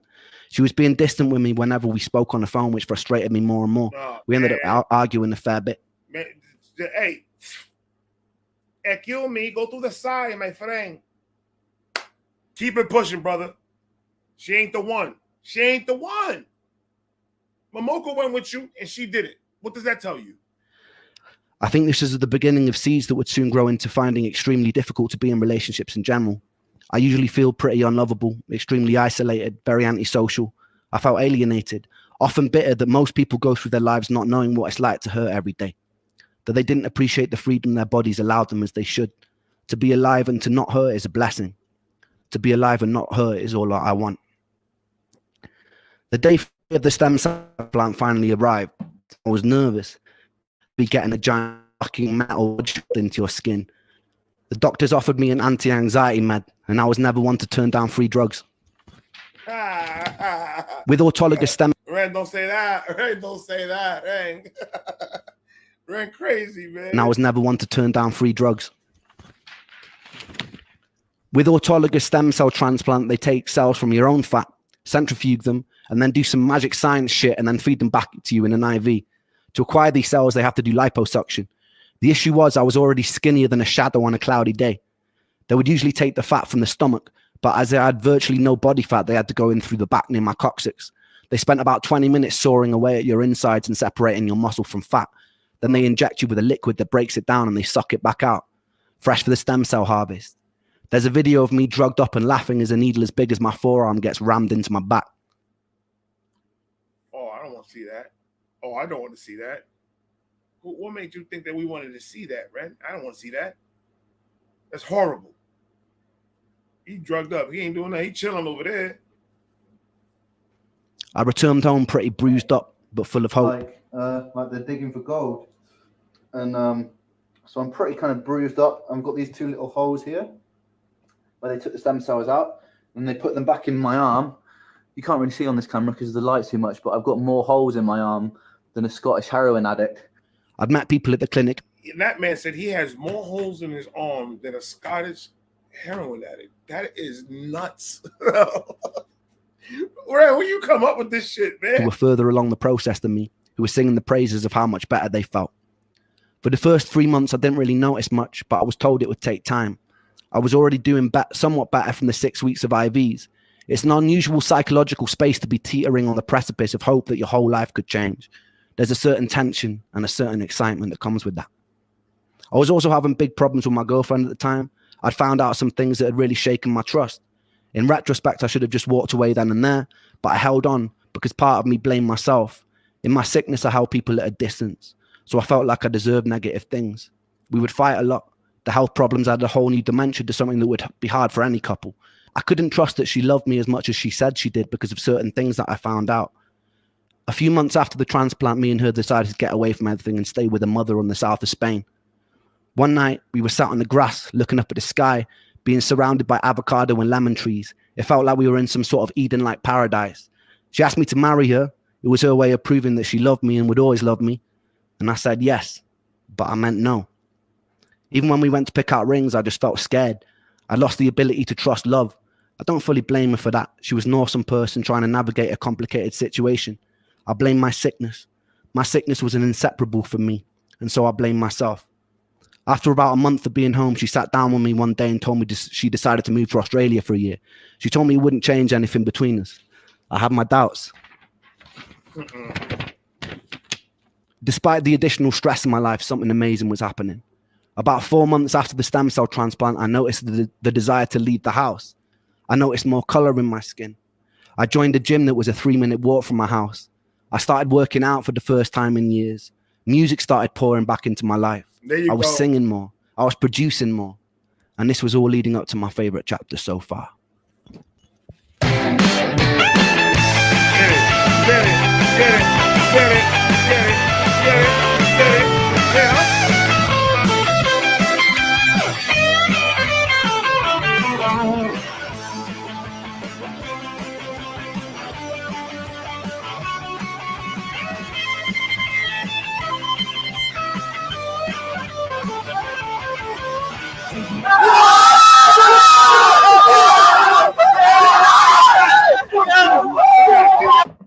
Back.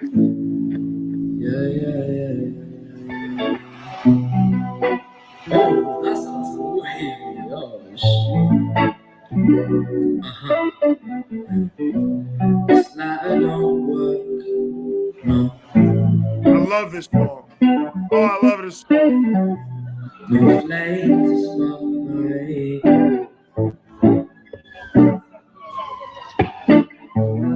My Nike's laced in dirt. Shit.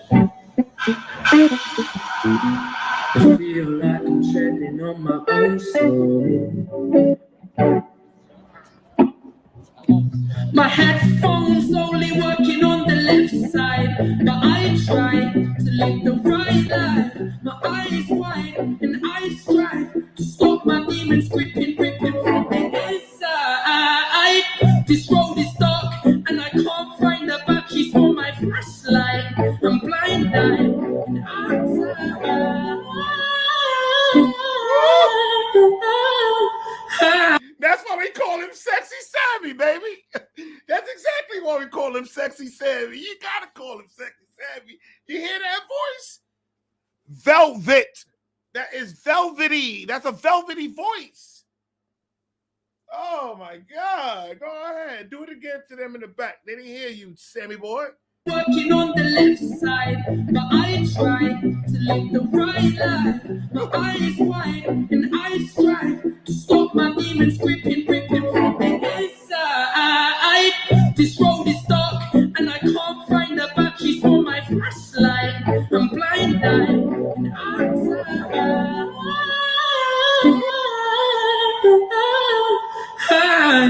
Red, go. Here you go.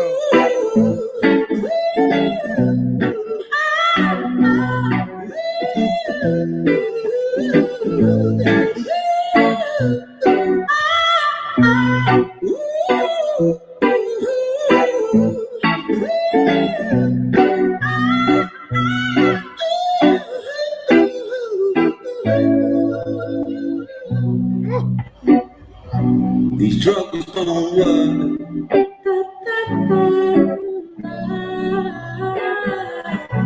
The pain, it takes control. Look at that old man right there. He's surprised. He's looking at these guys like, what's going on here? These guys are awesome.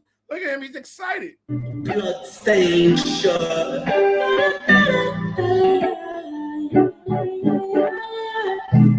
I feel like I'm always being chased by the devil. Yo, I try to talk, but I can't seem to get my spoken words right. And I try to keep my stuff alive. And this life, it can be ish right. Cut you like a flip knife, twist and make you sick right. And I feel, Shorty in the back. You saw Shorty in the back. She wilding the fuck out over there. You can't be doing that. You almost slipped in that puddle. Huh? I don't know what your body did. Your face went that way. Your legs went that way. That was crazy. Hold on, man. That's a renegade. I know a renegade when I see one. Yo, I try to talk, but I can't seem to get my spoken words right.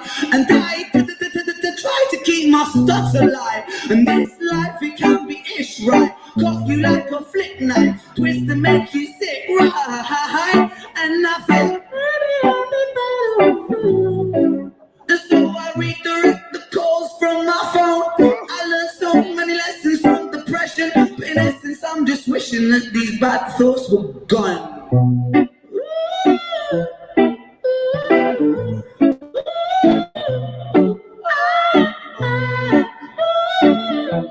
Oh, she's feeling it. Yeah.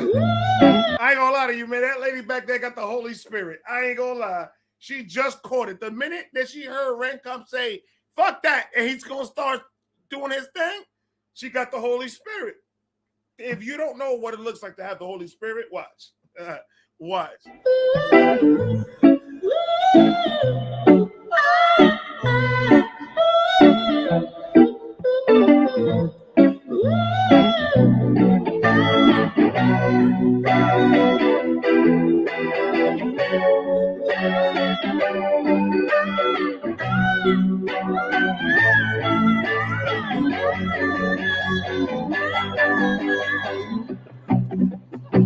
Wait on this verse is actually bad. Sometimes I guess, sometimes it's when it's like time is against me. In my mind, I kind of mind, yet on my mind it tortures me. But I shine, cause when I shine, it's like my shine, they set me free. And I rhyme, I shine so bright, these rhymes come out of me. Times I bleed, times I crawl, times I slip, times I fall. Times my back's up against the wall, so hard that the whole building could fall. Times I bruise, times I break, times I breathe, times I fight, times I wait. When the forward is to open and just swallow me for goodness sake. I think I'm gonna break, cause I ain't gonna stay. I'm gonna break in the wall. man? They all confused. Everybody's just like, yo, this guy is real or he a robot? Pick one. I shine so bright, these rhymes come out of me. Times I bleed, times I crawl, times I slip, times I fall, times my back's up against the wall, so hard that the whole building could fall. Times I bruise, times I break, times I chew, times I fight, times I wait for the moment when the cover just to open and just swallow me for goodness sake. I think I'm gonna break, cause I ain't to this place, I'm breaking the whole universe in the relate in the way. Wait for the world, don't make mistakes when it's all this day. Cake, sometimes no time for double taste, but that's just the way life goes sometimes. I don't want to end up in the That one right there gave me a chub when he did it the first time. I ain't gonna lie to you. He came in there singing, boy. Hold on. Let's run it back a bit. The way he came in there, that shit was smooth. Hold on.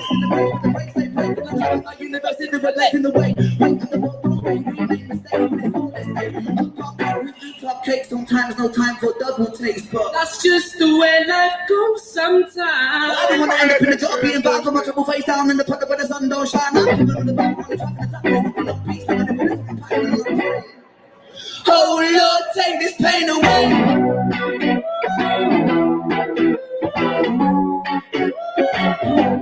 I'm gonna say this now. I'm gonna say this today. It's what day is it? May 10th. May 10th. I'm gonna say it today. My man Sammy got the best lineup in the world, and y'all can't tell me shit about it. Look at that man's lineup right there. You're not gonna tell me that's just not fire. That's a fire ass lineup, bro. I don't know what you're talking about. I don't want to know who the fuck is Yo Barber.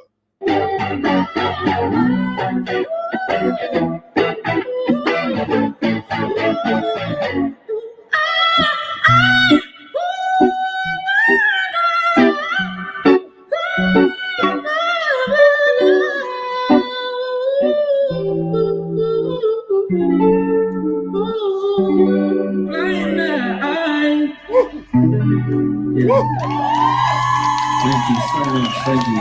I don't know what made the cameraman think that putting it upside down was going to be cool, but it's not. I got dizzy for a second.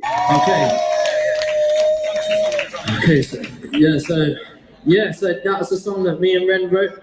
If you want to follow us on Instagram, it's Ren Makes Music. That's REN Makes Music. I am Sam Tompkins UK. That's Sam TOMPKINS UK. This next song is called Same Old Situation. Facts. Oh shit. How I just clicked on my live. What the fuck? Where's the 8th? Where's chapter 8 at? Didn't he just drop that today? Why chapter 8 not coming out? I'm confused, my friend. Oh, this is chapter 8. I'm fucking blind as shit. Hold on. All right. You guys are holding strong. We all holding strong here, baby. We're doing this. We're doing this, baby. We're doing this. It's 126 over here. What we doing? We got this, and then we got the song, and I'm going to fucking bed. I'm fucking tired of shit. But this has been one of the best lives that I've done in my channel. This has been the energy, everything's so wonderful. You guys showing love. We still got 132 people here strong. You guys are the real ones, man. I appreciate each and every one of you guys for spending this 3.5, almost 4 hour live with me. You guys are fucking awesome, man. Thank you so much. Let's do it. Last chapter and then the song. Whew. I'm ready for it. I'm ready.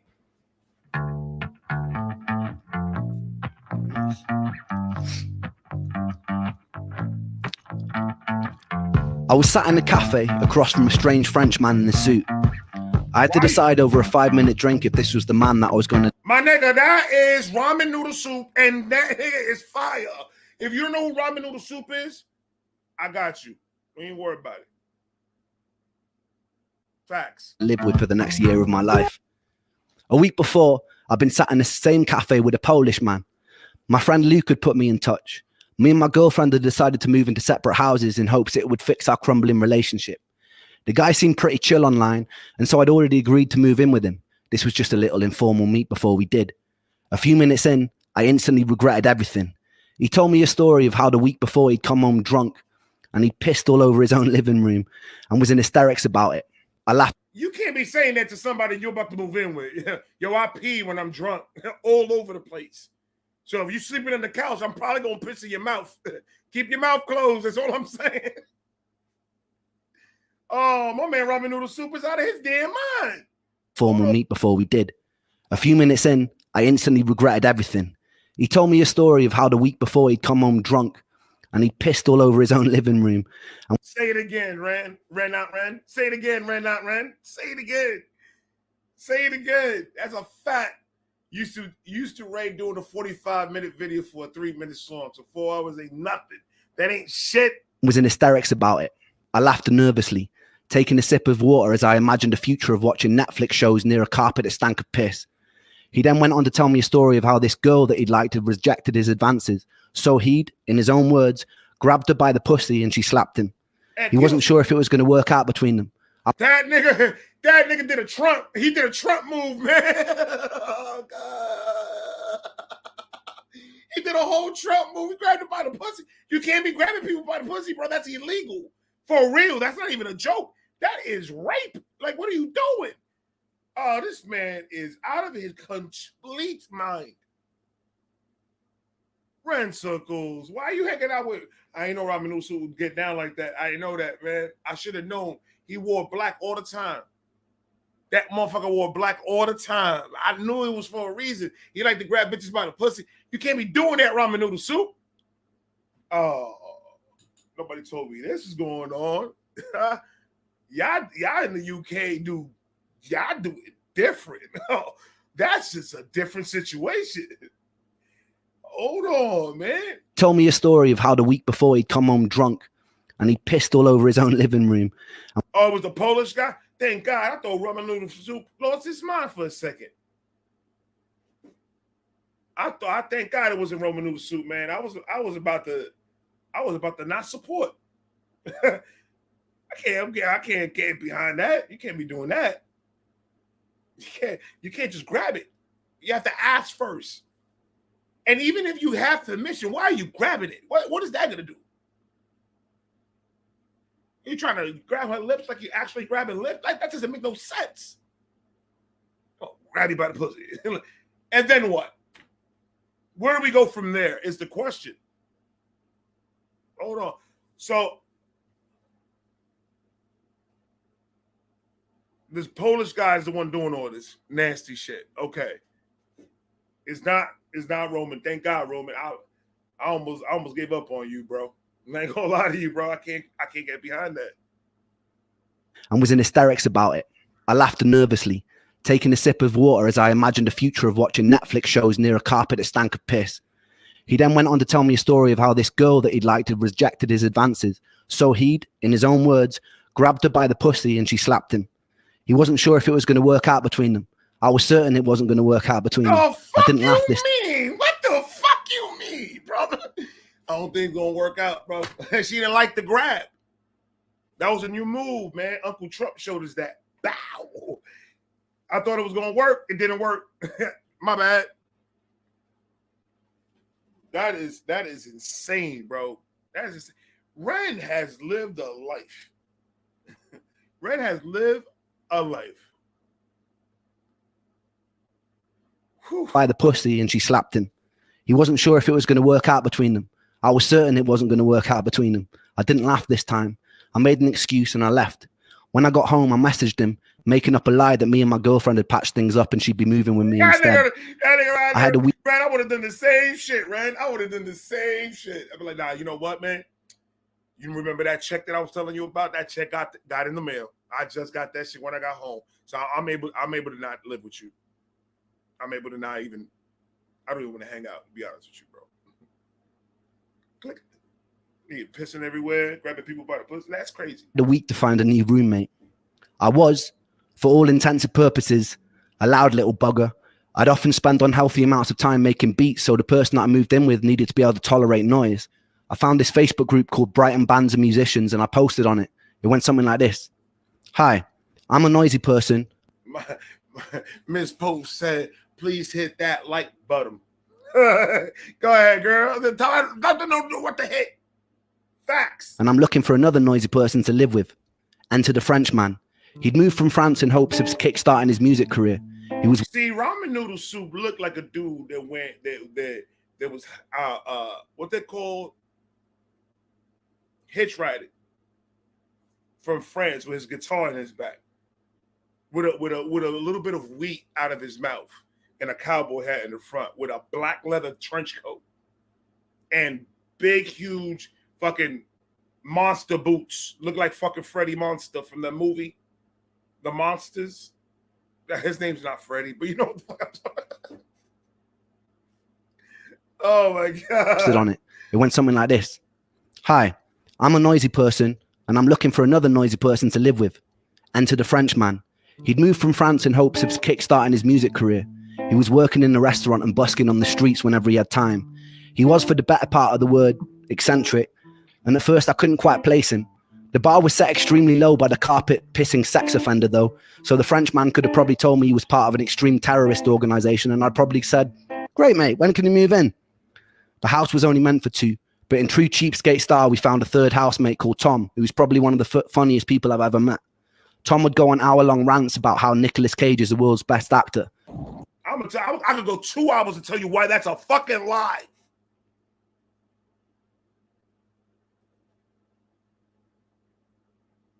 Huh? Hey, look at this case. It's not the best. No. Con Air, fucking Ghost Rider and all this other shit. He was good in Face Off, though.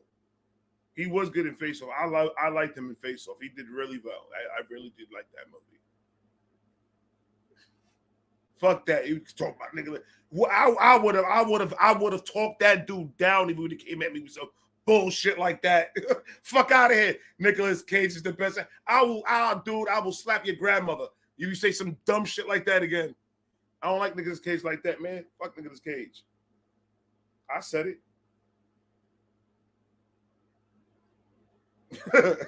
That got me a little bit perturbed. I'm sorry. I don't like Nicolas Cage like that. He said, "Great, mate, when can you move in?"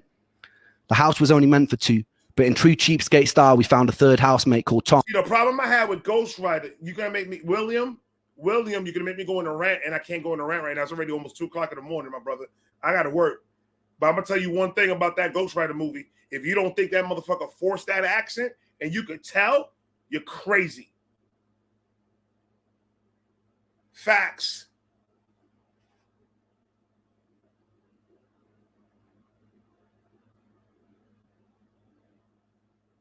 You visited Nicolas Cage's tombstone? Nicolas Cage died?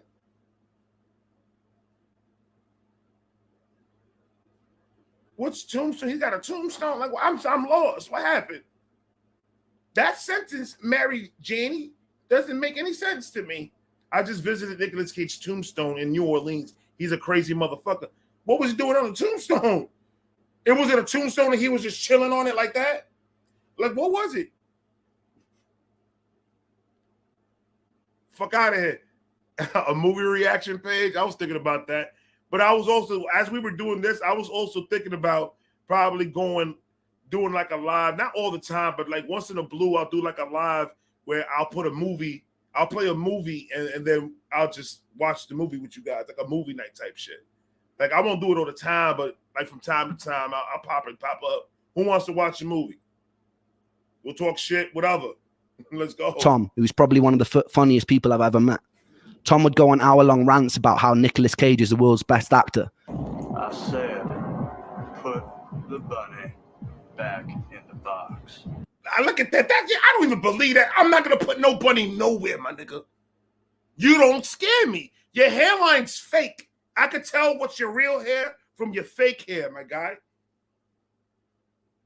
You should have stayed with fucking John Travolta's face. Your face is busted, dude. Fuck out of here. I don't like Nicolas Cage like that. He did good in that one movie. Face Off was very well made. Very well made. But you come with that fake ass hair on Con Air, and that doesn't matter because I don't care.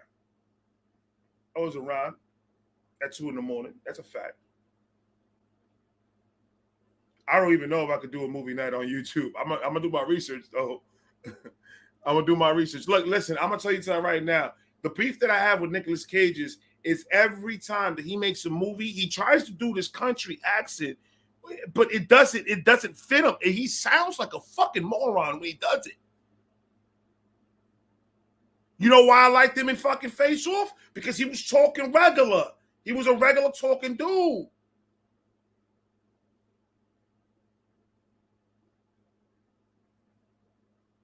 We off the subject, man. We off the subject. I'm done. Funniest people I've ever met.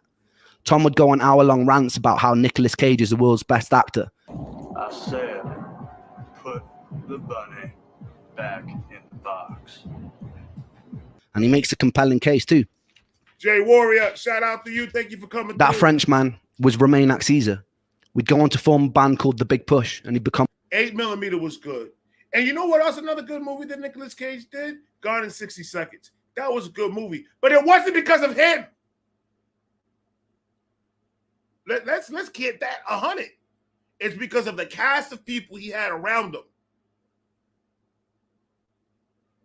If I see Nicolas Cage, I'm gonna hit him dead in his big ass forehead. I know his hairline's all the way over here by now. I like that. Become one of my closest friends. The second week we moved in together, it was his birthday. So me and Tom decided to gaffer tape about 50 baguettes and bunches of garlics to the walls and ceilings to decorate. It was 2016 and political correctness hadn't come into full effect. He still didn't think it was very funny. My energy was only improving during this time, although progress was slow. The doctor had recommended I do a second transplant to speed things up. I returned to LA for the second time with my close friend Saran and went through the motions again. Eventually, I'd switched to their sister clinic in Frankfurt, where I entered one of the more unusual periods of my life. The UK has border regulations on certain medications and supplements. Some I shouldn't have been taking back with me. I remember fashioning a hidden compartment in my suitcase where I would smuggle IV bags full of various nutrients and immune modulating drugs over the border. I did this a few times. My man was a mule. Oh my God, you snitching on yourself, my guy. There ain't no statute of limitation for that shit. You just admitted it. Yo, nah, man, Judge, he was playing, Judge. Judge, he was just joking. He didn't really do that. Those are bags of water. He was thirsty. He's dehydrated all the fucking time, bro. He didn't mean to do that for real. That was just water. It was a joke. A few times. One drug, filgrastim, was often given to AIDS or cancer patients with low neutrophil counts. On my tests, my neutrophils were outside of range. Died. Injections with theoretic. The issue was I was still broke. I don't think the doctor realized how broke. I was meant to pay for private nurse to administer the drips, but I couldn't afford it. So without telling the doctor, I taught myself how to administer an IV watching YouTube tutorial videos. Dr. Ren'S. That's his new name, man. Dr. Ren'S. He knows how to do an IV, man. You halfway done in school. My God. Hold on, man. I'm telling you, YouTube tutorials are the shit. They can teach you how to do anything, bro. But the only thing that I haven't found yet, I've been trying to look for it, and I have not found it. There is no YouTube tutorial to show you how not to be an asshole. That shit just in you. That's it. Videos. First, it was very messy. I messed up a lot of veins trying to get the catheter to stay in. There was a lot of blood, but eventually I got the hang of it. I'd be sitting in the living room watching One Punch Man while an IV bag dripped slowly into my veins. And day by day, I got stronger and stronger. The issue was I started noticing my food intolerances getting worse. The stem cells had improved my pain, energy, clarity of thought, but it worsened my ability to tolerate food, something I later learned was caused by MCAS or mast cell activation syndrome. Some other stories also started circulating online groups of people getting far worse after the stem cell transplant. I can't say that this didn't shake me. As more time elapsed, I learned of legal cases that were opened against the clinic for malpractice. The clinic in Beverly Hills eventually shut its doors. It was hard to know how to feel about this. The doctor had been my saving grace. He pulled me out of half existence, but I could see where people's frustrations were coming from. As the clinic grew in popularity, I think its resources became stretched and its communication became worse. Nonetheless, that man will always remain the third angel in my tale, and I'll always be grateful. That's a fact. It's hard for me to definitively recommend stem cells. I believe it's a gamble. Some got worse, but they did actually really help me. They didn't cure me, and some of my symptoms got worse, but they allowed me to be an active member of society again. And that was huge for me. A few more months passed. My girlfriend had moved to Australia, but she was being very distant with me and rarely answering calls. She broke up with me on Christmas Day while I was visiting my mum. You know why? Because she was fucking some mate. That's what she was doing. She was fucking some mate. Yeah, a pet kangaroo and all that type of stupid shit. I don't like that bitch. What's her name? So I can say something mean about her. I want her name.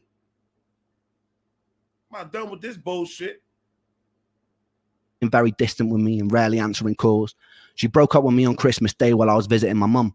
I took it very badly, but it was also symbolically the end of one chapter and the start of the next.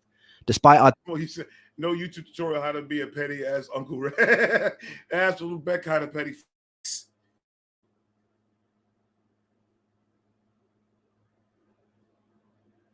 You can't, David. That's a fact. You cannot have crazy without me, man. On Christmas, that's supposed to be the day that Santa Claus comes and brings us shit. That's supposed to be a joyous occasion. You over here cheating on this nigga with what's his name? What's that one Australian nigga? What's his name, man? Crocodile Dundee. Hey, he's not from much. Yeah, Crocodile Dundee's bitch ass. That's another motherfucker that I don't like. I don't like those movies. I don't like Crocodile Dundee. To me is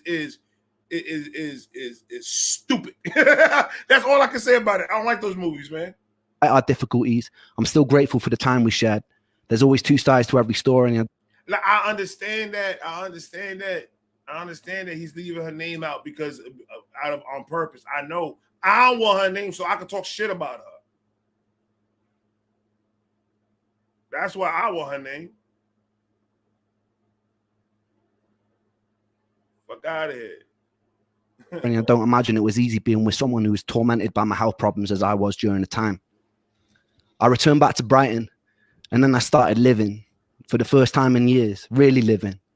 Me, Romain, and Tom would throw parties nearly every night. I didn't drink or do drugs, but I was high on being able to participate. I felt like I was living in Brighton for the first time in my life. I was able to walk around, to take in the city, to live. I started getting attention of women during my teen. I know he said that, but I don't like people playing my man Ren. If I feel away, I'm gonna fucking feel away. That's how I will protect everybody. It don't matter. I respect Ren. Yeah, I'm sorry, Ren. Fuck it. You gonna play my man on Christmas? My teen years, I wasn't the best looking and I was a bit awkward. During my early 20s, I was so sick I rarely went out. So this was new for me, and I threw myself in head first. I realized that I really like pretty girls, and pretty girls apparently like boys who make music. A lot of nights I'd go out by myself around Brighton. And my man Shakes to the motherfucking P came into the chat, ladies and gentlemen. Shakes to the chat. What's going on, baby? Facts. end up meeting a whole bunch of beautiful women. One night I ended up breaking into the Hilton Hotel with a girl that I just met. We managed to get onto the roof. But we were chased down the flights of stairs by security. And then we ended up having sex on the beach at 2 a.m. while the tide came. That's how you do it. That's how you do it. You got sand all in that crack, my nigga. That's how you do it. You run to security, you go to the beach, plack out. Those weren't the waves last night, shorty. Those weren't the waves. Go ahead, man. Go ahead, my guy. Came in. The parties we throw would get crazier and crazier. There'd be times where everyone was half naked by the end of the night. Right. I found myself in strange situations where I was having sex on a living room sofa with 2 girls while some random dude sat smoking a joint on a nearby table. That's crazy. That's nuts. Happy birthday, Shakes. I don't drink like that, so I'm going to smoke. Happy birthday, Shakes. The beach at 2 a.m. while the tide came in. The parties we throw would get crazier and crazier. There'd be times where everyone was half naked by the end of the night. I found myself in strange situations where I was having sex on a living room sofa with 2 girls while some random dude sat smoking a joint on a nearby. That's crazy. Yo, this nigga, my man Ren was piping, right? Can you imagine a dude named Tyrone with a flaccid mouth and his wife beater with holes in it? Just looking at him. Yeah, go ahead. Do it like that. Do it like that. Now move it to the left. I want to see the right titty. That's crazy, bro. I can't be in that type of situation. That's too much pressure. It's way too strange situations where I was having sex on a living room sofa with two girls while some random dude sat smoking a joint on a nearby table.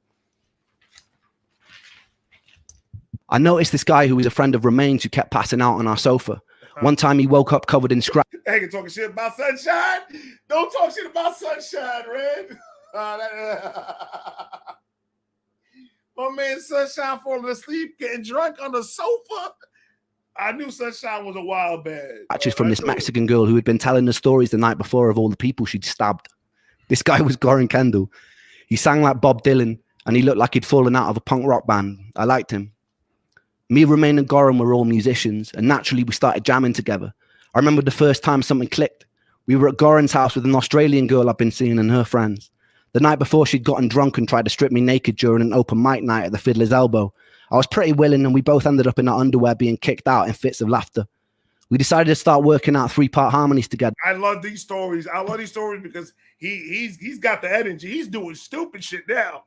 Why is that where everybody start feeling fun? When people start feeling better, they just do dumb shit.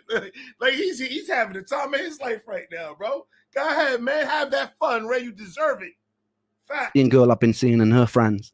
The night before she'd gotten drunk and tried to strip me naked during an open mic night at the Fiddler's Elbow. I was pretty willing and we both ended up in our underwear being kicked out in fits of laughter. We decided to start working out 3-part harmonies together. We figured out a cover of Octopus's Garden by the Beatles. And not to blow our own horns, but it sounded fucking brilliant. I remember someone walking past the house and hearing from outside, and they started to clap. Eventually, the three of us would busk on the streets together. We all busked separately, so it made sense. Back then, I'd occasionally drag a kick and a snare drum out with me in a wheelbarrow. And that's how you got the big push. Facts. And I'd drum while Goran and Romain played and sang. We would always have people come up to us and they'd ask for our band name, and we never had an answer. We came up with this genius idea of forming a band. Genius. One of us said that we should be called the Three Hats because there was 3 of us and sometimes we wore hats. One of us said, nah, that's shit. Eventually we settled on the big push and we got tighter and tighter. As my energy increased, I was able to do more and more. We play about 5 nights a week in various pubs and bars in Brighton for shit money. On Saturday, we'd get out onto the streets and go busking.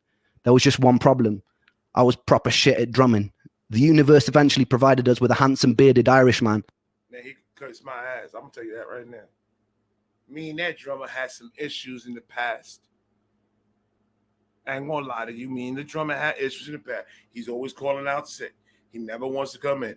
His mustache is always crooked. He's always having issues. The last couple of videos, me and him were cool. But every time I see that mustache, like you don't have a comb. My guy, it shouldn't be everywhere like that, my guy. And everything fell into place. I love those boys. We were in truest sense a rock and roll band. We got banned from playing at a few venues because we'd occasionally get carried away and break a bit too many things on stage. Pretty chill online. And so I'd already agreed to move in with a random dude sat smoking a... If I fast forwarded, because you something made me laugh in the comment section. I rewinded that shit like all the way to the back. Hold on. Something made me fuck up. Hold on, let me see. Where's it at?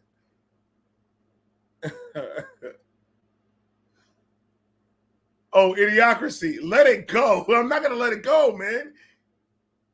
I'm not gonna let it go. I'm sorry. That drum in me is blood beef. It's blood beef. It's forever. A joint on a nearby table. The girl I've been seeing and her friends, able to do more and more. We play about 5 nights a week in various pubs in Brighton. Money.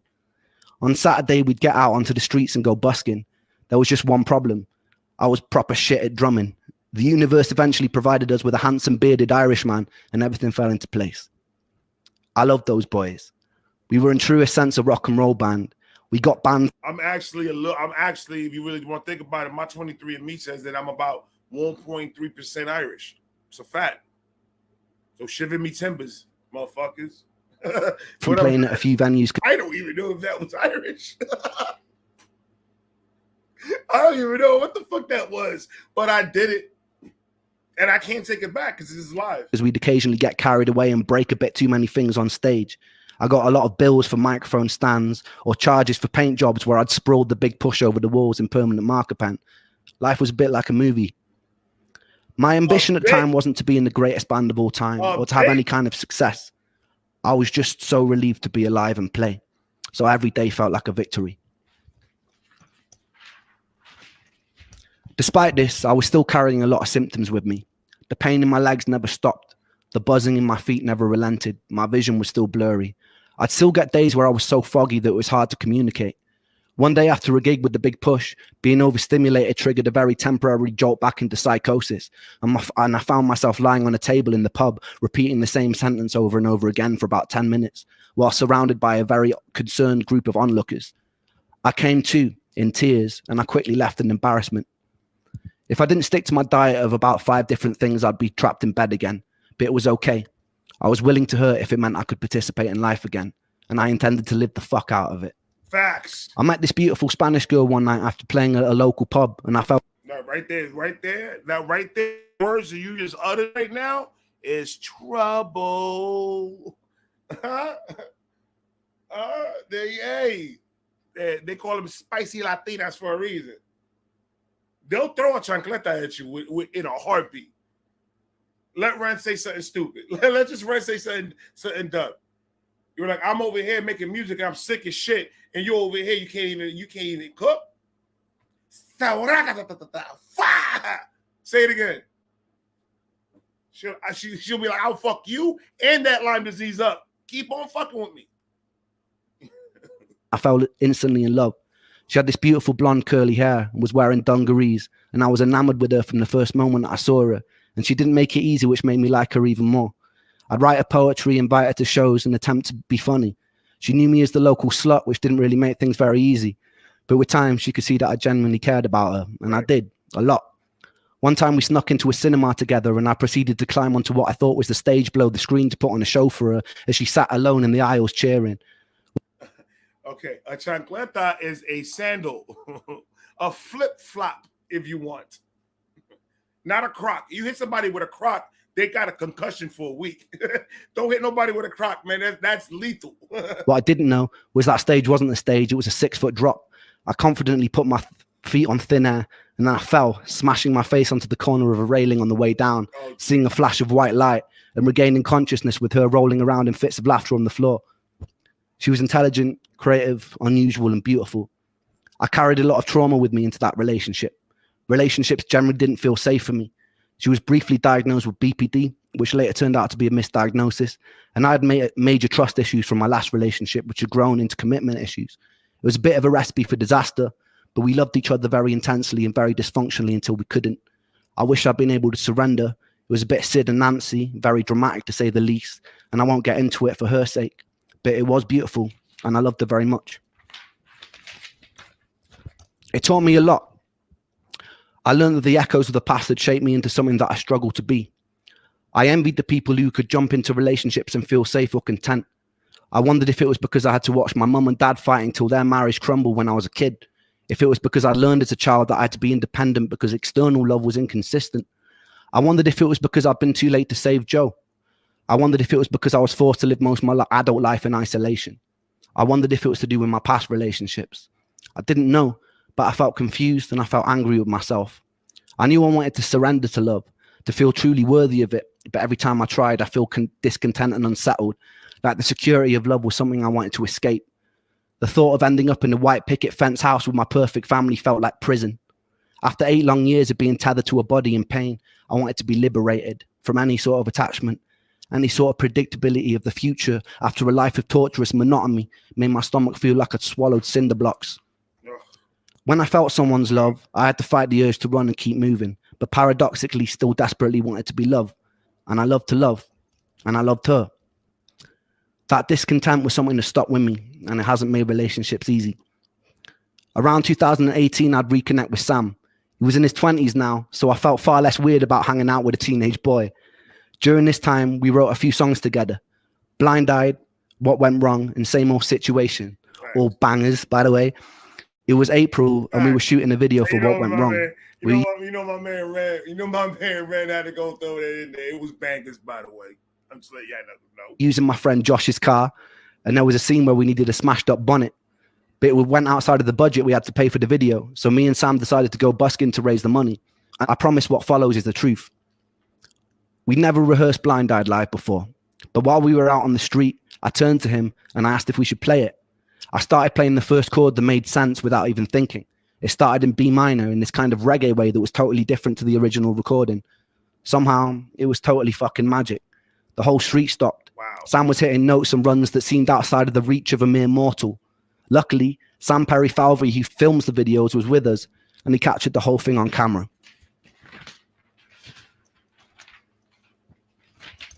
Before this moment, I kind of surrendered to the fact I probably wouldn't have a career in music again. I was doing it for me. I was doing it to celebrate being alive. The week after the video shoot, me and Sam decided to go busking again because it had felt so good. Someone filmed us covering a version of Vera Hall's Trouble So Hard.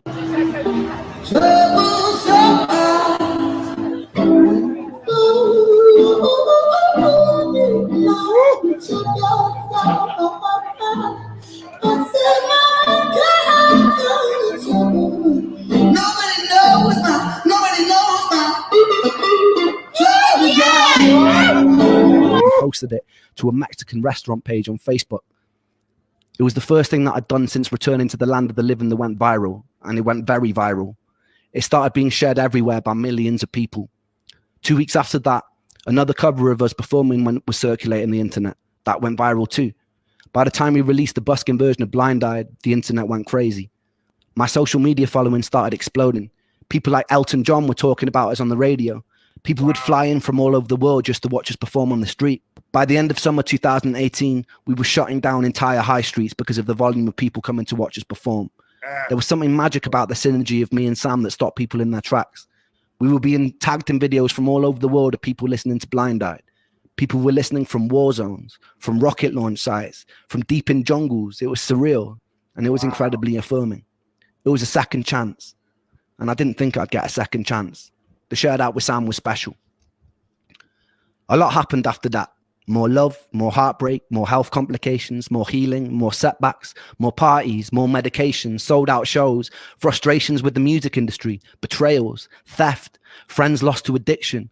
My health would take me on more journeys into foreign countries, #1 albums, awards, a pandemic, meeting idols, making money, losing money. But I'll save all that for another time.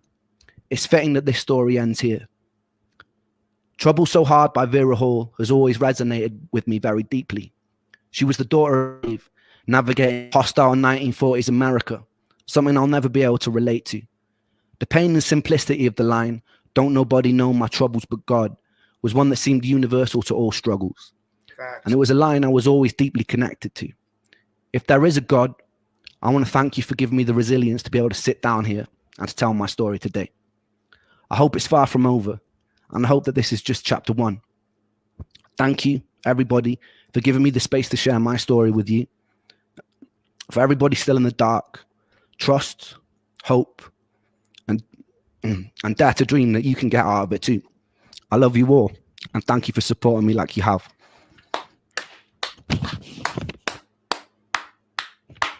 Pew, pew, pew. Go through it.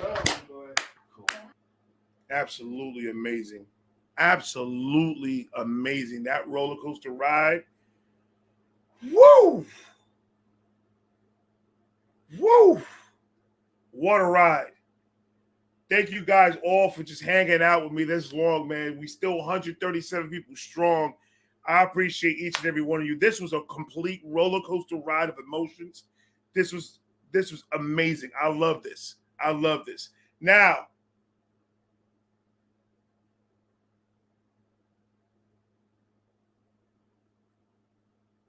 there we go. I hope you guys are ready, because we're about to get into this one. I got to crack my back first. Hold on. I'm just cracking my back. We still got one more left. I still got it. Look, you guys, I understand you, like, everybody's tired. I get it. Everybody's tired. But you have to understand, this is about the time that I'm done doing my videos, when I'm doing my reactions. So this is normal to me. This ain't shit. I'm going to go to bed. I'm going to wake up at 8 o'clock in the morning, and I'm going to go back to work. So it's going to be fun. All right, Ren, Brand new video. This is the first time I do a Ren live video. I usually record these, but I'm gonna do this one now, and I'm gonna wait a couple of weeks, and then I'm gonna do another actual reaction to it again, so I can revisit it. And I'm going to listen to it this one time, and I'm not going to listen to it anymore until I react to it in a couple of weeks from now. Like, comment, subscribe, do all that. Ren, please close off the night with this track.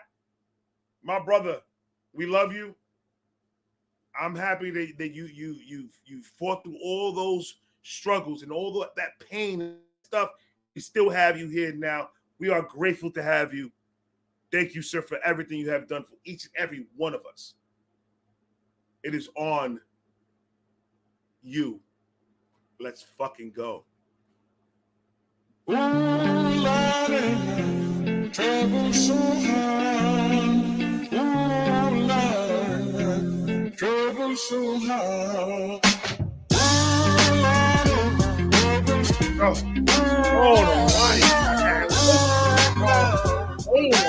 I'm just bopping. That's a bopper. Hold on, dog. Trouble so hard.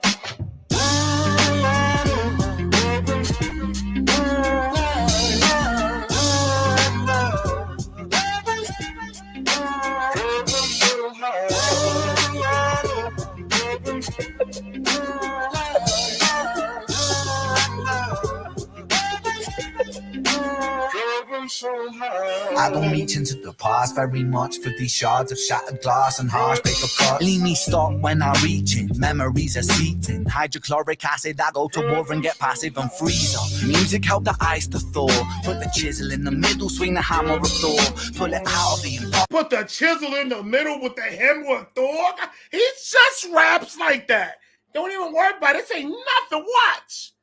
Woo-wee. That one touched both my nipples. I ain't gonna lie to you. Both of them are hard. I can cut glass right now.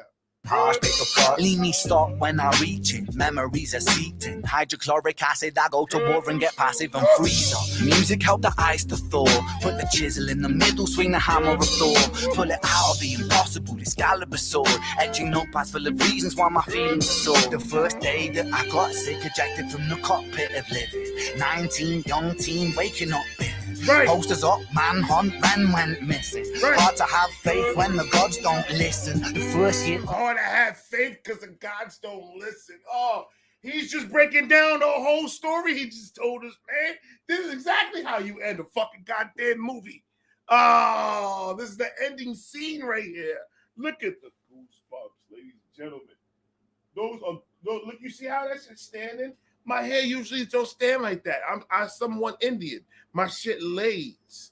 It maybe was the hardest, waking in the body that was buried like a carcass. Brain in the lion's den, body in the shark pit. Waking up in pain again, aching, broken hearted. Persistent little blogger, I was bouncing from a doctor to a doctor to a doctor, like a table tennis game that has no end. So be the fate of. I was going through doctor to a doctor to a doctor, like a game of tennis, of table tennis, and there is no end. It's like an infinity. It's like a torture in hell. You're just stuck playing this game of back and forth over and over again, same shit over and over again. That is fire, bro. Oh, Rensicles, why do you do this to me? To a doctor, like a table tennis game that has no end. So be the fate of Ren. Every single question answered with a question on the end. The second year I came to terms with giving up my dreams. Mine was severed from the means to help me write these rhyme schemes. Right. Brain was inflamed, the fatigue was crushing. Hard to remain sane with your brain combusted. And the third year was mud. That's a fact. It's hard to remain sane when your brain's combusted. He's talking about the time frame where he was talking about that his brain was low. He was going nuts. He was hallucinating, doing all that crazy talk, man. Talk. Living in a purgatory full of worry, wouldn't live to be 30. Lifestyle hurt me. Always in my bedroom. Rearrange the alphabet and all the letters spelled doom. Light hurt my eyes, popping pills to survive. When you're 23 and mentally you steadily decline. 24, I was poor. Disability benefits. What's the benefit of disability? It's irrelevant. 25 and the scars that were etched. Talk to them in English, my nigga. Oh my God, that was hard. That was fucking hard. Hold on. Rearrange the alphabet and all the letters spelled. Dim light hurt my eyes, popping pills to survive. When you're 23 and mentally you steadily decline. 24 I was poor, disability benefits. What's the benefit of disability? It's irrelevant. 25 and the scars that were etched, they crack. Elastic bands only stretch so far and then snap deep inside coast. That's the bang when they stretch so far and then they snap. That's what happens. You go and stretch your life that far, bro. You go and stretch your shit that far until you snap and then you lose your mind. You don't want to get to that point. Talk to them. Oh, this is a perfect song to end it. Oh, this is a perfect song. Elastic bands only stretch so far and then snap deep inside coast. Hallucinations, troubled vision. Visits from the underworld were conjuring my superstition. 25, living back at home with my mom, but not because I'm a bum. Alone and physically done. So thin, so frail, so weak I'd become. And my skin so pale, never kissed by the sun. Something just came to my head right now that he said that. Something came to my head right now. Can you imagine if Ren didn't get sick?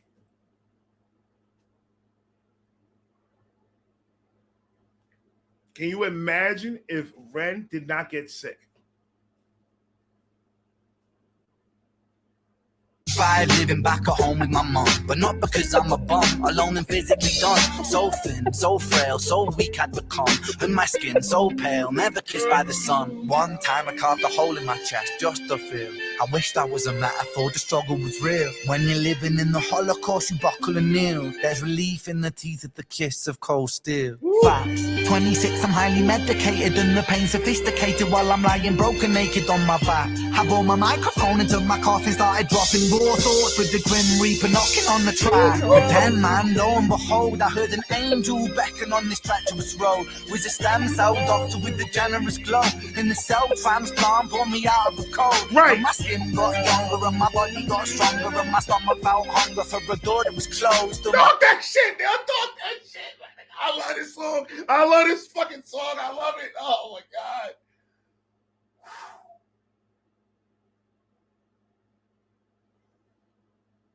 Woo! Well, I could go for another 5 hours. I ain't gonna lie to you, man. He just gave me so much energy right now. All right, hold on, my man Ren is killing it right now. Hold on. Was a stem cell doctor with a generous glow. In the cell transplant, pulled me out of the cold. And my skin got younger and my body got stronger and my stomach felt hunger for a door that was closed. And my soul heard music for the first time. Beauty was a word I'd use for this gift of gold. Oh Lord, I forgive you. Lord, I forgive you. Lord, I forgive you. Make me whole. This music I give you. Pain that I live through. Everything I've been through is yours to hold. Right. Talk to them, Ren don't understand, man. This is the new anthem for life. This is the anthem for life, ladies and gentlemen. You don't understand that. They're gonna have to hear what you're saying right now, bro. They're gonna have to hear it again. I forgive you, Lord, I forgive you. Lord, I forgive you. Make me whole. This music I give you. Pain that I live through. Everything I've been through is yours to hold.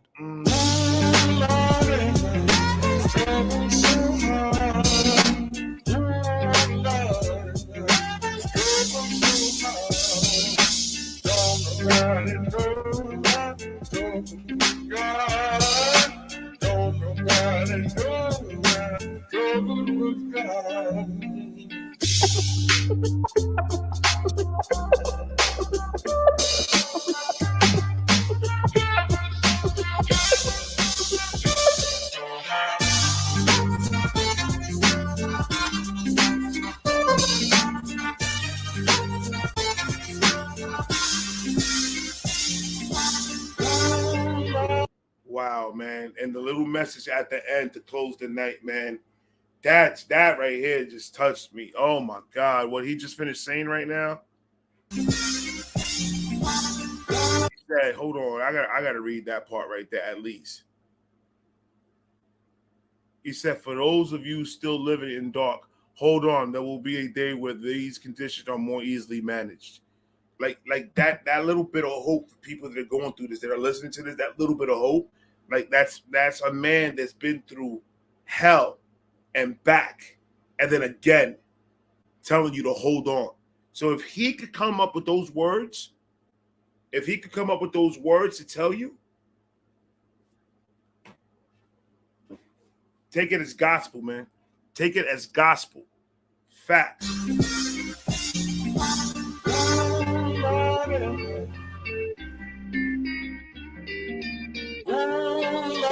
Amazing. Amazing, man. Amazing. Ladies and gentlemen. Oh, shit. The camera's all fucked up. Ladies and gentlemen, guys, thank you so much, man. I appreciate you guys hanging out with me. This was a fantastic night. We've learned so much from Ren, and I'm happy that some people here that didn't know who Ren was, this was a good introduction of who this man really is and everything that he's been through and what he succeeded, and to show you that no matter how much shit you go through, no matter how much obstacles come in your way, just keep pushing. Just keep moving and try to keep pushing yourself to the positive, to that right lane, man. And that is a fact with all types of fucking cheese in it. Guys, I love you so much. Thank you for hanging out, man. I appreciate you. I'm going to bed. I got work in the morning. I'm going to try to knock out some videos tomorrow. I'm not sure because it's late already, but I'm pretty sure I'll knock out at least like 4 or 5, maybe 6. I don't know. Probably. I don't know. You guys are awesome. Thank you so much. I appreciate you guys spending 4.5, almost 5 hours with me on this live. And to me, it was worth every single fucking minute. I love you guys. I'm going to talk to you guys in a minute. Well, not in a minute. I'm going to talk to you guys tomorrow. Peace.